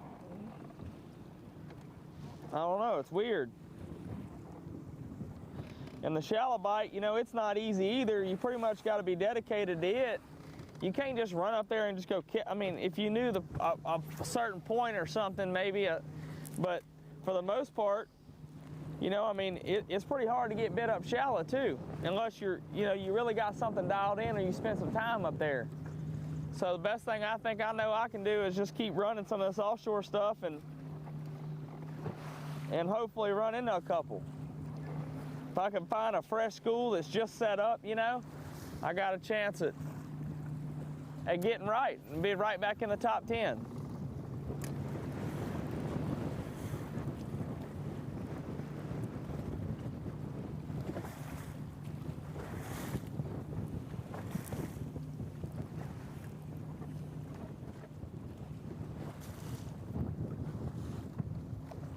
A lot of good info there. Agree with what he said. Yeah. All you can do is keep trying to make adjustments, keep fishing, and keep a positive attitude. Positive attitude. I admire him for that. I mean, there's no use paying off a debt you hadn't lost yet. Paying off a bet you hadn't lost yet. Yeah. He's got 2 hours. Keep going till the end. Yep. Still got 2 hours. Yeah.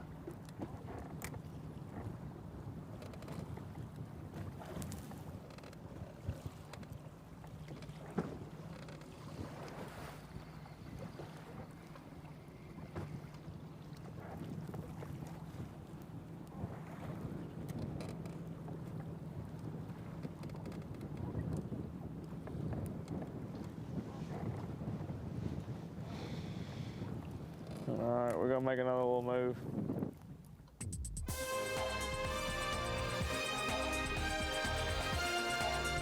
Plugging away, get as many good places as you can think of. Dig in when you think the time is right. was filming a couple weeks ago, and one of the camera boat drivers, it was mid-afternoon before we really made it happen, caught a 7.5 pound, all that stuff, and the driver said one of the awesome statements I've heard about fishing. I knew it was going to happen. We just didn't know when. And that's the way fishing is. That's it. You hope it's going to happen, you just don't know when. Kyoya Fujita holding on to that top spot right now. Paul Marks trying to make it 2 wins in a row. We're a long way from the end of this tournament, though. Today's all about the top 50. Tucker Smith, Trey McKinney, Jay Shakura in our top 5. Buddy Gross hanging in there in the top 10. Just needs another keeper.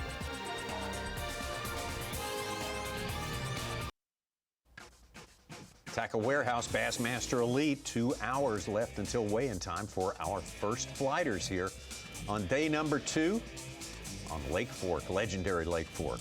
It's been fantastic. They don't bite every minute of the day here. It goes off, your bite turns on, things change. Kyoya Fujita is the one who's taking advantage. So far today, better than anyone else, putting himself on top of that leaderboard. We just catch you up on everything we have seen on this exceptional day number 2 of this 5th stop of the year with our Lose Midday Report. Oh, gotta love a Lose Midday Report. Start out with Jason Keurig, the AOY leader. Kind of the rich, keeps getting richer yesterday when we were watching him. Had a camera on him yesterday, not because he's a local expert on Lake Fork. Well, he is an expert everywhere we seem to go, but AOY leader, and he made it look easy yesterday. Today, actually caught him earlier. It looked like he was going to have an even better day, but maybe not quite the day he had yesterday, but a good one. Jason Keurig currently unofficially in 5th place with 56 pounds, 12 ounces. Catching his fish this morning on a 6XD and 8XD. That one on a hair jig. But boy, things have really slowed down for him this afternoon. His biggest is came early today, a 7-pounder just before 8 o'clock. Still got, according to our Bass Track, a 2.25 pound fish that you can get rid of, would love to get rid of before it's all said and done for today. Well, Trey McKinney, you had to figure he was going to show up in that top 10 before too much time had elapsed, and certainly he did that. Yeah, Trey started the day 3rd. That's a freak. Trey McKinney going out today to do something that I'm not aware of. I don't keep up with the stats like you, Ronnie and Such, but to have a chance for the 6th day in a row in tournament competition, being able to catch over 30 pounds is quite the feat. And Trey McKinney was well on his way this morning, getting it done. And there you go, some good, just good way to describe having fun. I don't even know how to describe. what word to? Bing, boom, bop, bing. We've seen him do it so many times. Trey McKinney, a great young fisherman, anywhere you go, but certainly he's got it figured out here on Lake Fork. Unofficially 4th place with 58 pounds. Has about a one, not even quite a 2-pounder, I think, in there. So has a good chance to have 30 pounds again today. He needs to catch a 6-pounder though.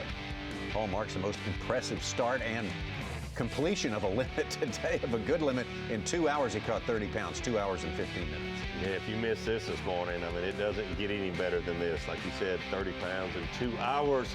It was happening early and often for him, and they were all big ones. There you go with a 7.14. Paul Marks said, keep in mind, he's the winner of our last elite event on Lake Hartwell. Said this was the best fishing morning of his life. It'd be kind of hard to one-up 30 pounds, 5 fish weighing 30 pounds in 2 hours, especially during tournament competition. Had Jason Keurig catch his personal best yesterday with a 9.14. This morning, Paul Marks catches his 5-fish limit personal best while fishing a Bassmaster Elite Series tournament. Almost 33 pounds. He doesn't have anything bigger than a 7.14. No super tanker giants to anchor that. Just big all the way around, top to bottom. Our leader, as it stands right now, Kyoya Fujita. Boy, while we were watching Paul Marks this morning, Kyoya was having a tough time. Took him a little while to get his first fish in the boat, and then when he did, they were like 4-pounders, which are just average-sized fish here. This is one of them. That one was the start of the ones that he started patting on the belly that were getting a little fatter. He was actually catching some pre-spawn fish. But man, when things got going, here's another one of those 4-pounders. Seemed like maybe he was just going to struggle and have 20 pounds a day, but he finally turned things around and started catching a whole different class of fish. When all of the other top 5 anglers had slowed down mid-morning until lunchtime, Peoria was catching 7:14, I think we have here, caught an 8-2. That's what gave him the lead unofficially. Well, pretty close to official. It's never unofficial until it is official once Lisa puts her stamp on it. That's right. 63-13 for Koya Fukita. What a 2 days of fishing. One of the best bass fisheries in the country, no doubt, if not the best. Absolutely incredible day. 2 days for Koya. I think this is the 8-2 that he caught. Yeah. 32-13 on the day, and he still got a 4-pounder from back there around 9:30 today. How dare he? You could get even better. Could get better. Koya catching a lot of those fish on the, I'm going to just go ahead and name it, the 1970s disco ball.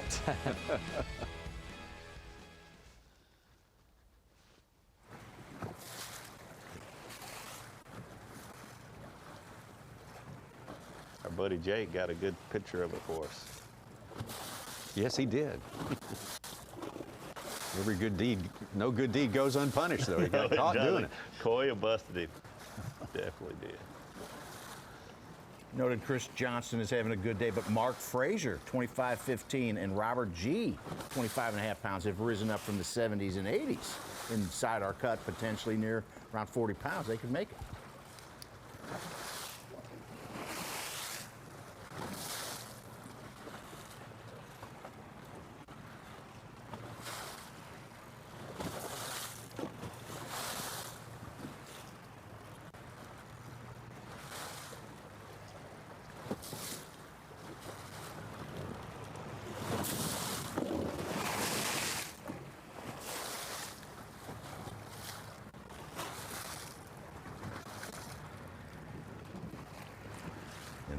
Kenta Kimura started the day in last place. He's got 25-14. He's in the 70s right now. So hey, that's a win. Salvaging some points. Yeah, that is.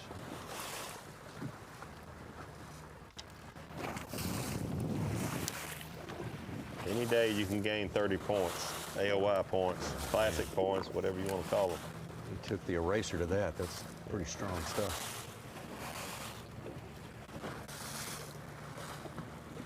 Fujita's third year out here. He's won in each of the first 2 years. They won in Champlain last year right here in Texas. Toledo Bend. He was 17th here at Fork last year. So upped his game, obviously. Found conditions this time around more to his liking, more to his skill set.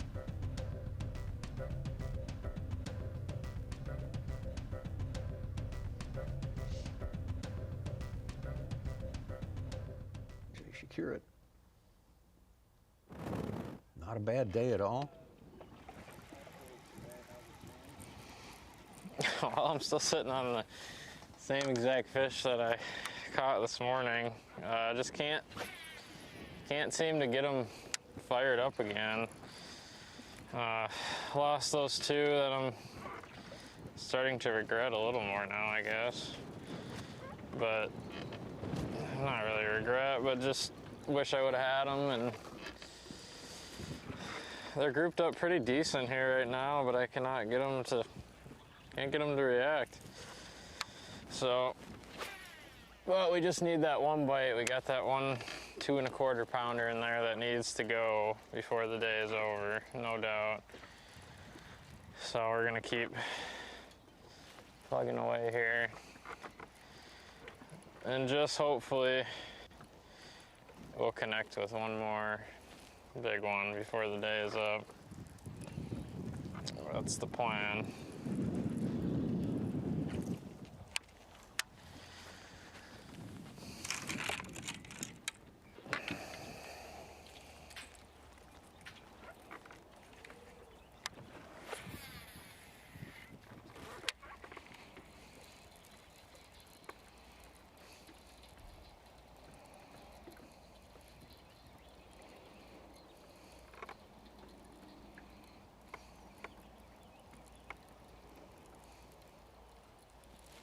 They still got a 2 1/4 pounder in the live well. Just a 5 would move him up fourth, maybe third place.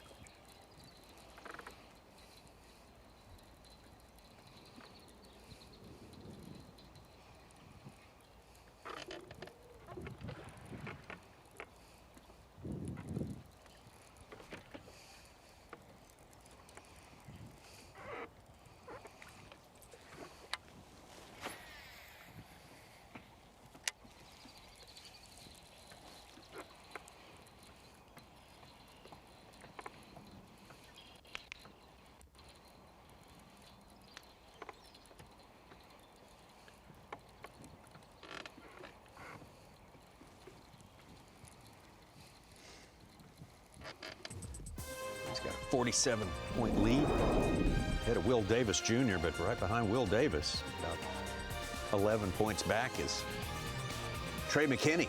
Trey McKinney kind of closing in on that. I don't expect he's going to be out of this race for a while. No, and you got to worry about a little bit when you get to those last two. If Jay can make it through this one, the Sabine and Tin Killer going to St. Clair where he's won and the Mississippi River where he's from. Yeah, don't know what's going to happen in the next two events, but definitely he's got a good outlook for the final two. We'll take a break and come back.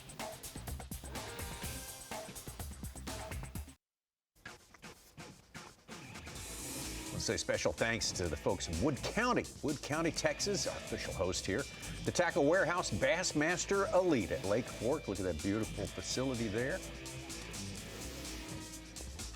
Caney Point Rec, Caney Rec, as Lee Livesey calls it. I mean, we want to talk about Green Pond last event at Lake Hartwell and the facility they created. I talked about on the podcast with Kyle Jesse the fact that we used to have a dirt lot that if it rained too hard, Davey Hyde, it was hard to have. Now that is a beautiful bowl, you know, a bay for big bass. It's the Big Bass Bay here at Lake Fork. That's awesome. Wood County? Wood County, man. Beautiful. Great place to stage a weigh-in as well. It's good stuff there. Caney Point Recreation Area is a beautiful, beautiful place. Boy, we were right in the middle of the big bass universe right here. And it has been proven yesterday and proven again today. Trey McKinney, though, trying to get a little traction here. He would love to end this day as the man on top, position himself for back-to-back wins at Fork. Repeat in one lake. He's gone, what, 2.5, 3 hours without a fish? Yeah. Which is unusual for him. Way unusual, especially here.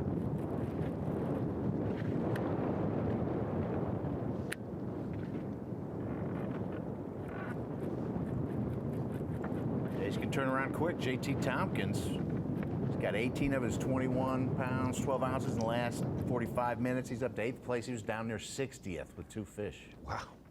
Caught a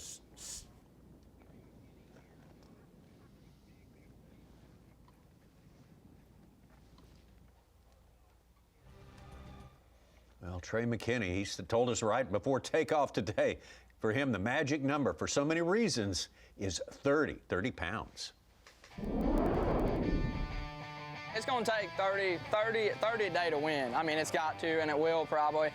I know we caught 32 pounds, but really I kind of thought it would have been a lot easier, and it really wasn't. Like, we fought for him really hard. So that's another thing. If I can consistently catch anywhere from 28 to 30 pounds a day, I think I can keep myself there, but tomorrow I have to have over 25. Another meat bug. Oh, I love this place.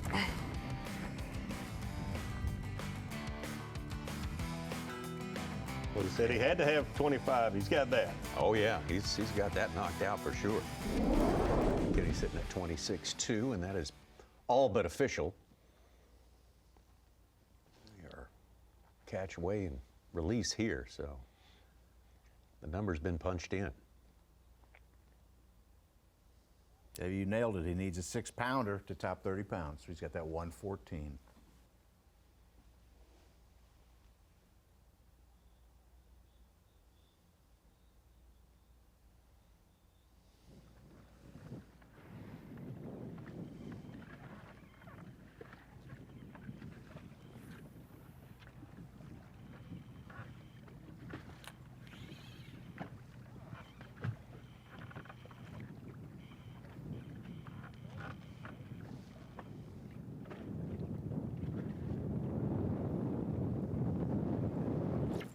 No, no, no, no.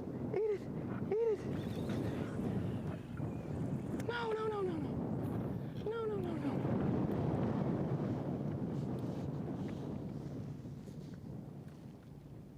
Oh my gosh, no, that was my chance. That was my chance.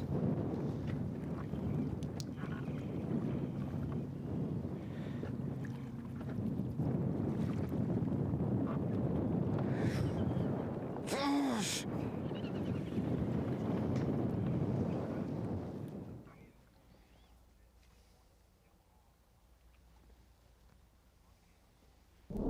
Say, Davey, and we've said it, both of us, 2 times today, we don't bet against Trey McKinney getting the 6-pounder to fulfill his mission for today. Great to have you with us. Been fun here. We got plenty more to go here on Bassmaster Live here with Ronnie Moore, Davey Height, Mike Sukon. Right now, let's bring in another one of our associates, Yamaha, on the line with Kyle Jesse. And Kyle, much enjoyed the halftime show today. Some good conversations about what makes the lake great. There is really good stuff. But you've been watching it as it goes on. We got so many stories working. We got the roommates all vying for the top spot on the leaderboard. We've got Koya Fujita trying to get back-to-back 2 wins year after year in Texas. Which one of these stories, what's working here that intrigues you the most? I got to say right now it's got to be the rookies. You know, a few of those guys in that household with Paul Marks, Tucker Smith, Loberg, some of those guys, got off to, I wouldn't say super slow starts, but, a lot of expectation for the rookie classes every single season. No different this season. So to see all those guys have the momentum that they've got and, keeping it rolling here at Lake Fork, it's been really impressive to watch. Kyle, one thing that intrigues me, this is our 6th time being here in the last 7 years, or of 7 tournament seasons. And when we think about that February event, we had a lot of anglers right at the mouth of Little Caney, right near the dam, those deeper water areas. When we've had the early April events where the spawn, you see them dispersed differently. We're seeing a lot of people on the west arm of Fork and the West Bank, a lot more than in the past, a lot less people in Caney. Have you noticed to see like anglers are having to figure out this place once again, even though we've been here 3 or 4 times within this month-and-a-half stretch? Yeah, absolutely, Ronnie. I mean, a lot can be said about, just because you come back to a body of water, things are going to change year over year, week over week. Certainly we've seen that here. A lot of guys said in practice that the fish were in a limbo stage. It was just different. The water was high. Obviously, a lot of fish still on the bank. Some spawning. We've seen some of that this week as well. Photos coming in from the ambassadors. I think there's still a good amount of fish doing that. Those fish coming off those areas to those transition areas like Buddy Gross. Some of those guys have been catching them. Still relatively shallow. It's just going to be different every single time. Even if we came to Lake Fork this exact week next year, it's going to be different. So certainly been interesting to see different parts of the lake playing and, anglers spread out a little bit. So, Kyle, I've got a question for you, and it's, I guess, more your thoughts, your opinion of this. But Lake Fork was built to be a big bass lake. I mean, that's what it was built for. Texas Parks and Wildlife did great things and built this lake to be this. But it's been around a long time, obviously, but it seems to be getting better and better. Or is it just the fishermen are getting better and better, the technology is better and better? But when we see the weights and when we see a 2-hour just beat down like Paul Marks had this morning, see Koya catch a 7.14, a 8.2, do you think the fishery is actually getting better and better, or the fishermen / technology has gotten so much better? That's really a great question, Davey. I think it's got to be a combination of both. But, I mean, it's pretty much inevitable. I mean, we know the impact that electronics have had on the fishing industry. These guys are getting so good with their electronics. You have to believe that, a lake like Lake Fork with so much standing timber, so many places bass can hide on this lake. Those electronics obviously give the anglers much better chance to locate those fish. Obviously, back in 2020, Patrick Walters, what he did kind of exposed a little bit of that. I just think that the anglers are certainly getting better with the electronics, and this is just such an amazing fishery, so healthy. We see every fish that gets brought in, even if it's a post-spawn fish, still so healthy, not beat up. I mean, this is just an incredible fishery, but I think the anglers and obviously the technology certainly have a big factor in it as well. I agree with that. Thank you so much, Kyle. Appreciate everything you do. Really enjoy the halftime show. Looking forward to tomorrow's edition and visiting with you again tomorrow. Because we talk about the pressure of, and this is a prime example. It is like 365 days a year you mentioned, and that seems to be all of our fisheries. Gosh. And I know technology and fishermen are getting better, but these fisheries are just, if they're not getting better, they're doing a heck of a job of staying great. Let's just say that. They continue to be great. Yeah. That's part of the amazing part. And got her. That's her. Here we go.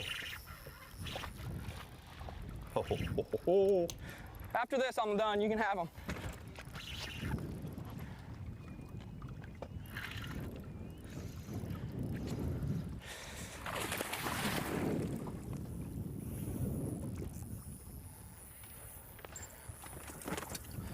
Watch my boat.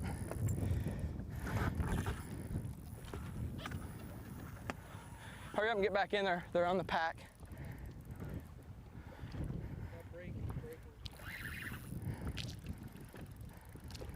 Oh, if I lose this, I will literally, I know. I don't know how big it is, 5, 6, I don't care, be honest.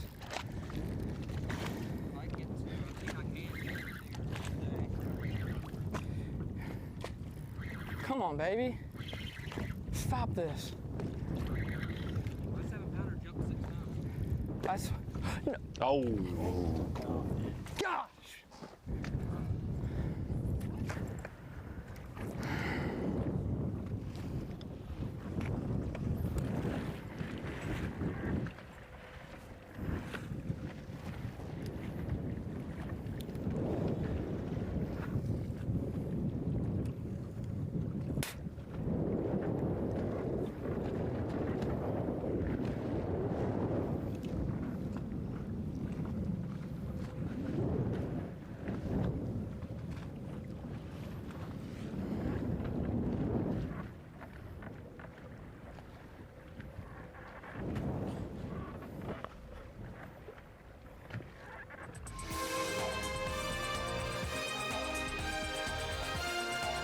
Silence is deafening sometimes. Yeah, boy, no kidding. A lot of anxiety over that. He did not want to lose that fish. Doesn't want to lose any of them. Boy, that was not a good time to lose one. Never is.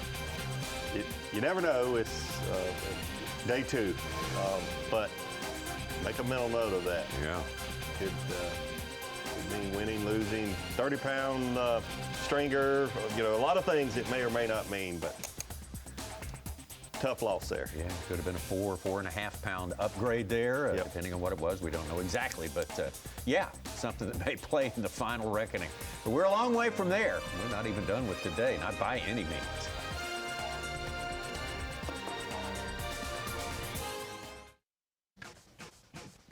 The Tackle Warehouse, Bassmaster Elite at Lake Fork, is sponsored by Ranger Boats,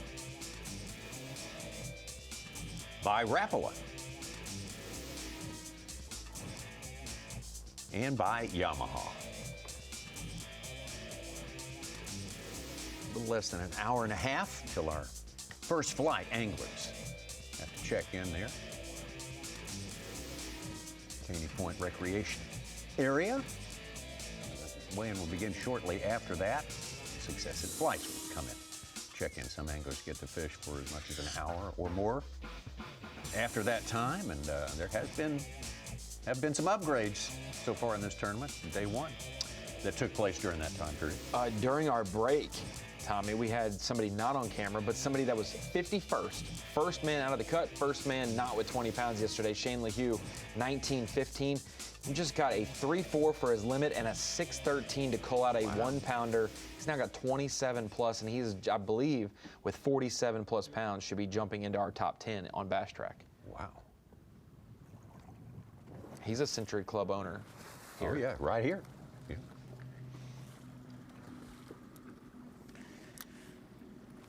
Tough loss for Trey just a few minutes ago. Yeah. A big upgrade for him. Mark Frazier, who said missed a day of practice around, he's got 28-12 today, from 77th to 16th right now. Wow. Pretty good move. Yeah, he's got a top 10 here in 2022. Had the big bass on the final day in 8-12.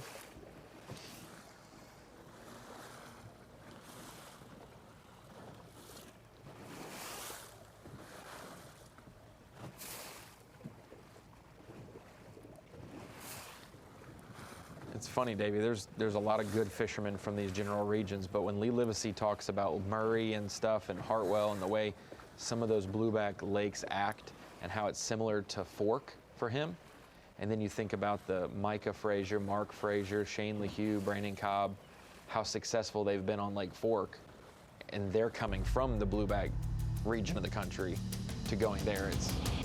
It's intriguing. You kind of connect the dots a little bit, but you can't just chalk it up all to luck. Throw Paul Marks in that mix. Yeah, Paul Marks. Trey McKinney got to shake it off. Lost a tough one there a few minutes ago. Could have really helped him.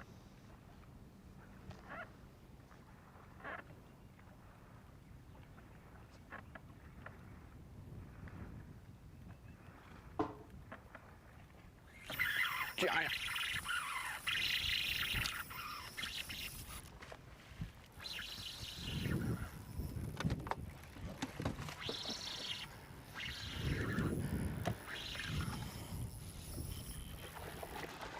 Holy cow, what a fish. Come on, Lord. You know how much this means to me. Come on, Lord. Come on. You know how much this means.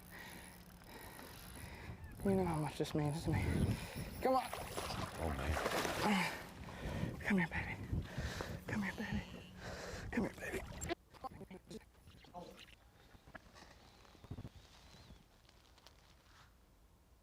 Did he lose another one? No. I think we lost that one there. Just kidding.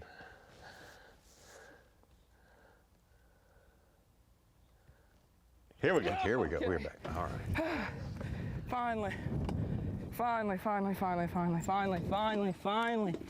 Look how Thank thin you, that Lord. fish is, though. Thank you, Lord. Big old head. Gosh, he's good to me sometimes. Thank you, Lord. Zero. Okay, it's ready. Zero? Yep. It's not going to weigh anywhere near what I thought it might weigh when it jumped. Thank It's you, Lord. postponed, but it's still a 6-pounder. 6'3". 6'3". All right, guys. Right here. What's him where, Such? Over 30 pounds. Over 30 pounds. Wow. Oh, thank goodness. You deserve a kiss. For Thank the you, baby. 6th day in a Thank row you in for tournament playing my competition. game. Whew.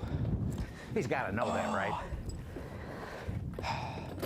Well, Dude, more I than was freaking any out. other I was about time, to have it's official right there. If there was a meltdown, you guys were about to see it. Just lost another 6-pounder. Gosh.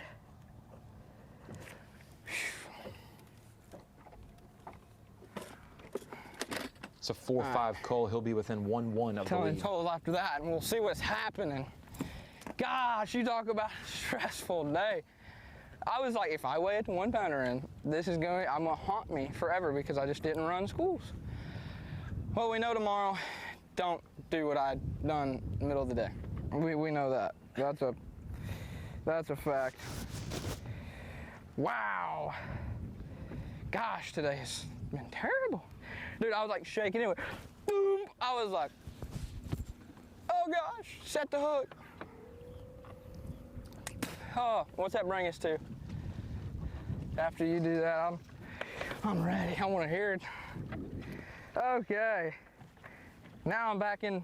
See, this head here of mine was playing games with me. Now we're back in it. Wow. Wow. What a stressful day. Just, woo. Stressful.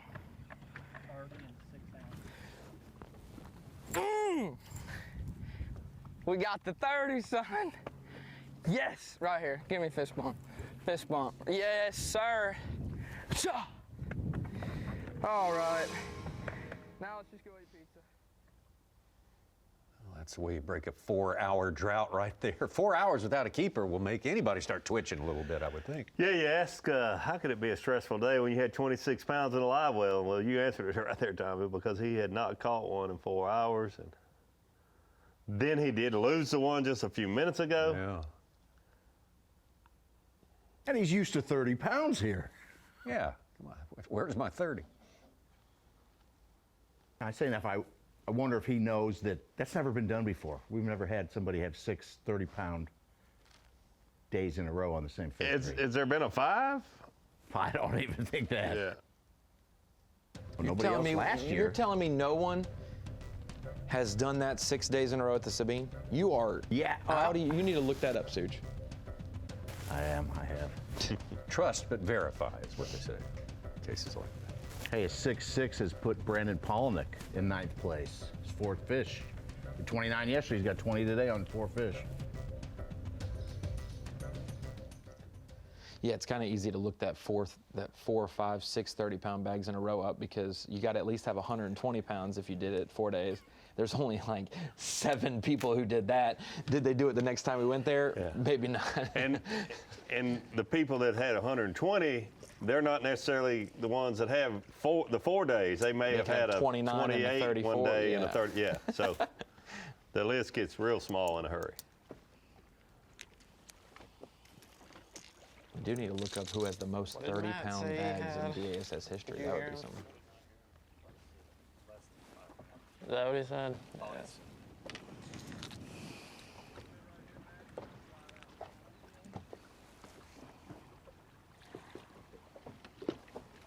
Well, it wasn't done at Falcon. There's guys who had 40-pound bags and then 19 and I got lucky 40 as hell. something. Yeah, well, that's what I'm saying. Just because the bar would have to be at least 120, but then a lot of those guys didn't have. Oh, they had 4 30-pound days, 30-plus pound days. 28 pound, 39, 27, 37, 11. You think about Brandon Cobb's win here. He had 114 pounds, and he had a 14-pound day 2 or day 3. You know, he had a 37-pound day the final day or whatever. Vice versa.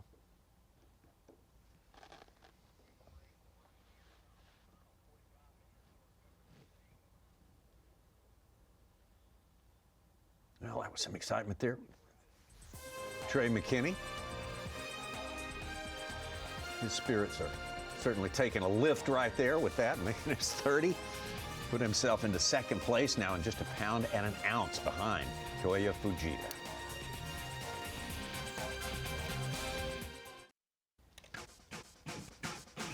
Tackle Warehouse. Bassmaster Elite at legendary Lake Fork. You know, the weigh-in starts here in about 1 hour and 10 minutes right here on Bassmaster.com, but also at the same time begins on the YouTube channel, the Bassmaster official YouTube channel, Behind the Tanks.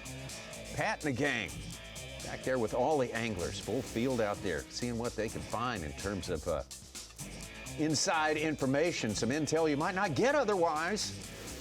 Moultrie Behind the Tanks is the name of the feature. Get it on YouTube. Get a different perspective on the weigh-in. Maybe help you predict what's going to happen. I think you can also get in on the, there's a link in the description to be able to be a part of something Pat's doing, and Moultrie and Bass are all doing. Toya Fujita, man on top there. Trey McKinney now, that updated leaderboard. He's 1 pound and 1 ounce behind Kioya. Very, very tight at the top. Paul Marks. They're very, very close to those two. Tucker Smith, big move inside the top 10 today with 34 pounds. Still has the biggest limit of the tournament so far. Jay Shakurit, 5th place, solid on his quest for AOY. Buddy Gross, I think he still lacks 1 to have a limit. He's still stuck on 4 fish right now, so he can improve.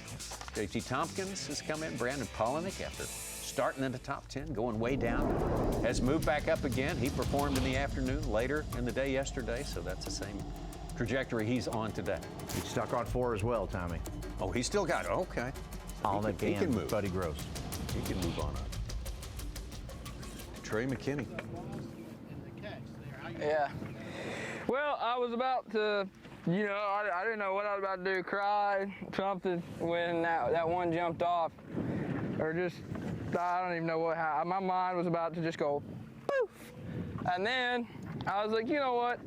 I remember a spot that I seen a little school of them. So we went there, and just so happened to be 2 sitting there. I cast it out there, and then bam, we caught the 6'3", something like that, and put us over the 30-pound mark. That's why I told him, like, that meant more than me. I don't know, I haven't had a fish catch that just calm me down, like that in all year. Like, I don't know why, but I was gonna be so upset if I just kind of just gave it away by just not fishing schools the rest of the day. But we ain't gonna make that same mistake tomorrow.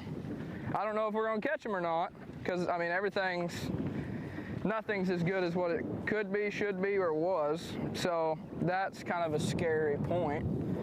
But other than that, I think we're all right today. I mean, I don't know if we'll gain or fall back or what'll happen, but all I care about is we got our 30 pounds. That was our goal. We met our goal. And now I'm just kind of trying to find some stuff for tomorrow while the little bit of time we got left. But yeah, that meant more to me than any fish catch I've had in a long time. I was just so nervous. I was like, don't screw it up. Don't screw it up. And it was turning real quick into I screwed it up bad. But we're good. We're chillaxed kind of now. My heart still is about to come out of my chest, but other than that, we're good.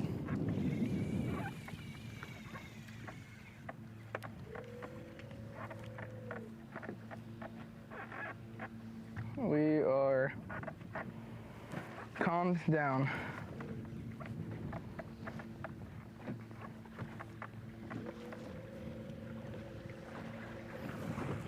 Whew.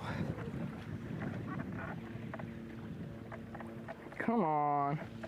Show me just a massive school of them, and then I can come tomorrow, catch all of them. Or at least attempt.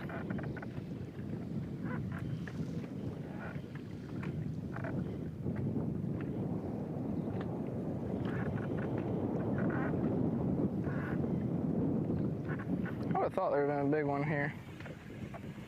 I mean, there's gotta be. Like, gotta be a giant. Perfect pond dam. Like, perfect. Out here on the tip of the point. There's gotta be a school. Gotta be. Uh-oh. What is that? Why is there a bunch of fish up there? Let's see. Gotta be a school, I would think. Well, if I was a fish, this is where I'd sit. But good thing I ain't a fish. Because they're way smarter than I am.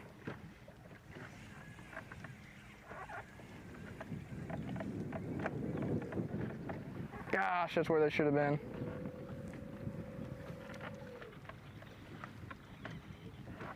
Period, point blank. Right there was the spot. Trying to take a deep breath, get caught up on my lost oxygen. My brain was lacking oxygen for a while. But we're back. What is that? These fish roam together, and it drives me crazy because you'll think you see a big one, but no. 2 12-inchers making a giant. What is that? 2 of them, yet again.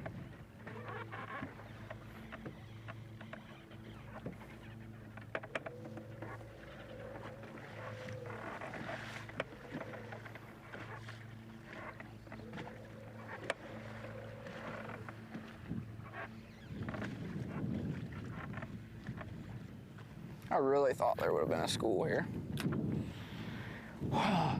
Still.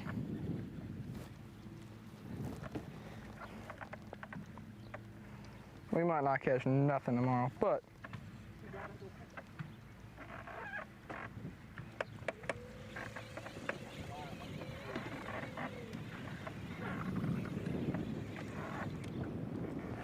it's gonna be so tough tomorrow. So tough. So tough. Let's hope we can grind it out for 2 more days. Some magical reason or how.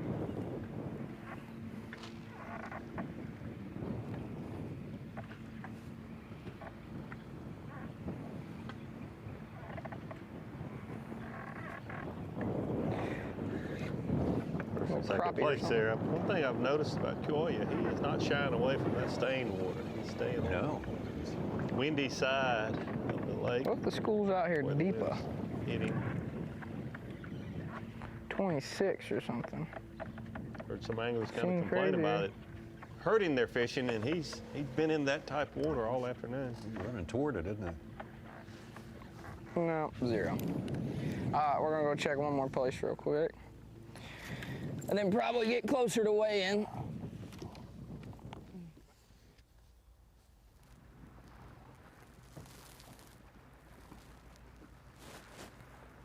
Been a little while now since Koya's bite sort of cooled off a little bit. Yes. Hour and a half.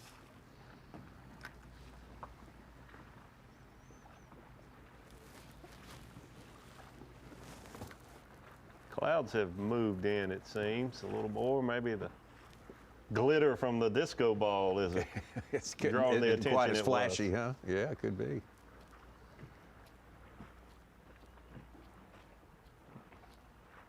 He's looking at one right now, though.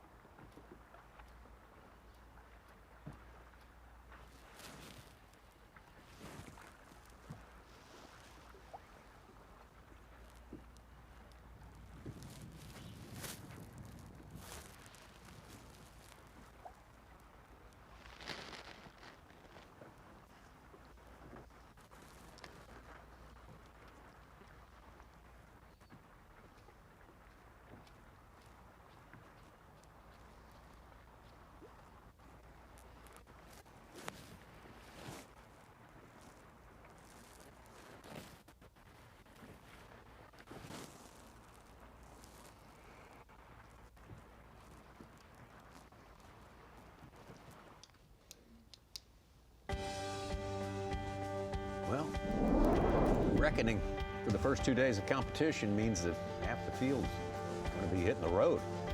After this is over, 50 alone will make it through. There's the way our leaderboard stands right now. Fujita, McKinney down through Tyler Williams, Brandon Polnick working his way back in there. Jay Shakeup, Tucker Smith. Age 2, Easton Fothergill. Well, he's hard to shake these days. Yes, He's he is. hanging out there. He may well be in the top 10 by the time it's all over today. Chris Johnson, as you mentioned, Davey, pretty much saving his AOY run for certain today. He's had a great day today. Good recovery for Chris. Jason Christie having a good tournament here. Brad Watley, also from East Texas, one of our East Texas anglers on the Bassmaster Elite Series. Caleb Kufal, Tyler Vet, who's done great here. We currently have 33 anglers with 20-pound bags or more today. 33 so far. 33, so 50 yesterday and 33. A little off pace of last year, but pre-spawn's totally different than late May or mid-May. Brian Smith down in 33rd place behind one of our contenders in the points race for sure. Jordan Lee hanging in there, looking good to make it to the top 50. Brandon Cobb, ditto for him. A couple of Brandons there, including Brandon Lester, who fell out of the top 10. Lost a good number of points there so far, but not done yet for today. Mark Menendez, Justin Hamner, kind of expected him to do a little better here, given what was going on, time of year and all that. And with the time that we have, we don't have too much time left, but David, we still think 40 to be in the top 50. That means these. Yeah, I think so. Yeah. That means we got some movers to be done right here. Randy Howell, the first man in, and Caleb Summerall, who some people were picking to do well here. He generally does. 51st hot seat material right there. Alex Weatherall, Corey Johnston, right outside the cut right now.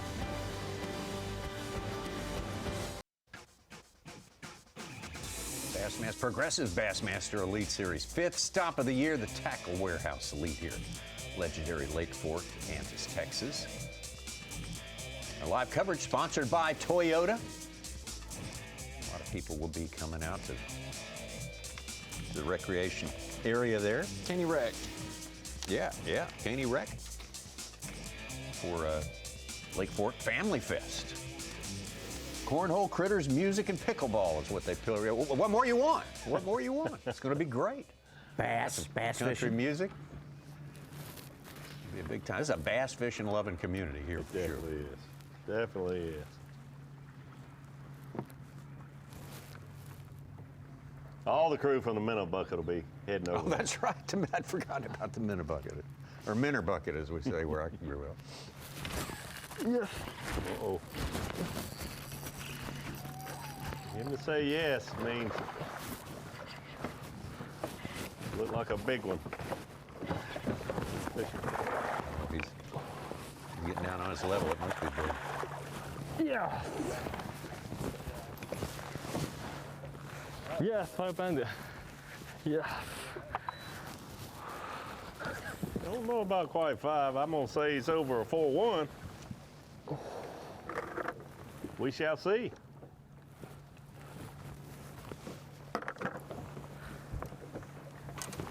Oh. Maybe a 5. Here's 0.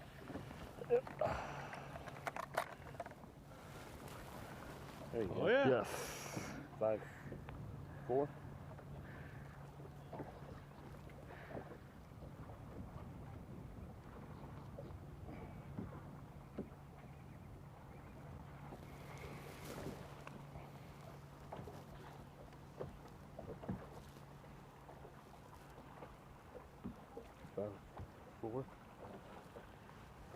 Hmm? 5, 4. Okay. 5-4. Pound 3 cull. Look a little thin to me. 5-4. 34 even. Right. Wow. 65 total. Yes. Oh yeah.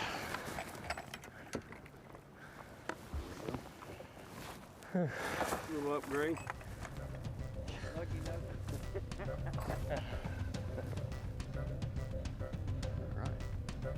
QA in a good mood, having a productive day for sure. Up over 34 now, right at 34. That is strong. 4 hours after his last fish, Patrick Walter just popped in with 26 pounds, 4 ounces in 7th place. Paul Mark's hooked up. Gosh, he's not that big. I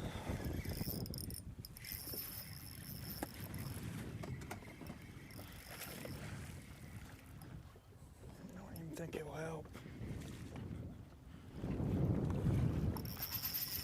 5-2. It's not going to help. Knew I shouldn't have came back here.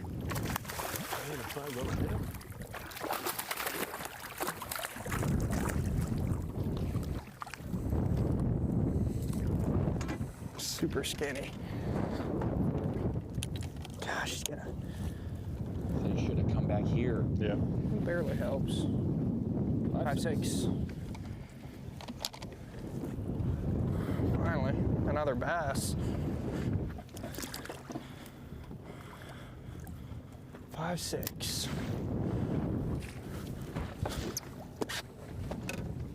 4 ounces. Quarter pound to the good. Be interesting to see if he stays anymore. Then I know I shouldn't have come back here. You say, well, it's 4 ounces to the good, but tomorrow or Sunday, a fish like that could be 5 pounds, 4 ounces to the good.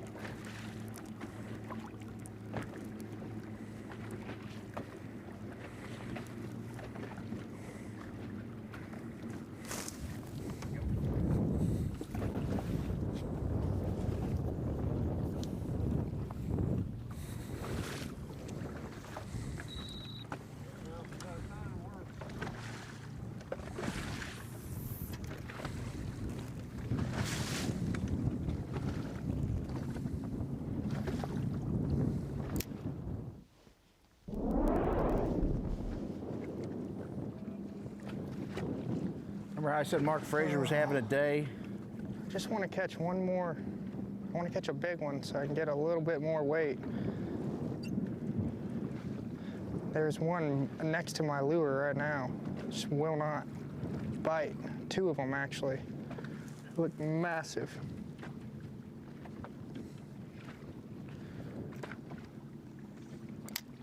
Mark Frazier's up to 31.11. 31 pounds, 11 ounces today. That's our 5th on Bass Track over 30. Wow, what, we have 6 yesterday over 30? Yes. 6:30 and up. Pretty close. And we had some good bites yesterday afternoon, so maybe today.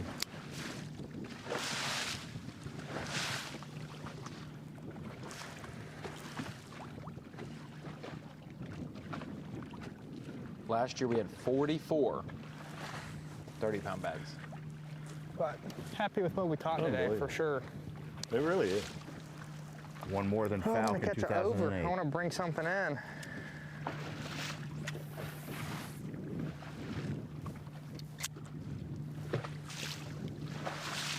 I want to bring a big. And you can compare the eras, you can make them different. You can say that, you know, last year's 30-pound bags, that's with forward-facing. Falcon is without. Paul Marks is hooked up again.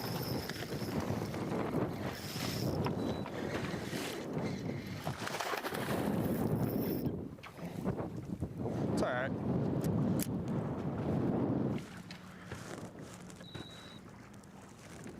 I don't think he would have helped. Yeah, that's what I was about to say. I'm not so sure he would even help. But he just educated another one. Yeah.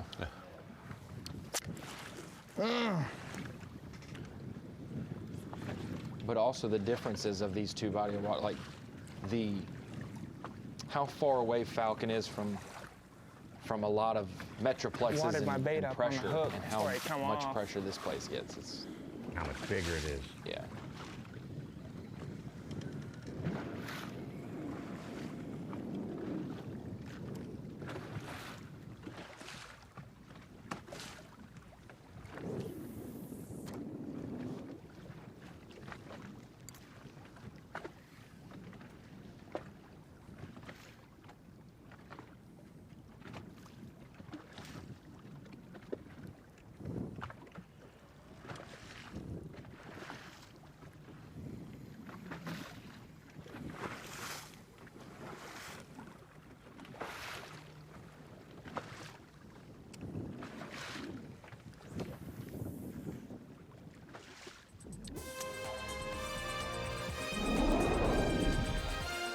Mark's out there.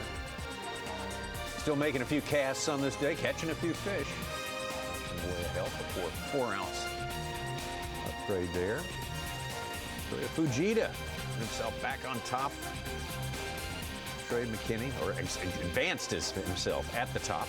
Trey McKinney in second place now. Tucker Smith, Paul Marks, and Jay Securit still in the top 5.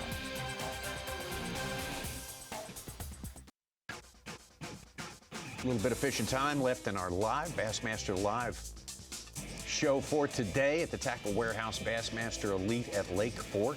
Buddy Gross started this day with the lead. Buddy Gross is still looking for his 5th keeper of the day. He had 33 pounds yesterday. That was the biggest limit of the day, but that has been surpassed by Kyoya Fujita, who is our leader right now. Kyoya now with 34 pounds even. And look at him in 4th place there. Tucker Smith, the biggest limit of the tournament there. 34 pounds and 5 ounces. So Tucker Smith, that is an outstanding number right there, and he gets this one, Davey. Absolutely, Tucker Smith, Marathon Peak Performance. And when you get this award on Lake Fork, you have done something, and he certainly has done that. Starting out at 7:14 in the morning with a 6:15, back it up a little over an hour later with a 8:1, 6:13, 6:11, 5:13, all before lunchtime. Tucker Smith, Marathon Peak Performance. Day's weight, 34 pounds, 5 ounces, puts him solidly inside the top 10. Great job, Marathon Peak Performance. Tucker Smith. You'll be fishing tomorrow, no doubt about that.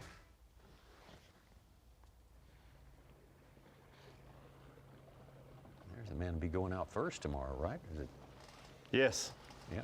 If everything stays as it is now.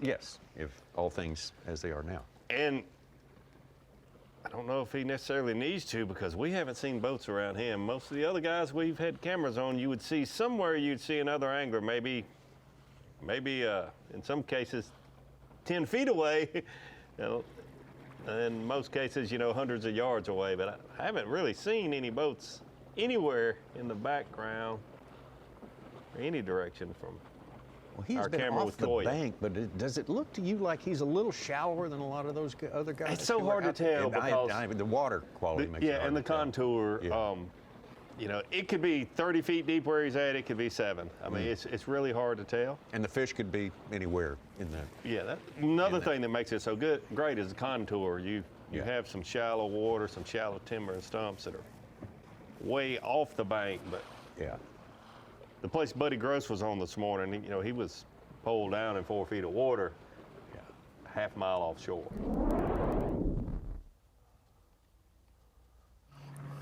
Speaking of Buddy Gross, got to start the first guy who started last, Kenta Kimura, up to 29 pounds today. Oh, he's got to be wondering what 66th place, yeah.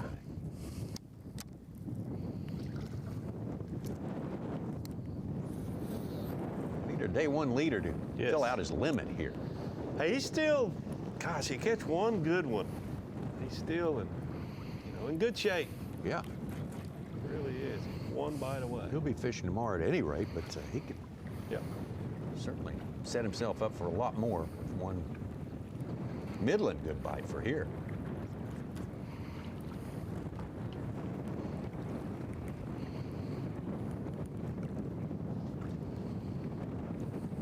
He's got to know that.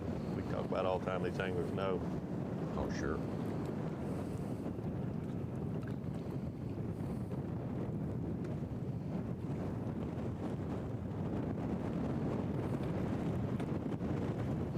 Basically what it'll take to make the top 10.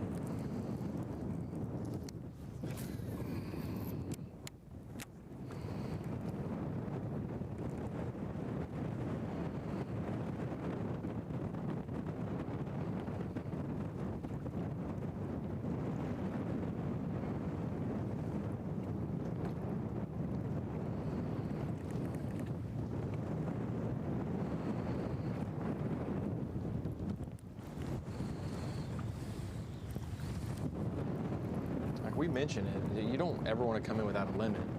But other lakes, you're like, you have to catch an 8-pounder and not come in with a limit to survive. But here, Milliken had 4 for 21 yesterday. Buddy has 4 for 20 and change. Like, it keeps you in it, but your goals as a day one leader isn't just to be in it, it's to be near the top still. And you feel like you're not at arm's length of the lead if you let a whole fish go by. And so. Or now you're thinking of your day 3 outlook, Davey. If this was this tough on me on day 2, another day, is it randomly going to get better or? Yeah. And he started the day on his starting spot with 3 5-pounders, so it's been a long time ago. It seems like he's had a much slower day than he really has. Like you say, 4 for 20 is not the end of the world. No. By any means, but. We had that 9/11 about 9:30 in the morning. His final fish came at 1:15. It was a 6/11. Got him over 33. I mean that right there is 9/11 and a 6/11's half of his weight. Those 2 fish. You replace those with 5s and you lose out on 6 pounds worth. Or you replace them with 20. one of them with a 0. Yeah. He's one bite from having another good day. Absolutely. Another great day, I should just say good. Not too good. We're back on the place we started. Only got 4. Caught a 5th one a while ago, but it was about a 1/16 of an inch short. Wind's not doing this place any favors. There's a few fish here, but not many. I don't know, I wish I'd have done some things different, but it's about too late for me to go do it now. So we're having to live with what I got right now. I don't think I'm far off, but I can't do it with 4 fish. If I catch a 5th fish of anything that's like I see here, I stay close, but I know they've probably caught them good today and I'm way behind. I'm trying hard to catch another.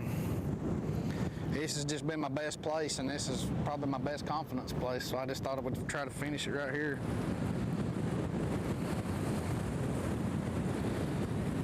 He's in second flight, checking 3 o'clock, so he's got an hour.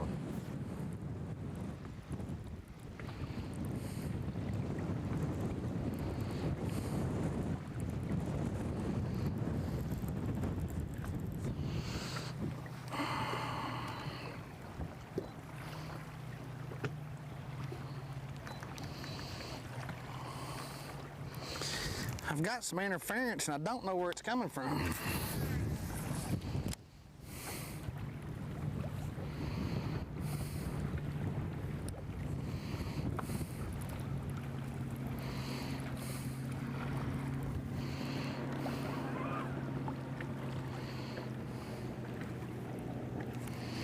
I mean, them sun guns ought to be on the front of this thing. I think instead of sitting still, I've had a few bites in other places. I'm just going to fish around. Just keep coming back and check it. I really don't know what else to do right now. I ain't really spun out, but I know time's ticking.